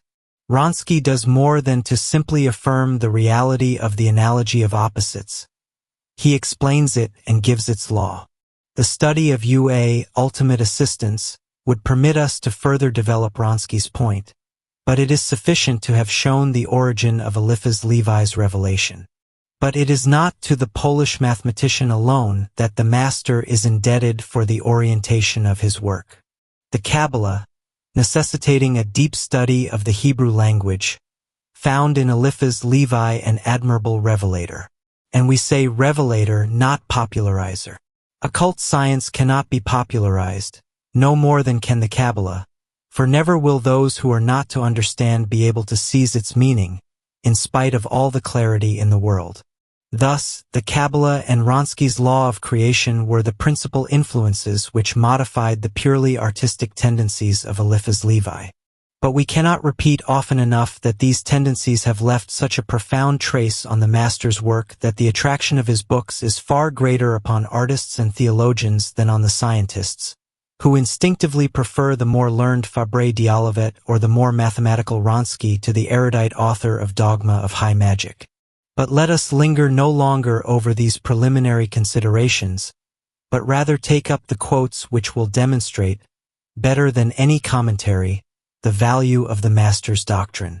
The doctrine of Eliphas Levi. In our attempted resume of Eliphas Levi's doctrine, we will touch successively upon the following points. 1, 2, 3. Man considered in his general makeup, in the analysis of constituent principles, and in the evolution of these principles. 4. The universe. 5. God. 6. We will then examine the morality which arises from the thinking of Eliphas Levi, and we will summarize the indications he gives to the occultist as to how to conduct himself in life and in society. 7. Finally, we will conclude with several considerations on the way in which the master used symbolism, a thing he learned from the higher teachings of the Kabbalah. Once more, we do not claim to give a complete idea of the work of Eliphas Levi, but only hope that the variety of subjects treated will allow us to gain an overall picture of a doctrine which has had so profound an influence on our time. Needless to say, we will quote the master himself as often as possible, limiting our role to the choice and placement of the citations. 1. General makeup of man. Man is an intelligent corporeal being, made in the image of God and the world, one in essence, triple in substance, both mortal and immortal. He is composed of a spiritual soul, a material body, and a flexible mediator. Such is the superb definition given us by Eliphas Levi of the human being, thus establishing the rapport between the microcosm, man, and the macrocosm, the universe, joined by the laws of analogy. The unity of essence and the triplicity of essence, origin both of passion and the power to control it, and source of the many apparent contradictions which human nature presents. The distinction between the mortal and immortal parts of man points to the reason for all contradictions in philosophies, from materialism which takes into account only what is material, to the most exaggerated mysticism which concerns itself only with all that is immortal. This essential distinction is further stressed in another passage where the master says, "Man is the shadow of God in the body of an animal. As regards the comparative role of the sexes, it is defined thus. Man is the initiating force which breaks apart, labors, and propagates. Woman is the forming force which brings together, nourishes, and harvests." 2. Analysis of constituent principles. Man is composed of a spiritual soul, a material body, and a flexible mediator. What is the principal point of Eliphas's analysis? Can easily be guessed. Not the spiritual soul, for in psychology Eliphas has not risen to the heights of Fabre d'Olivet or Wronski. Nor the physical body, for our author, essentially of an artistic nature, would shy away from the technicalities of physiology. No, it is the flexible mediator, the astral body of Paracelsus, well known to ancient philosophers and misunderstood by those of the present day, about which Eliphas has much to say and whose various aspects he brings marvelously to light. The flexible mediator in man, the astral light in the universe, these are the two revelations given to his century by the author of Dogma of High Magic. Let us leave till later, when discussing evolution, the spiritual soul or mind, the highest principle, and take up immediately the study of the flexible mediator.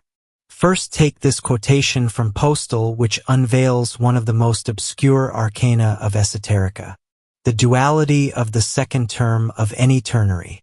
The Trinity created man in its image and likeness. The human body is double and its ternary unity is composed of the union of these two halves. The human soul is also double. It is animus and anima, spirit and tenderness. It has two sexes. The paternal sex resides in the head, the maternal in the heart. The achievement of humanity's redemption must, then, be double. The mind, through its purity, must redeem the aberrations of the heart, and the heart, through its generosity, must redeem the egotistical insensibility of the head. Postal, quoted by Eliphas, the flexible mediator we give now, without commentary, the following extracts which are mutually explanatory. That which can be said of the entire soul, infinite perfectibility, can be said of each faculty of the soul. The intelligence and will of man are instruments of incalculable force and reach. But intelligence and will have as an auxiliary and instrument another faculty, all too little known and whose omnipotence belongs exclusively to the domain of magic. I am speaking of imagination, which the Kabbalists call the diaphanous or translucid. Imagination is like the eye of the soul. It is here that forms are delineated and preserved. It is here that we glimpse reflections from the invisible world. It is the mirror of visions and the fundamental apparatus of the magical life. It is through the imagination that we heal the sick, influence reason, hold death at bay from the living and resurrect the dead. For it is imagination which exalts the will and gives it a hold over the universal agent. Imagination determines the shape of the child in its mother's womb and settles the destinies of men. It gives wings to contagion and guides the weapons of war. The imagination is the instrument of the world's adaptation. Imagination applied to reason is genius. The substance of the flexible mediator is light that is partly mobile, partly fixed. Mobile part, magnetic fluid. Fixed part, fluid or aromal body. The flexible mediator is formed of astral or terrestrial light and transmits to the human body double magnetism. Thus, acting on this light by its mobility, it can either dissolve it or cause it to coagulate, project it or attract it. It is the mirror of imagination and dreams. It acts on the nervous system and thereby produces the movements of the body. This light can spread out indefinitely, communicating its image at considerable distances. It magnetizes bodies subject to the actions of man and can, by shrinking together, attract them to him. It can take on all forms evoked by thought, and in the temporary coagulations of its radiating part, it can appear to the eyes and even offer a sort of resistance to contact. But these manifestations and uses of the flexible mediator being abnormal, the luminous precision instrument cannot produce them without harm to itself, and they cause, without fail, habitual hallucination or madness. Animal magnetism is the action of one flexible mediator on another for dissolving or coagulating. By augmenting the elasticity of vital light and fixative power, one can send it as far as one wishes and bring it back full of images. But this operation must be aided by the subject's sleep, which is produced by further coagulation of the fixed part of the mediator. There exists a language of sleep which, in the waking state, cannot be comprehended, nor even its words gathered together and set down. The language of sleep is that of nature, hieroglyphic in its characters and only rhythmic in its sounds. Our flexible mediator is a magnet which attracts or repels the central light under pressure from the will. It is a luminous body which reproduces with the greatest facility forms corresponding to ideas. It is the mirror of the imagination. The mind is nourished by astral light exactly as the organic body is nourished by products of the earth. During sleep it absorbs astral light by immersion, during waking hours, by a series of more or less slow respirations. Men and things are magnetized with light and, by means of electromagnetic chains stretched forth by sympathies and affinities, can communicate with one another from one end of the world to the other, caressing or striking, healing or wounding, in a fashion which, though entirely natural, is prodigious and invisible. Here lies the secret of magic. Our double magnetism produces in us two sorts of sympathies. We need to absorb and radiate by turns. Our heart likes contrasts, and there are very few examples of women who have loved two men of genius in succession. The equilibrating factor of each person's flexible mediator is what Paracelsus calls their ascendant. And he gives the name of phlegm to the personal reflection, via astral light, of their habitual ideas. One arrives at a knowledge of a person's ascendant through sensitive divination of the phlegm and by a perseverant directing of the will.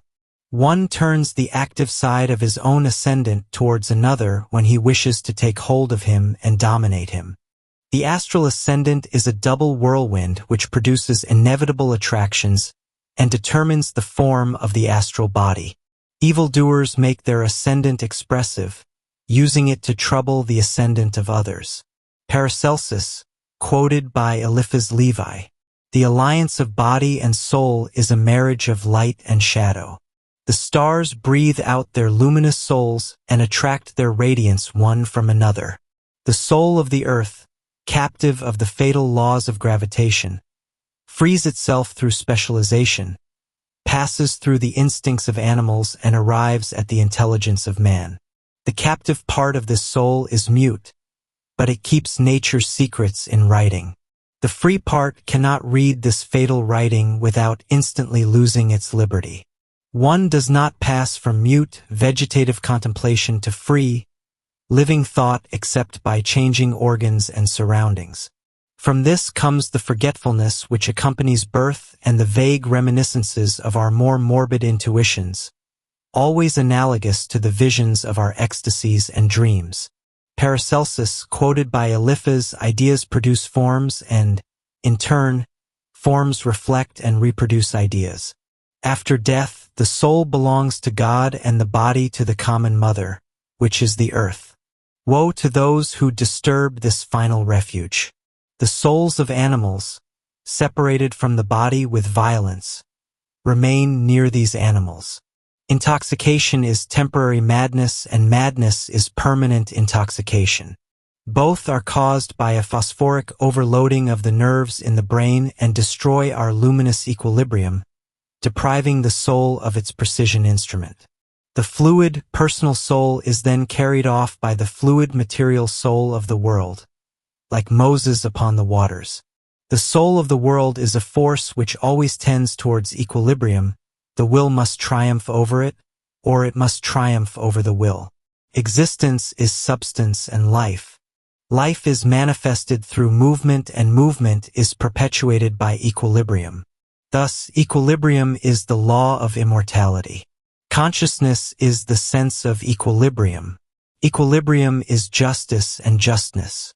The soul of the earth drags into the vertigo of astral movement all that does not resist it through the balanced forces of reason.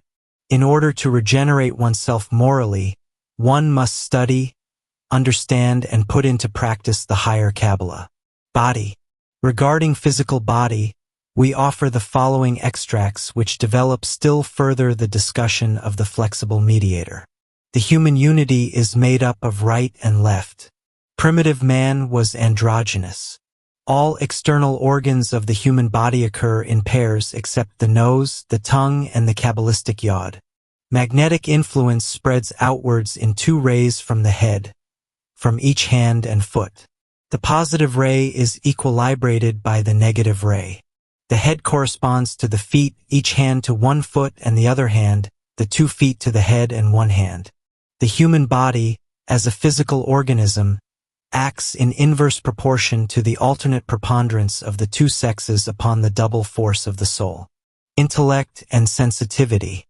Our body in human life is like a useless envelope for the third life, and it is for this reason that we cast it off at the moment of our second birth.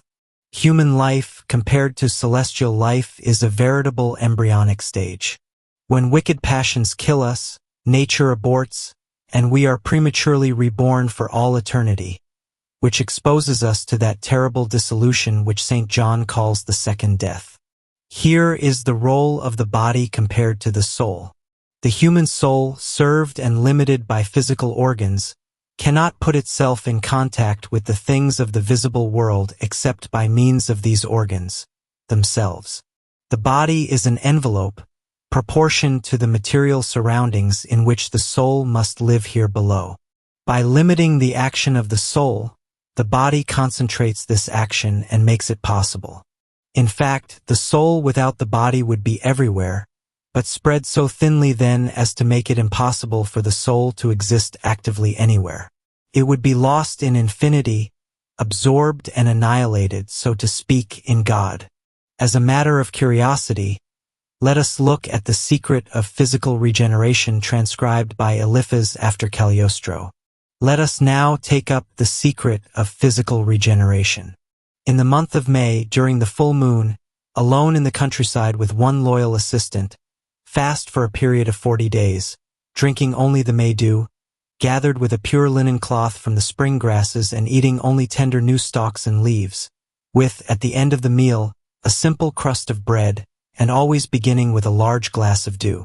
The 17th day, perform a light bloodletting. Each morning take 6 drops of azote balm, each evening 10, adding 2 drops daily until the 32nd day. Then repeat the light bloodletting at dawn, followed by sleep, and remain in bed until the end of the 40th day. Upon waking, after the bloodletting, take a grain of universal medicine. You will then be subject to a fainting spell which should last about 3 hours, followed by convulsions, perspiration, and considerable evacuation. Change both clothing and bed linen. Next, drink a light, non-fatty consommé of beef, seasoned with rue, sage, valerian, verbena, and melissa. The following day, take a second grain of universal medicine, that is, of astral mercury mixed with gold sulfur. The next day, take a lukewarm bath. The 36th day, drink a glass of Egyptian wine. The 37th day, take a third and final grain of universal medicine. The hair, teeth, and nails will renew themselves, likewise the skin. The 38th day, bathe using the aforementioned herbs. Every 50 years, make such a 40-day retreat, considering it a kind of jubilee. On the 39th day, swallow 10 drops of elixir of Akarat in 2 spoonfuls of wine. On the 40th day, the operation is finished and the old has become young once more. 3. Evolution of principles. In order to understand what follows, the reader should recall the teachings of the Kabbalah concerning the human being and its makeup. In their general study, the Kabbalists do not take into account the physical body of man. They take into consideration only the 2 polarizations of the intermediary principle between immortal spirit and the body, naming the lesser polarization nefesh and the higher ruach.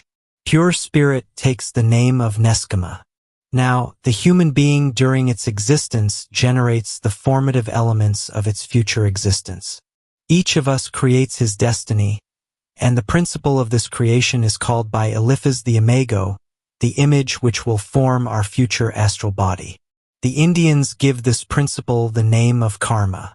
Fabre d'Olivet gives it as the origin of the fate of the human monad, with will enlightened by providence during incarnation capable of struggling against it.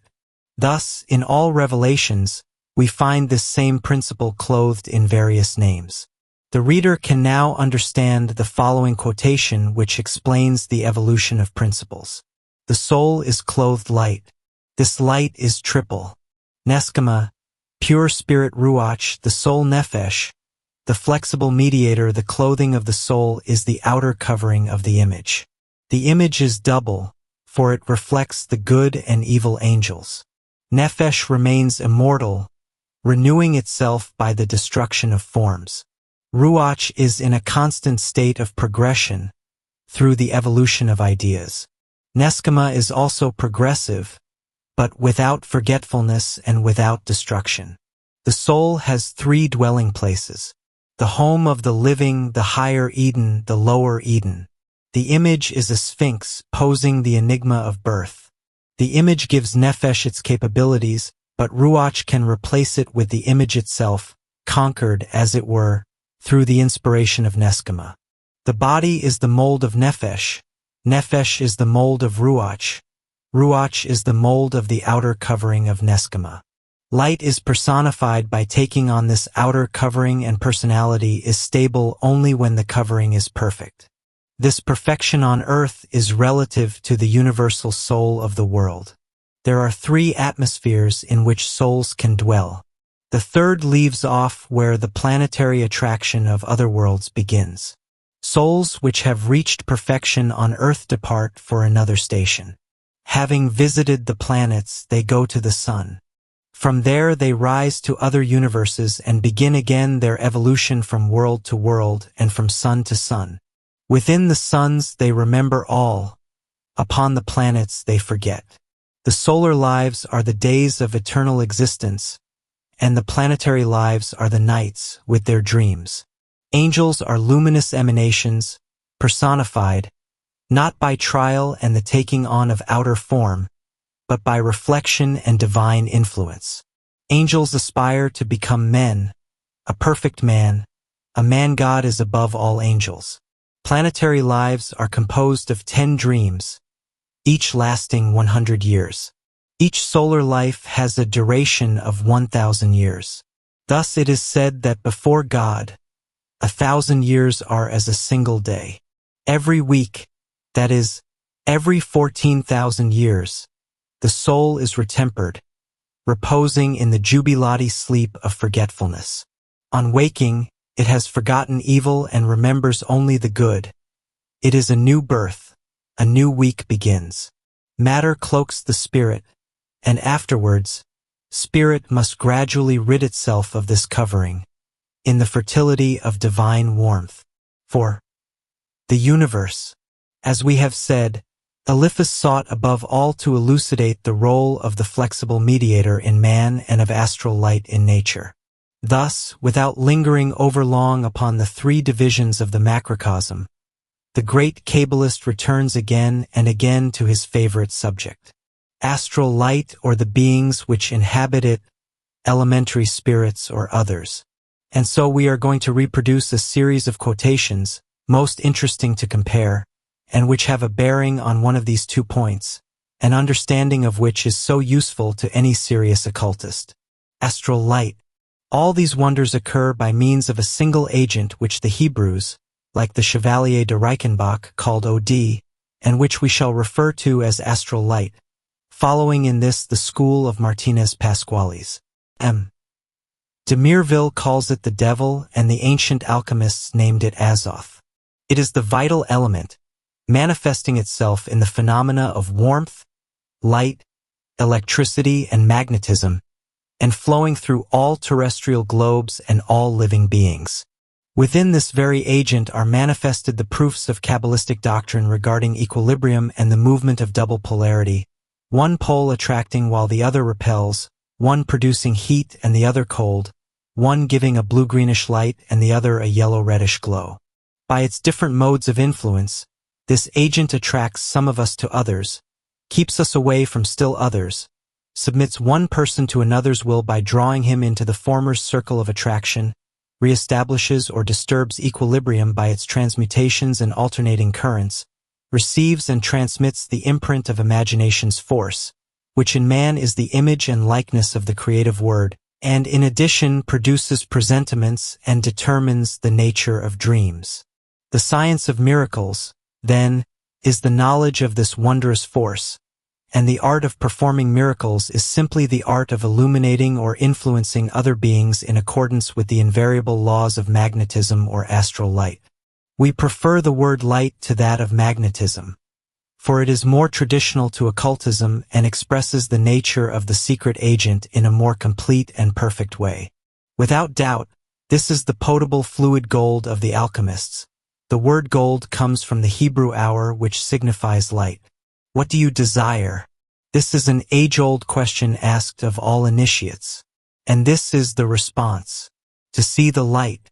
The name of Illuminati has been commonly given to all adepts of occultism, though generally misinterpreted to signify men who believe themselves enlightened by a miraculous light. Illuminati simply means possessors of light, whether it be due to a scientific study of the great magical agent or to a rational ontological notion of the absolute. The universal agent is vital force subordinate to intelligence. Left to itself, it rapidly devours, like Moloch, everything to which it gives birth, changing the abundance of life to a vast destruction. Then it is the infernal serpent of the ancient myths, the Typhon of the Egyptians, the Moloch of the Phoenicians. But if wisdom, mother of Elohim, places her foot on its head. She quenches all the flames he spews forth and pours out upon the earth abundantly a life-giving light. Thus it is said in the Sohar that at the beginning of our earthly period, when the elements quarreled for control of the world's surface, fire, like an immense serpent, enveloped everything in its coils and was on the point of consuming all beings when divine mercy, raising around itself the waves of the sea like a cloak of clouds, placed a foot on the serpent's head and sent him back into the abyss. Who cannot see in this allegory the first premise and most reasonable explanation for one of the images so cherished by Catholic symbolism? The triumph of the Mother of God. The creation of beings by means of light. Light is the efficient agent of form and life, for it is both movement and heat. When it succeeds in fixing itself, polarized round a center, it produces a living being. Then, in order to perfect and preserve it, it attracts whatever plastic or flexible substance is necessary.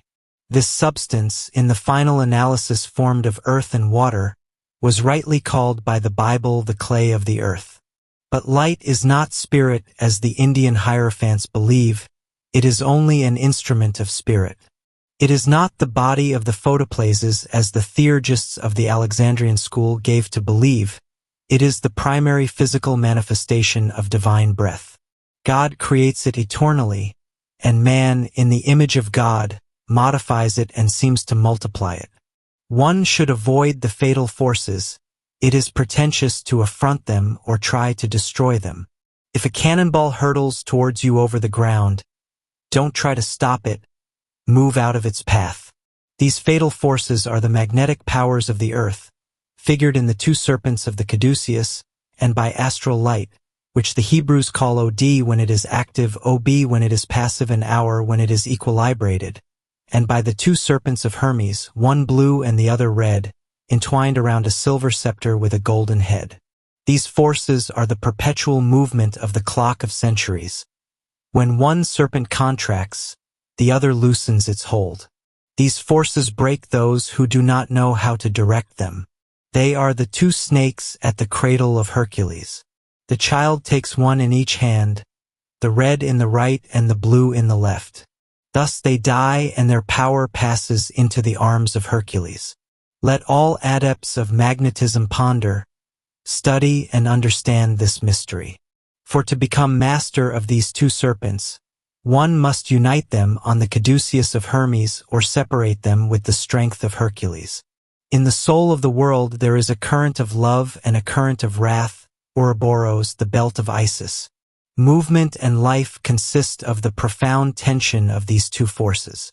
Matter is the external form of spirit.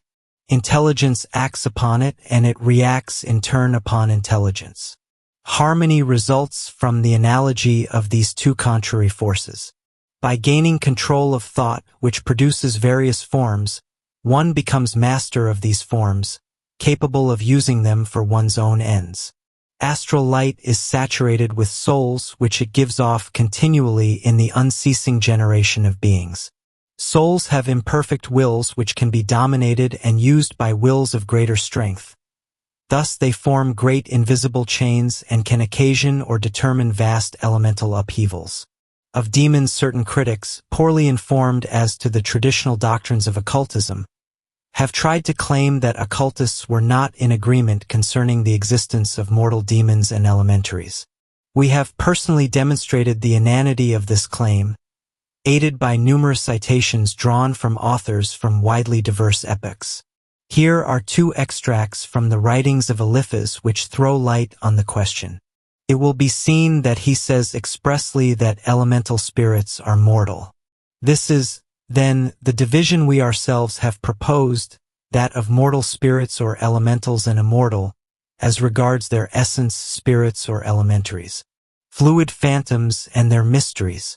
The ancients gave them different names, such as larvae, lemurs.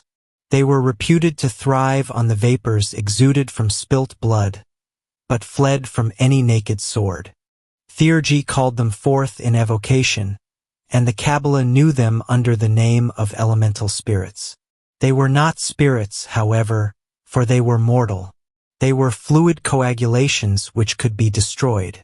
They were a kind of animate mirage, imperfect emanations of human life. The traditions of black magic say that they were born during the celibacy of Adam. Paracelsus claims that the vapors from the blood of menstruating women people the air with phantoms, and such ideas are so old that we find their trace in Hesiod, who expressly forbids leaving soiled linen of any nature to dry before a fire.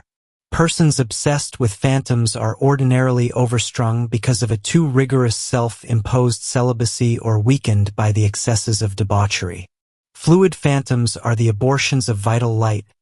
They are flexible mediators without body and without spirit, born from excesses of the mind and dissipations of the body.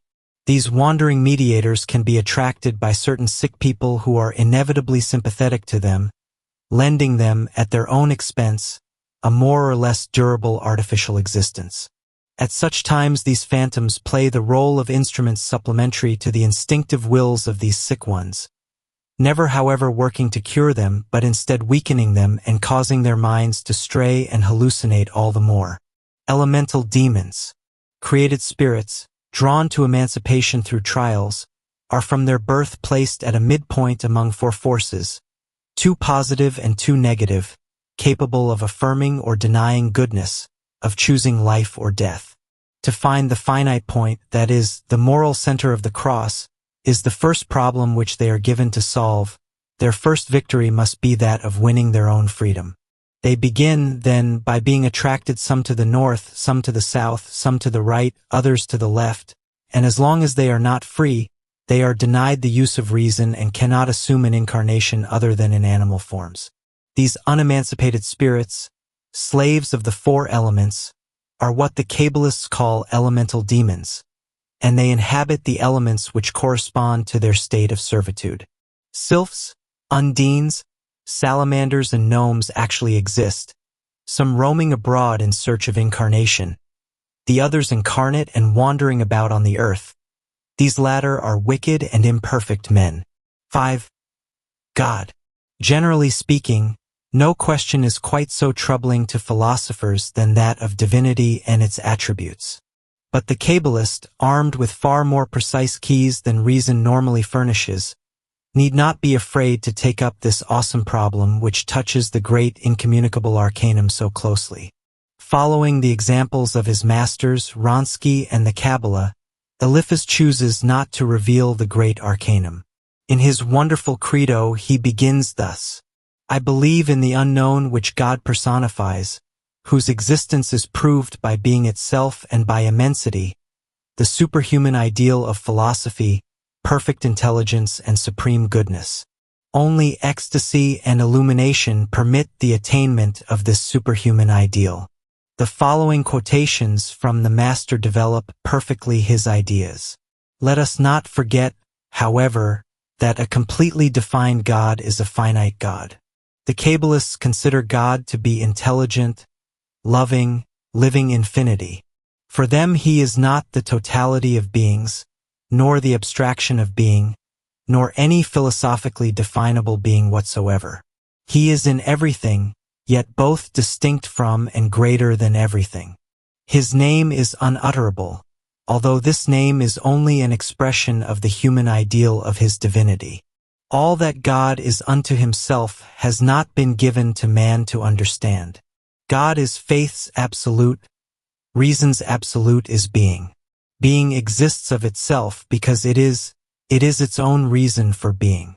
This incontestable philosophical reality, which has been called the idea of God, has been given a name by the Kabbalists. It is a name which contains all others. All numbers are derived from the digits of this name. The hieroglyphs of its letters express all the laws of nature. As we have said, they appreciate the worth of divine realities made manifest in their mirage or shadow within the human mind, but they believe this shadow or mirage to exist in exact reverse of the realities it results from. It is therefore the task of science to set the matter right, arriving at the harmony which comes from the analogy of opposites. The perception of common things through antithesis is one of the greatest secrets of the Kabbalah. Series of Latin quotes. Pythagoras thus defined God: an absolute and living truth, clothed in light. He said the Word was number manifested in form. God is the soul of light. For us, universal, infinite light is the body of God. The peoples of the world make idols and break them. Hell is inhabited by gods who shall remain fallen until the word of the great initiator is heard. God is spirit, and we must worship him in spirit and in truth. On religion, cults come and go, but religion is always the same. Dogmas prey upon each other like wild beasts. Yet the dogmatic world is no more the domain of error than the earthly world is the empire of death.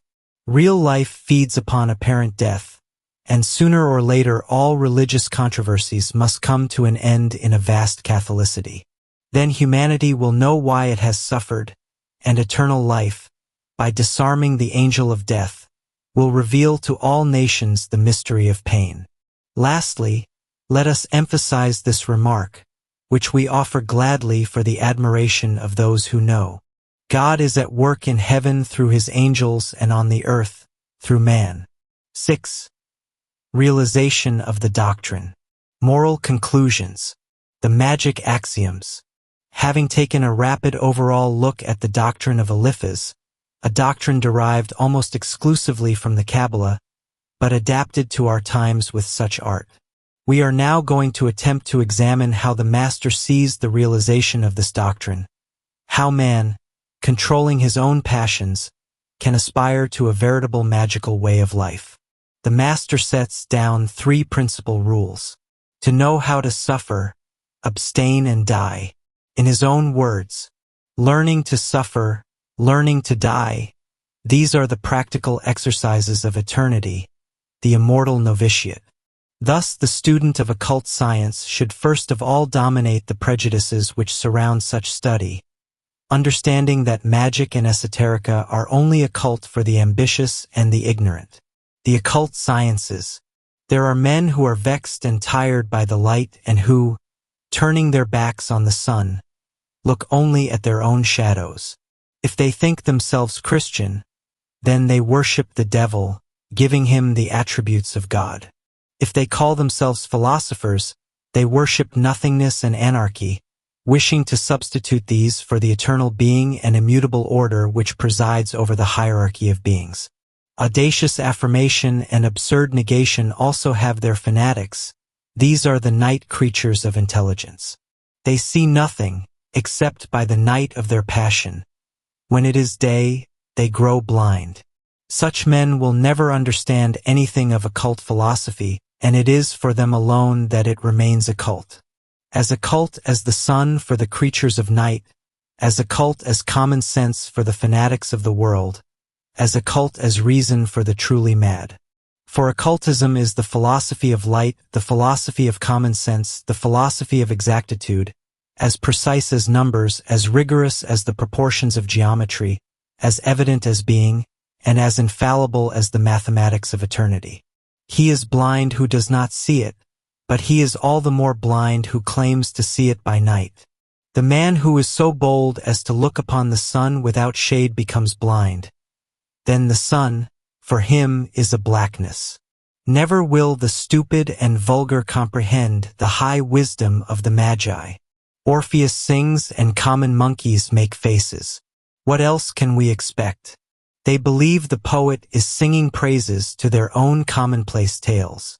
The honors one asks of the masses are a bitter ambrosia, for they contain much gall and little honey. The immortal palm is slow to mature and lends shade to scarcely nothing but the grave. True great men are not anxious for the recognition of their glory. They know that if lightning spares the laurel, it is only by a sort of complicity among catastrophes. Fable 4. A laurel crown is all too often a crown of confusion. The sap of the laurel contains the most subtle of all poisons. Yes, one must be daring to seriously involve oneself with this occult philosophy which has been treated with such scorn by those who deny its truth and with such hate by those who attribute its existence to the devil. One must be daring to control the vital light which prolongs the effect of our organs far beyond even their visible limits and which permeates with our own life the objects we choose to employ. One must be daring to gain supremacy over the phantoms of imagination and the worries of the mind. One must be daring to think differently from the vulgar, opposing the immutable reason of the wise to the ever-changing incoherence of the common crowd. God has placed peace and happiness at our disposition, but one must reach out and touch the fruits of the tree of life, forbidden by so much prejudice, so many idle dreams. And one must dare to take these fruits, steal them, as it were, for as soon as we have picked them, nature gives them to us freely. Let us not forget that heaven admits the force of violence and begs to be taken by storm. If hell were to be the birthright of courageous intelligence, struggling in the name of reason, and if heaven were reserved for fearful stupidity, ever ready to blindly obey, then men of honor and heart should all enter hell, and hell would become a new heaven. Love, this is magic's great secret, but one must distinguish between the love that gives immortality and the love that kills. As long as love is only desire and pleasure, it is mortal. To become eternal, it must become a sacrifice, for it is only then that love becomes a force and a virtue. It is the struggle of eros and anteros which creates the equilibrium of the world. This is why hate produces tears and remorse. Our hate makes our enemies strong. The only way to render them powerless to harm us is to love them. The love of our enemies is the strongest of all loves, for it is the most generous and, as a consequence, the most tranquil. He who hates, hates himself. He who strikes out at himself. He who curses, curses himself. He who breaks is broken. The soul of the wicked is eternally devoured by the monsters it gives birth to. A feeling of hate or envy is a viper which one warms and nourishes within one's heart. Evil feelings often take on the hideous shapes which correspond to them, and so pursue the wicked in their hallucinations and dreams. Incurable madness is always a consequence of any mortal sin against justice. Reason dies from a mortal sin, as the body from a mortal blow. In malevolum animum non habitabit sapientia, said Solomon, which means, reason and hate can never dwell side by side. Whatever your brother may have done to you, if you hate him you are wrong to do so, and it is you who are guilty towards him. Pride. But the occultist must take care. The force he gains may make him forget his veritable mission as an apostle of social evolution, and pride, that supreme temptation, may take possession of his being. The further man has risen, the greater the disorder which reigns when he abandons himself to the fatality of his instincts. The intoxication of pride is far more unreasonable than that of wine, and the most learned man, should he go astray, is open to lessons in sense and wisdom from even the most worthless being. Social ideas. It is from such thinking that derive the social ideas expressed, but with what reserve? By the great Kabbalist, and tending towards the establishment of an empire of the wise, governed by a great pope, spiritually, assisted by a great king, temporally. Who will put an end to our misery? A great pope aided by a great king, destroying all foreign weapons to unite progress and faith. Man has no other master when he is master of himself, and if there existed a nation made up entirely of the wise, it would be a nation of kings. Then only a republic would be possible, for such a people would have no need to be governed. But when I see a populace dulled by drunkenness, an insouciant bourgeoisie caring only for profit and gain, a press impassioned by self-interest and more often than not calculatedly false, an aristocracy which slips foolishly into decadence, then I wonder what kind of republic it can be they live in, and I suppose that when they cry out for greater liberty it is only that they may behave even more wickedly than they do. It's a fine thing, this declaration of the rights of man, but one should begin by creating men before their rights are given them. I doubt that you could call men the vile multitude that dragged Bailey to the scaffold, whipping him with a mud-spattered flag. If you asked me to what such men have a right, I would answer, to the gunfire of the 13 Vendemiaire, and such did they in fact encounter. Inevitably, republics are not governments but social crises. When power, like the stone of Sisyphus, falls from the arms which seek to push it too far, it rolls down again to the bottom of the mountain. This is what is called a revolution. 1,000 arms take hold of this stone to move it. This is the republic. A stronger one comes and picks it up. This is the empire, and he who succeeds in bringing it securely to rest at the mountain's summit establishes a kingdom. The magic realizations of Eliphas. The ignorant fools who study occult science and claim, modestly, to profess to them are generally prey to elementary spirits from the astral plane. They imagine that magic consists of moving tables and visiting a mistress in an astral body. The phenomena of magical realization which are produced by he who is deeply ingrained with traditional initiation, who has found his place in the invisible, are less showy and all the more serious. Any intense desire becomes certain reality within a few days for the true occultist. We could at this very moment cite proofs, infinitely strange to the profane, of the discovery of objects or valuable books following from orderly ideas pursued magically, that is, with will and persevering faith. What we have said in the introduction to this study should suffice to clarify what we only touch on here, and let us now bring to the reader's attention the two following extracts, drawn from Fables and Symbols. M. Louis Lucas, learned inventor of the biometer, has already demonstrated, following the ideas of the ancients, that all substance is one, owing its particular forms only to the diversity of its modes of molecular polarization and the various angulations of its magnetic influence. The consequence of this discovery is that all beings are individual magnets whose life is the work of attraction-repulsion.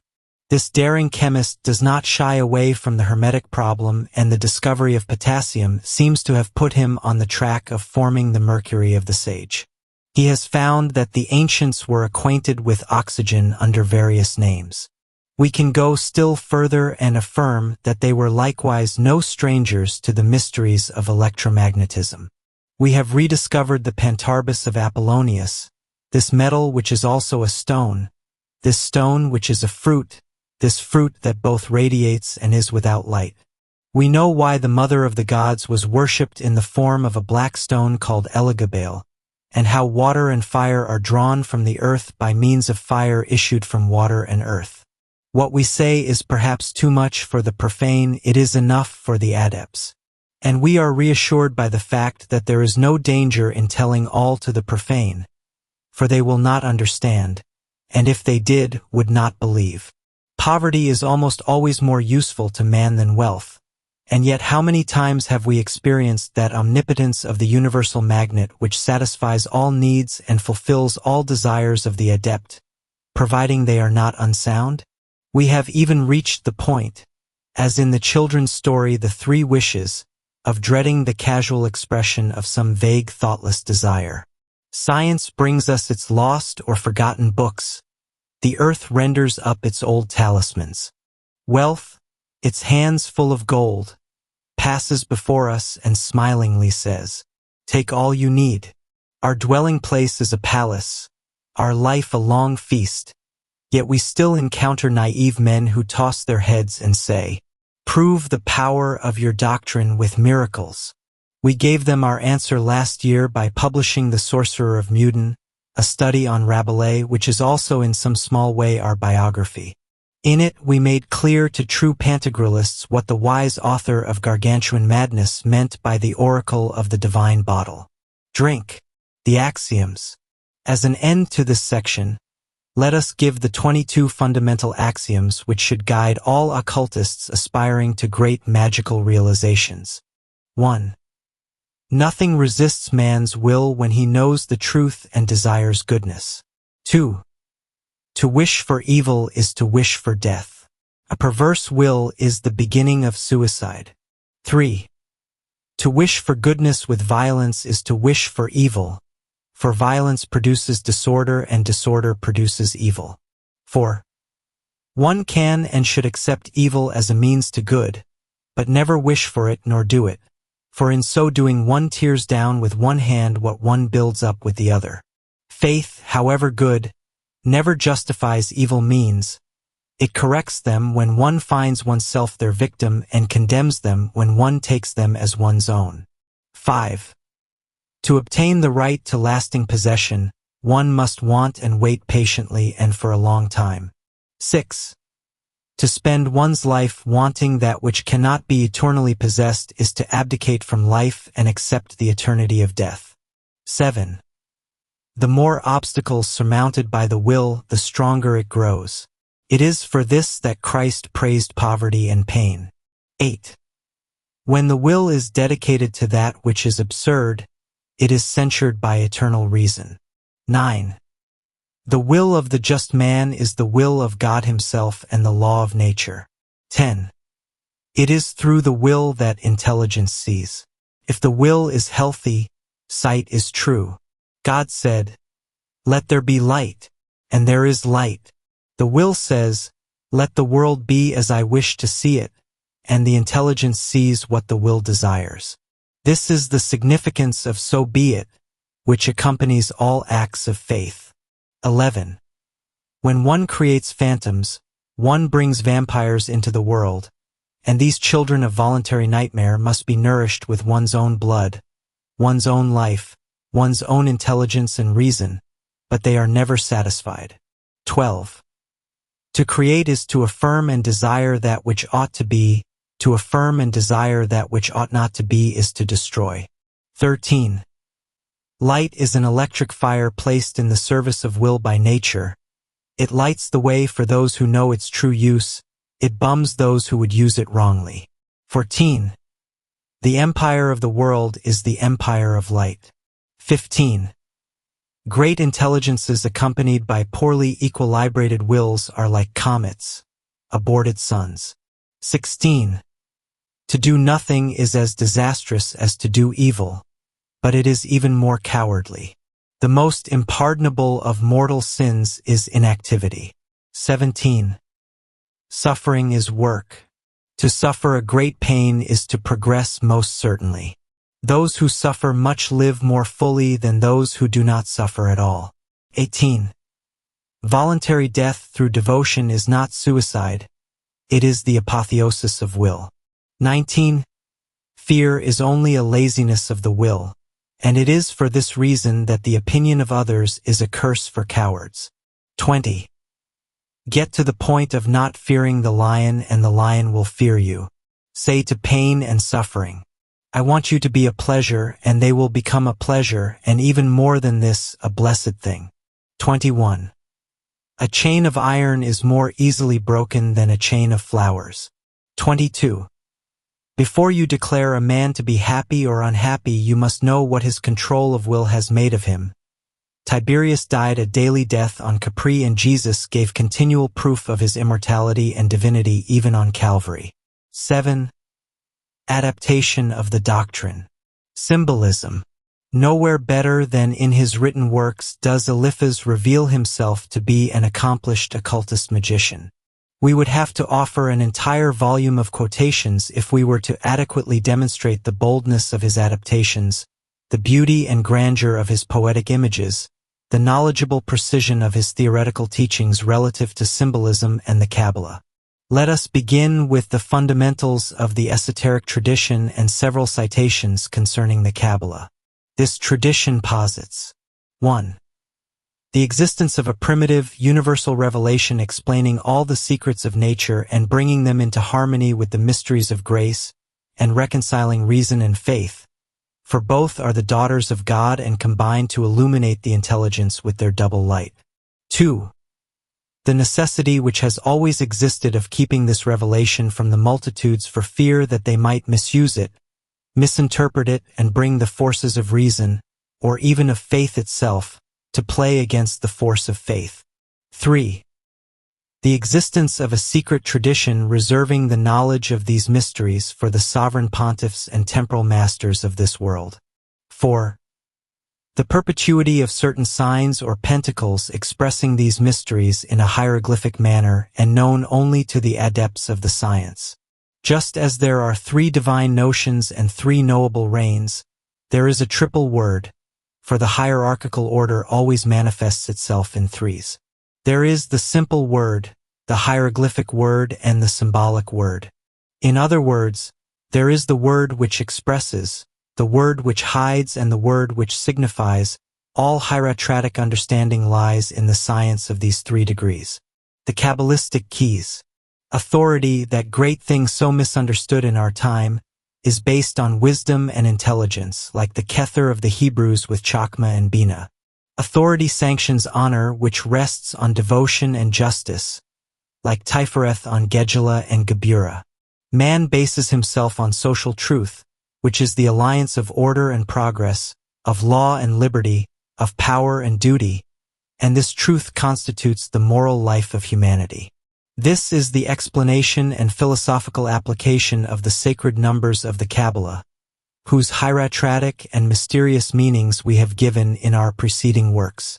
To pronounce the great words of the Kabbalah in accordance with science, they must be pronounced with entire understanding, with a will which nothing hinders, with an active drive which nothing can forestall. In magic, to have spoken is to have done. The word begins with letters and concludes in action. One does not really desire something unless one wants it with all one's heart, to the point of sacrificing one's most cherished affections, of risking one's health, one's fortune, and one's life. Let us especially bring the reader's attention to this definition of occultism. Unique dogma, a symbolism at once philosophical and poetical, buried in the ruins of ancient civilizations and reborn in new societies. Occultism is beautiful. It is immortal in its profound reason for being. It represents nature and its laws, the human spirit and its aspirations, the unknown with its uncertainties overcome by a legitimate hypothesis, but the sweet mysticism of Christianity with its dreams of heaven, its whimperings for an ideal of tenderness and infinite purity, has very nearly obliterated the colossal science of Eleusis and Thebes. Antigone, the ancient virgin, was not a mother, like Mary. We have fewer tears for the innocent daughter of Oedipus, the sacrilege, than for the virgin mother of the Redeemer. The phoenix, always reborn, offers something terrible and exhausting as an image, recalling the vulture of Prometheus, but the Christian dove, carrying in its beak the olive branch, speaks only of love, of mercy and peace. It is not our wish to resurrect the phoenix in order to oppose it to the Christian dove, but rather that the phoenix render homage to the dove and that the dove console the phoenix in its solitude. We desire that the dogmas of science and of faith be united in a single radiant circle, as the Rosicrucians, our masters, united the graceful image of the rose with the harsh symbol of the cross. Symbolism and its applications. It is from the Kabbalah that Eliphas draws his conception of symbolism, as we shall see it defined and applied in what follows. Symbolism is a science like algebra, and even analogous to algebra, for, with conventional signs, it abstractly represents ideas as exact as numbers, often making use of numbers themselves for this representation. The Polish Kabbalist Wronski, representing the known and the unknown by fx, thus uses algebraic characters to pose the universal problem of occult philosophy, which means being is proportionate to being, or infinity equals the sum of all possible qualities, or yet again, the absolute properties of being are proportionate to the absolute needs of all beings, from which this axiom can be deduced. The necessity of infinite being supposes the indefinable progress of beings. Applications of Kabbalistic symbolism. It is said that the life of the rose is short, and yet the rose is always living. Is there ever a springtime without roses? The rose as a type is immortal in light. Light ceaselessly captures the reality of roses on vegetable leaves composed of earth and water. Trials perish and return, but the rose of light does not die. It is thus with all beautiful things. Beauty is eternal, but the clouds it colors with its light are capable of dissolution. The method of Kabbalistic rabbis was to exaggerate symbols in order to explain them. Thus they covered the veil with a new one in order to force intelligence to uncover the spirit within the obvious absurdity of the letter. These same rabbis say also that the cries of women in childbirth are gathered up by the angel of mercy and closed in a golden box, and that on the last day, when Satan will prosecute the human race before the tribunal of God, and when men will have of themselves no answer, the angel will open the box. Out of it will come a voice more powerful than all the noise of hell, and all the children of Adam will be saved by this sublime defense formed out of a single cry, the liberating cry of all mothers. Saint Michael and Satan are as a resume of all symbolism, like Mitra and the black bull, like Hercules and the hydra, like Bellerophon and the chimera, like Apollo and the serpent risen out of the mire of the flood. Eternal symbolism, like that of light and shadow, thought and form, fable and truth. Well-equilibrated men are centers of movement. They are suns which necessarily draw worlds into their circle of attraction, thus creating universes. This is accomplished of itself without need for thought, and this is why Christ said, "First seek the kingdom of God, truth, and its justice, and all the rest shall follow of its own accord." Happy are they who can understand this great word. Balanced forces are essentially creative. The Elohim made the world, and the Elohim are the equilibrating forces of nature. It is for this that, following the Oriental fable, Solomon gave the Queen of Sheba a son, having initiated her into veritable wisdom. Fable 3. From the line of Solomon and the Queen of Sheba were born the 3 Magi kings who came to visit the Savior in Bethlehem, thereby uniting in a simple temple, albeit only a poor stable, under the rays of a single star, the pentagram of occult understanding and all symbolisms of the world. The great symbols synthesis of the doctrine. The Sphinx, the science of fate. The Sphinx was seated on his solitary rock, proposing an enigma to all prostrate men. And if the future king succumbed to the mystery, the monster said, "Die, you have not guessed the answer." Yes, for man here below, life is a problem solved by work under the scythe of death. The source of the future lies within ourselves, and the scepter of the world belongs to the strongest. To suffer is to work, to accomplish one's task. Woe to the lazy one who sleeps on the road. Pain, like a dog, nips at the coward's heels, the coward, who by losing a single day, overburdens the next. To hesitate is to die. Error is a crime foreseen by nature and paid for in advance. The angel, not wholly freed, falls again into the abyss, kingdom and despair of Satan cast down. God has never pitted clamorings nor tears. For our consolation, all the future is there. We are the ones to forge weapons of misfortune. God has given us charge of our own chastisement. To dominate death, one must conquer life. One must learn how to die. To live again, immortal, servile nature must be trampled underfoot. To change man to a sage and the tomb to an altar. The final word of the Sphinx is Alcidius's pyre, Oedipus's lightning bolt, and the Savior's cross.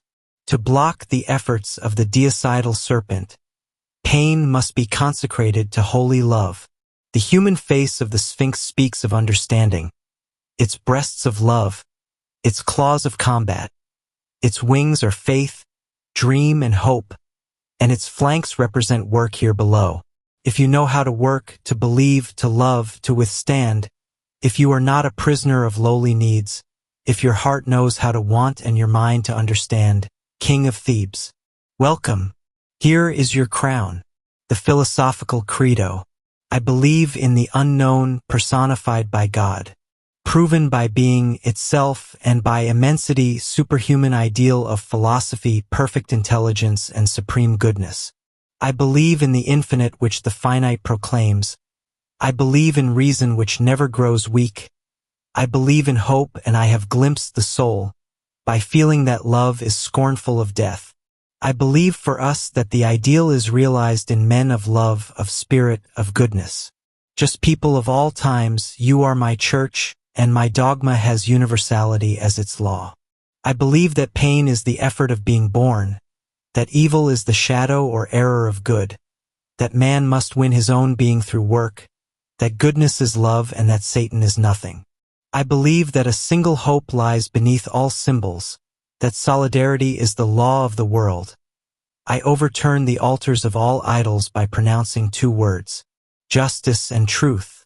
I believe that duty is measured by right, that the stronger owes more and the weaker less, that to fear the true God is to insult him, that we must unite our efforts in attending him.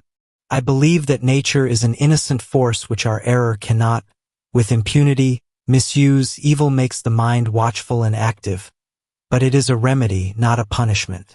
I believe that upon rending the veils of death we will all return to the paternal home.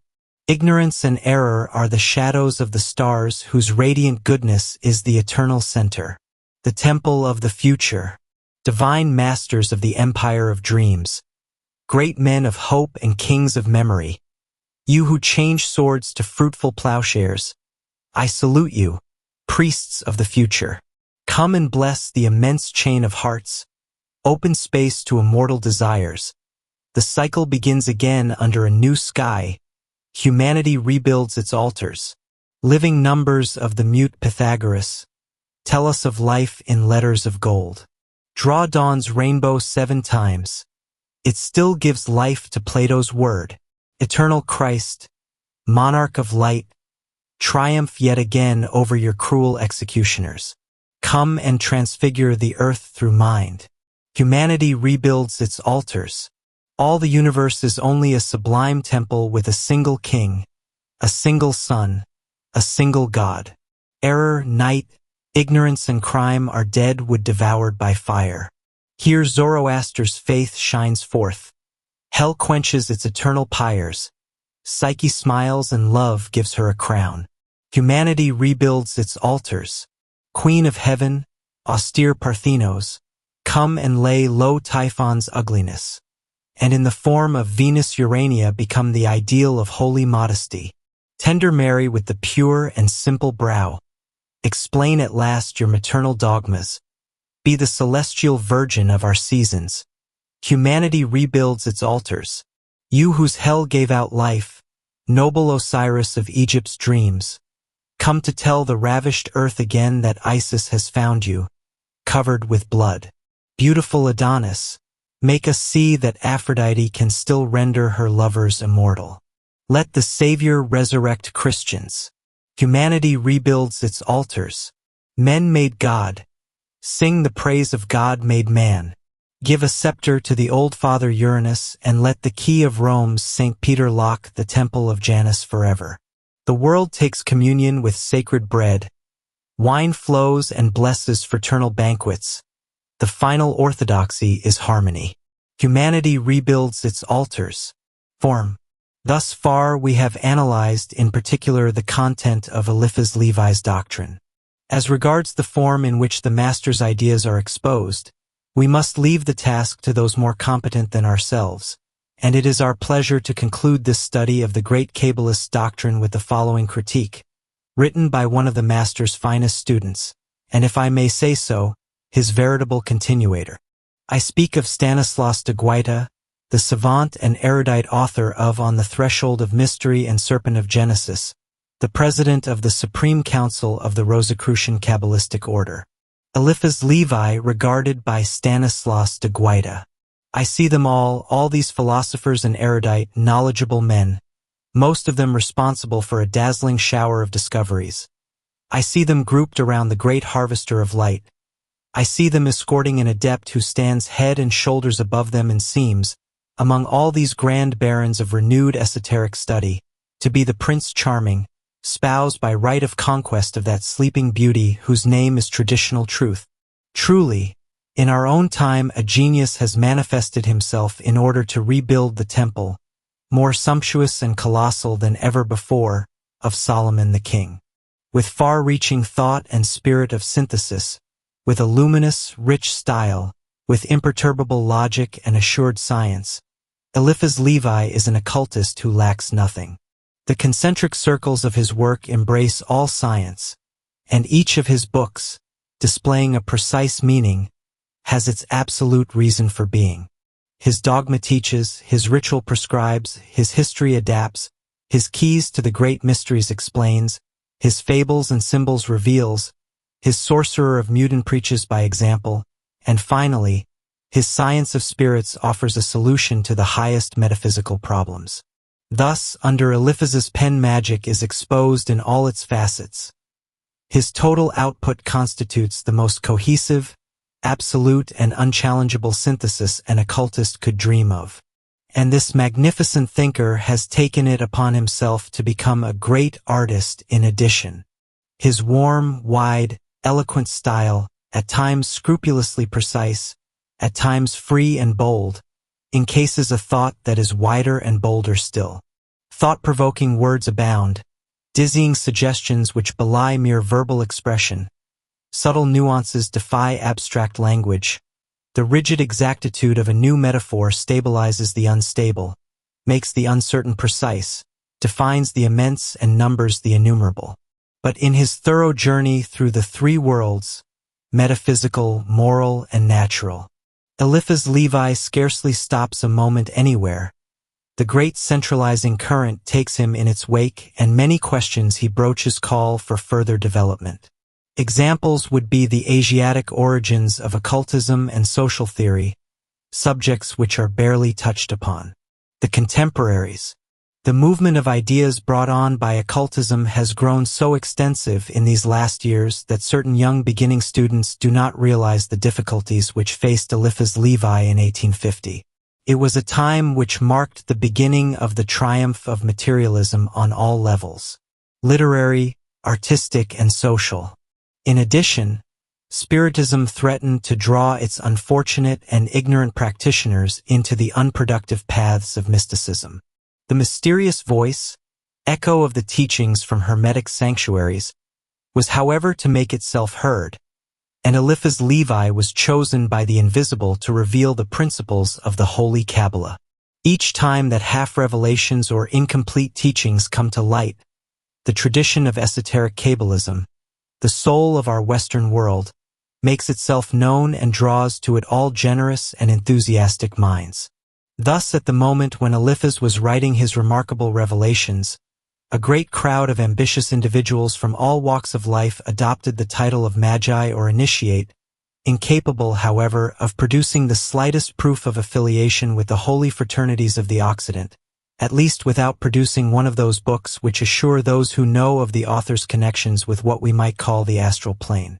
Today, who remembers Paul Agues or Esquiros, two journalists who claimed to be initiates and made the rounds of the salons playing the role of professors in occult science? A few badly written brochures are the only trace which has been left by these audacious men of yesterday. Among contemporary occultists, who takes notice of Alcide Morin, of his review of magic and his 13 Nights, where all the same are to be found a number of fine ideas? Who can give full justice to Kahane, the veritable revelator of Spiritism, the curious author of Arcana of the Future Life, the ardent magnetist whose superb eloquence has been called smug and middle class by Allan Kardec, another who nonetheless merits our attention. Many are the names we might cite to show our epoch the ever-presence of such initiates come out of journalism and incapable of producing any truly initiate work. We could compare them with Esquiros or Paul Agues to demonstrate that the same principles always generate the same laws, but we are not a judge, and time will take care of the task. Eliphas took great care to emphasize the necessity, for a true occultist, of remaining within a tradition, sanctioned by an order connected with the real teachings of esoteric philosophy. The most striking proof of the truth of this is the fact that names such as Louis Lucas, Desperoles, and Ronsky are known and respected today, whereas others such as Agues and Esquiros and even Alcide Morin are almost entirely forgotten by contemporary occultists. Such is the law. Works which are linked to the principle of truth are given a life whose intensity grows with time, while those born out of division and error are oriented towards death, and the intensity of their annihilation also grows with time. Eliphas underwent regular initiation into several orders. Documents found among his papers testify to this fact, as do his works themselves. What are the principal contemporary manifestations of those initiate centers of yesteryear? We must seek an answer to this question in order to best isolate the influence of Eliphas on our time. The traditional centers of initiation. It is well known that throughout the ages there have been no greater enemies of the clerical spirit than those men who were actually connected with a real center of initiation.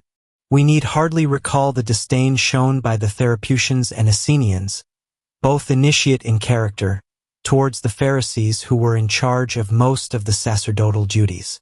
Later it was the Gnostics who defended the reality of authority against the deceptive illusions of power seized by the clericalism of Christianity. And since it has always been to Gnosticism or to the Kabbalah that the various initiate orders of the West have appealed for that mystic light which illuminates each man born into the world, but that must be sought out from beneath the covering which hides it. Among the orders which can be linked to Gnosticism, let us cite Freemasonry, which preserves the light in its symbols that remain incomprehensible to F of all grades, just as Israel preserves the Kabbalistic hieroglyphs of the Bible without understanding them any more than the Freemasons understand the Gnostic symbols, the foundation of chapters and tribunals. But just as Israel was made up of three great classes, the Sadducees, the Pharisees, and the Essenians, the Gnostic tradition, transmitted by the Templars, the Alchemists, and the Freemasons, includes three instinctive modalities. 1. The lowest, possessing only an instinct for the struggle against clericalism without knowledge of the causes or means of combat, is represented by the Great Orient and the Rite called French. 2. The middle, possessing a certain understanding of the governing laws thanks to the conservation of symbols, of initiate practices and of the hierarchy, and acquainted with the means of attainment, without however a clear perception of the governing cause, is represented by the rite called Scotch and by the various rites practiced in England and the United States. 3. The highest, soaring to the very principle of that light sought after so steadfastly by the Freemasons, is manifest in the Illuminism which the rite called Martinist represents in France.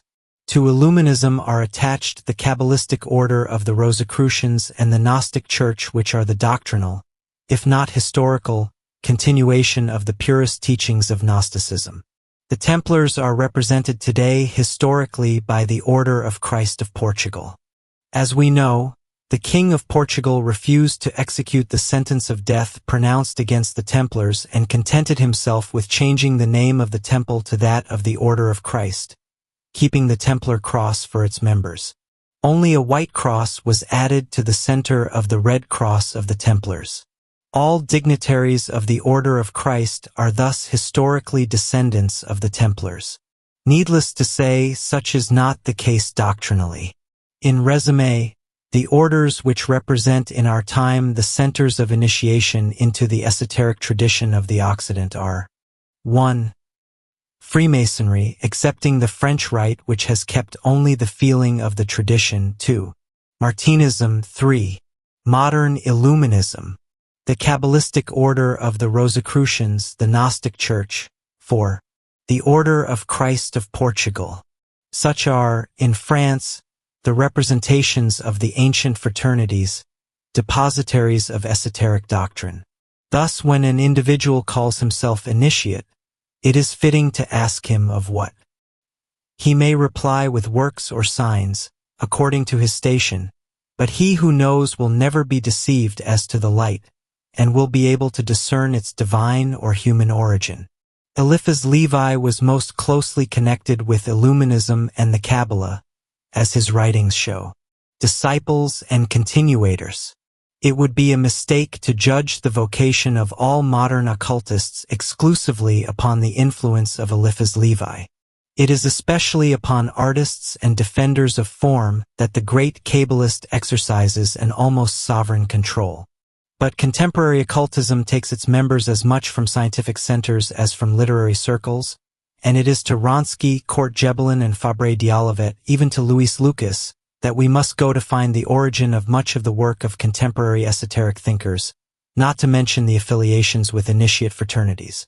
Among literary occultists, direct students more or less of Eliphas, let us mention Stanislas de Guaita, Émile Michelet, Albert Jouni, Josephine Pelledin, René Cayley.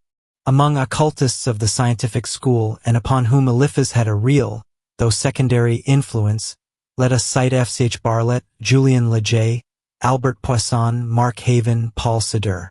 Lastly, we must also mention those whom the intellectual personality of Eliphas particularly interested. The Baron Spedalieri, Lucien Mochel, M.M. Montaut and Charrat, and Madame Hutchinson, students of the master. Stanislas de Guaita. We have always presented the restorer of the Kabbalistic order of the Rosicrucians as the most direct continuator of Eliphas Levi. Of all the students formed by the master, Stanislas de Guaita is uncontestedly the one who has risen to occupy first place, as much by the ardor with which he pursued his study of the Kabbalah, as by the magisterial form which encases the profound ideas exposed by the author of On the Threshold of Mystery. Already celebrated in literary circles as a poet, Stanislas de Guaita abandoned the cult of the muse for that of the mysterious sciences. The work of this young master is now assured of a long existence, and the attacks of envious and powerless enemies have not been able to prevail against the authority which arises from work so important and so seriously thought out. De Guaita has published 1. On the Threshold of Mystery, first edition, second edition, considerably enlarged. 2. The Serpent of Genesis. Stanislas de Guaita is an initiate of Illuminism and of Martinism. Josephine Pelledin. If one could separate, in Eliphas, the artist from the Kabbalist, we would not hesitate to consider M. Josephine Pelledin as one of the most eminent students of the master from an artistic point of view, but as a most mediocre Kabbalist. It is in fact impossible for any independent mind not to admire the magnificent form which Pelledin has given to the elementary theories of occult science, to such a degree even that the works of the author of Latin Decadence have an effect on poets and artists that is as powerful as that of the works of Eliphas himself. But true devotees of the Kabbalah can only be shocked by the infantile affirmations presented as the cream of mystery by M. Pelledin, writing that the Zohar is composed of a few pages of writing or positing his ridiculous theory of planetary influence, drawn no doubt from the Chaldeo-Greek tradition. But the form is so fine that in spite of everything the content is saved, and if only ignorance can ascribe to M. Pelledin, the Kabbalist, this young author has a right to the admiration of all as a writer and artist. Émile Michelet, scorning the fashionable success due to an eccentric exterior which hides the vacancy within, putting his entire confidence in the selfless pursuit of ideal beauty, hidden in the esoteric symbolism of all civilizations, Émile Michelet does not allow his intellectual realizations to appear except after long and patient effort and thought. This no doubt accounts for the very great success of each of his works in the eyes of intellectuals. 1. Of Esoteric Philosophy in Art. 2. A series of esoteric lectures to the Independent Group for Esoteric Studies, where Émile Michelet directs aesthetic studies. 3. A series of lectures on magic and love in the Salle des Capucines, a veritable masterpiece of science and lofty thinking.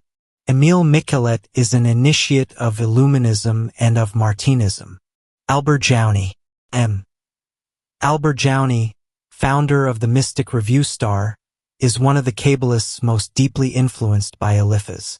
Living a life of retirement in the country, far from quarrels and rival sects, M. Jouni spends his time writing very interesting commentaries on the classics of the Kabbalah. At the present time he is working on an important study of the Sifrei Zinuta, that book of mysteries which occupied Eliphas himself at the beginning of this volume. Especially interesting is the noble form which M. Jouni has given to his thought, and the poetical works of this young Kabbalist deserve a special place in the library of any occultist devoted to the cult of beauty. René Cayley, the first in France to direct and maintain a magazine defending contemporary occultism, the founder of the Anti-Materialist and the Review of High Studies, René Cayley has had the great honor of propagating the doctrines of Eliphas Levi and of winning to them a great number of admirers. Having just published his poem of the soul, where richness of thought shines forth from every page, René Cayley directs the magazine Star with the greatest competence. All those acquainted with the sincere faith and generous heart of René Cayley cannot help but admire the master who produced such a disciple. We have kept our attention most particularly on the more or less direct students of Eliphas Levi. As we have already noted, these disciples are in the main those from literary milieu. It is no doubt this origin that has allowed them to penetrate so deeply into the master's genius. The as yet unknown work which we are here offering to the reader was announced by Eliphas Levi in 1862, at the beginning of his Fables and Symbols, constituting one of the volumes of the series of Occult Philosophy. Cult Philosophy. First series, Fables and Symbols. Second series, The Science of Spirits. Third series, the Book of Mystery Sifrad Zinuta, Great Sacred Book of the Kabbalah, translated and explicated for the first time. Fourth series, The Ring of Solomon. It is the volume constituting the third series which, considerably enlarged, has become the Book of Splendours, of which the Sifrad Zinuta is only one part. As to the Ring of Solomon, everything leads us to believe that this title refers to the Keys, a volume of engravings commented on in the 9 volumes of letters, entirely unpublished and currently in the possession of our friend Lucien Mochel. The authenticity of the present publication is absolutely incontestable. But it is time to draw to a close. As we said at the beginning of this study, others better versed in the doctrines of Eliphas Levi could have undertaken this work and perhaps done a more capable job. But we have always held the master in the greatest esteem. At the start of our studies in occultism, we even copied a great portion of the finest passages of his works, and the totality of this fills 8 thick notebooks. We attribute to this method the little we have retained of this noble doctrine, always distorted by superficial readers or the enemies which Eliphas rather often made. Thus the reader will excuse any obscurities and weaknesses in this study, considering the sincerity of the admiration which inspired it. Papoose, President of the Independent Group for Esoteric Studies, President of the Supreme Council of the Martinist Order, General Delegate of the Kabbalistic Order of the Rosicrucians.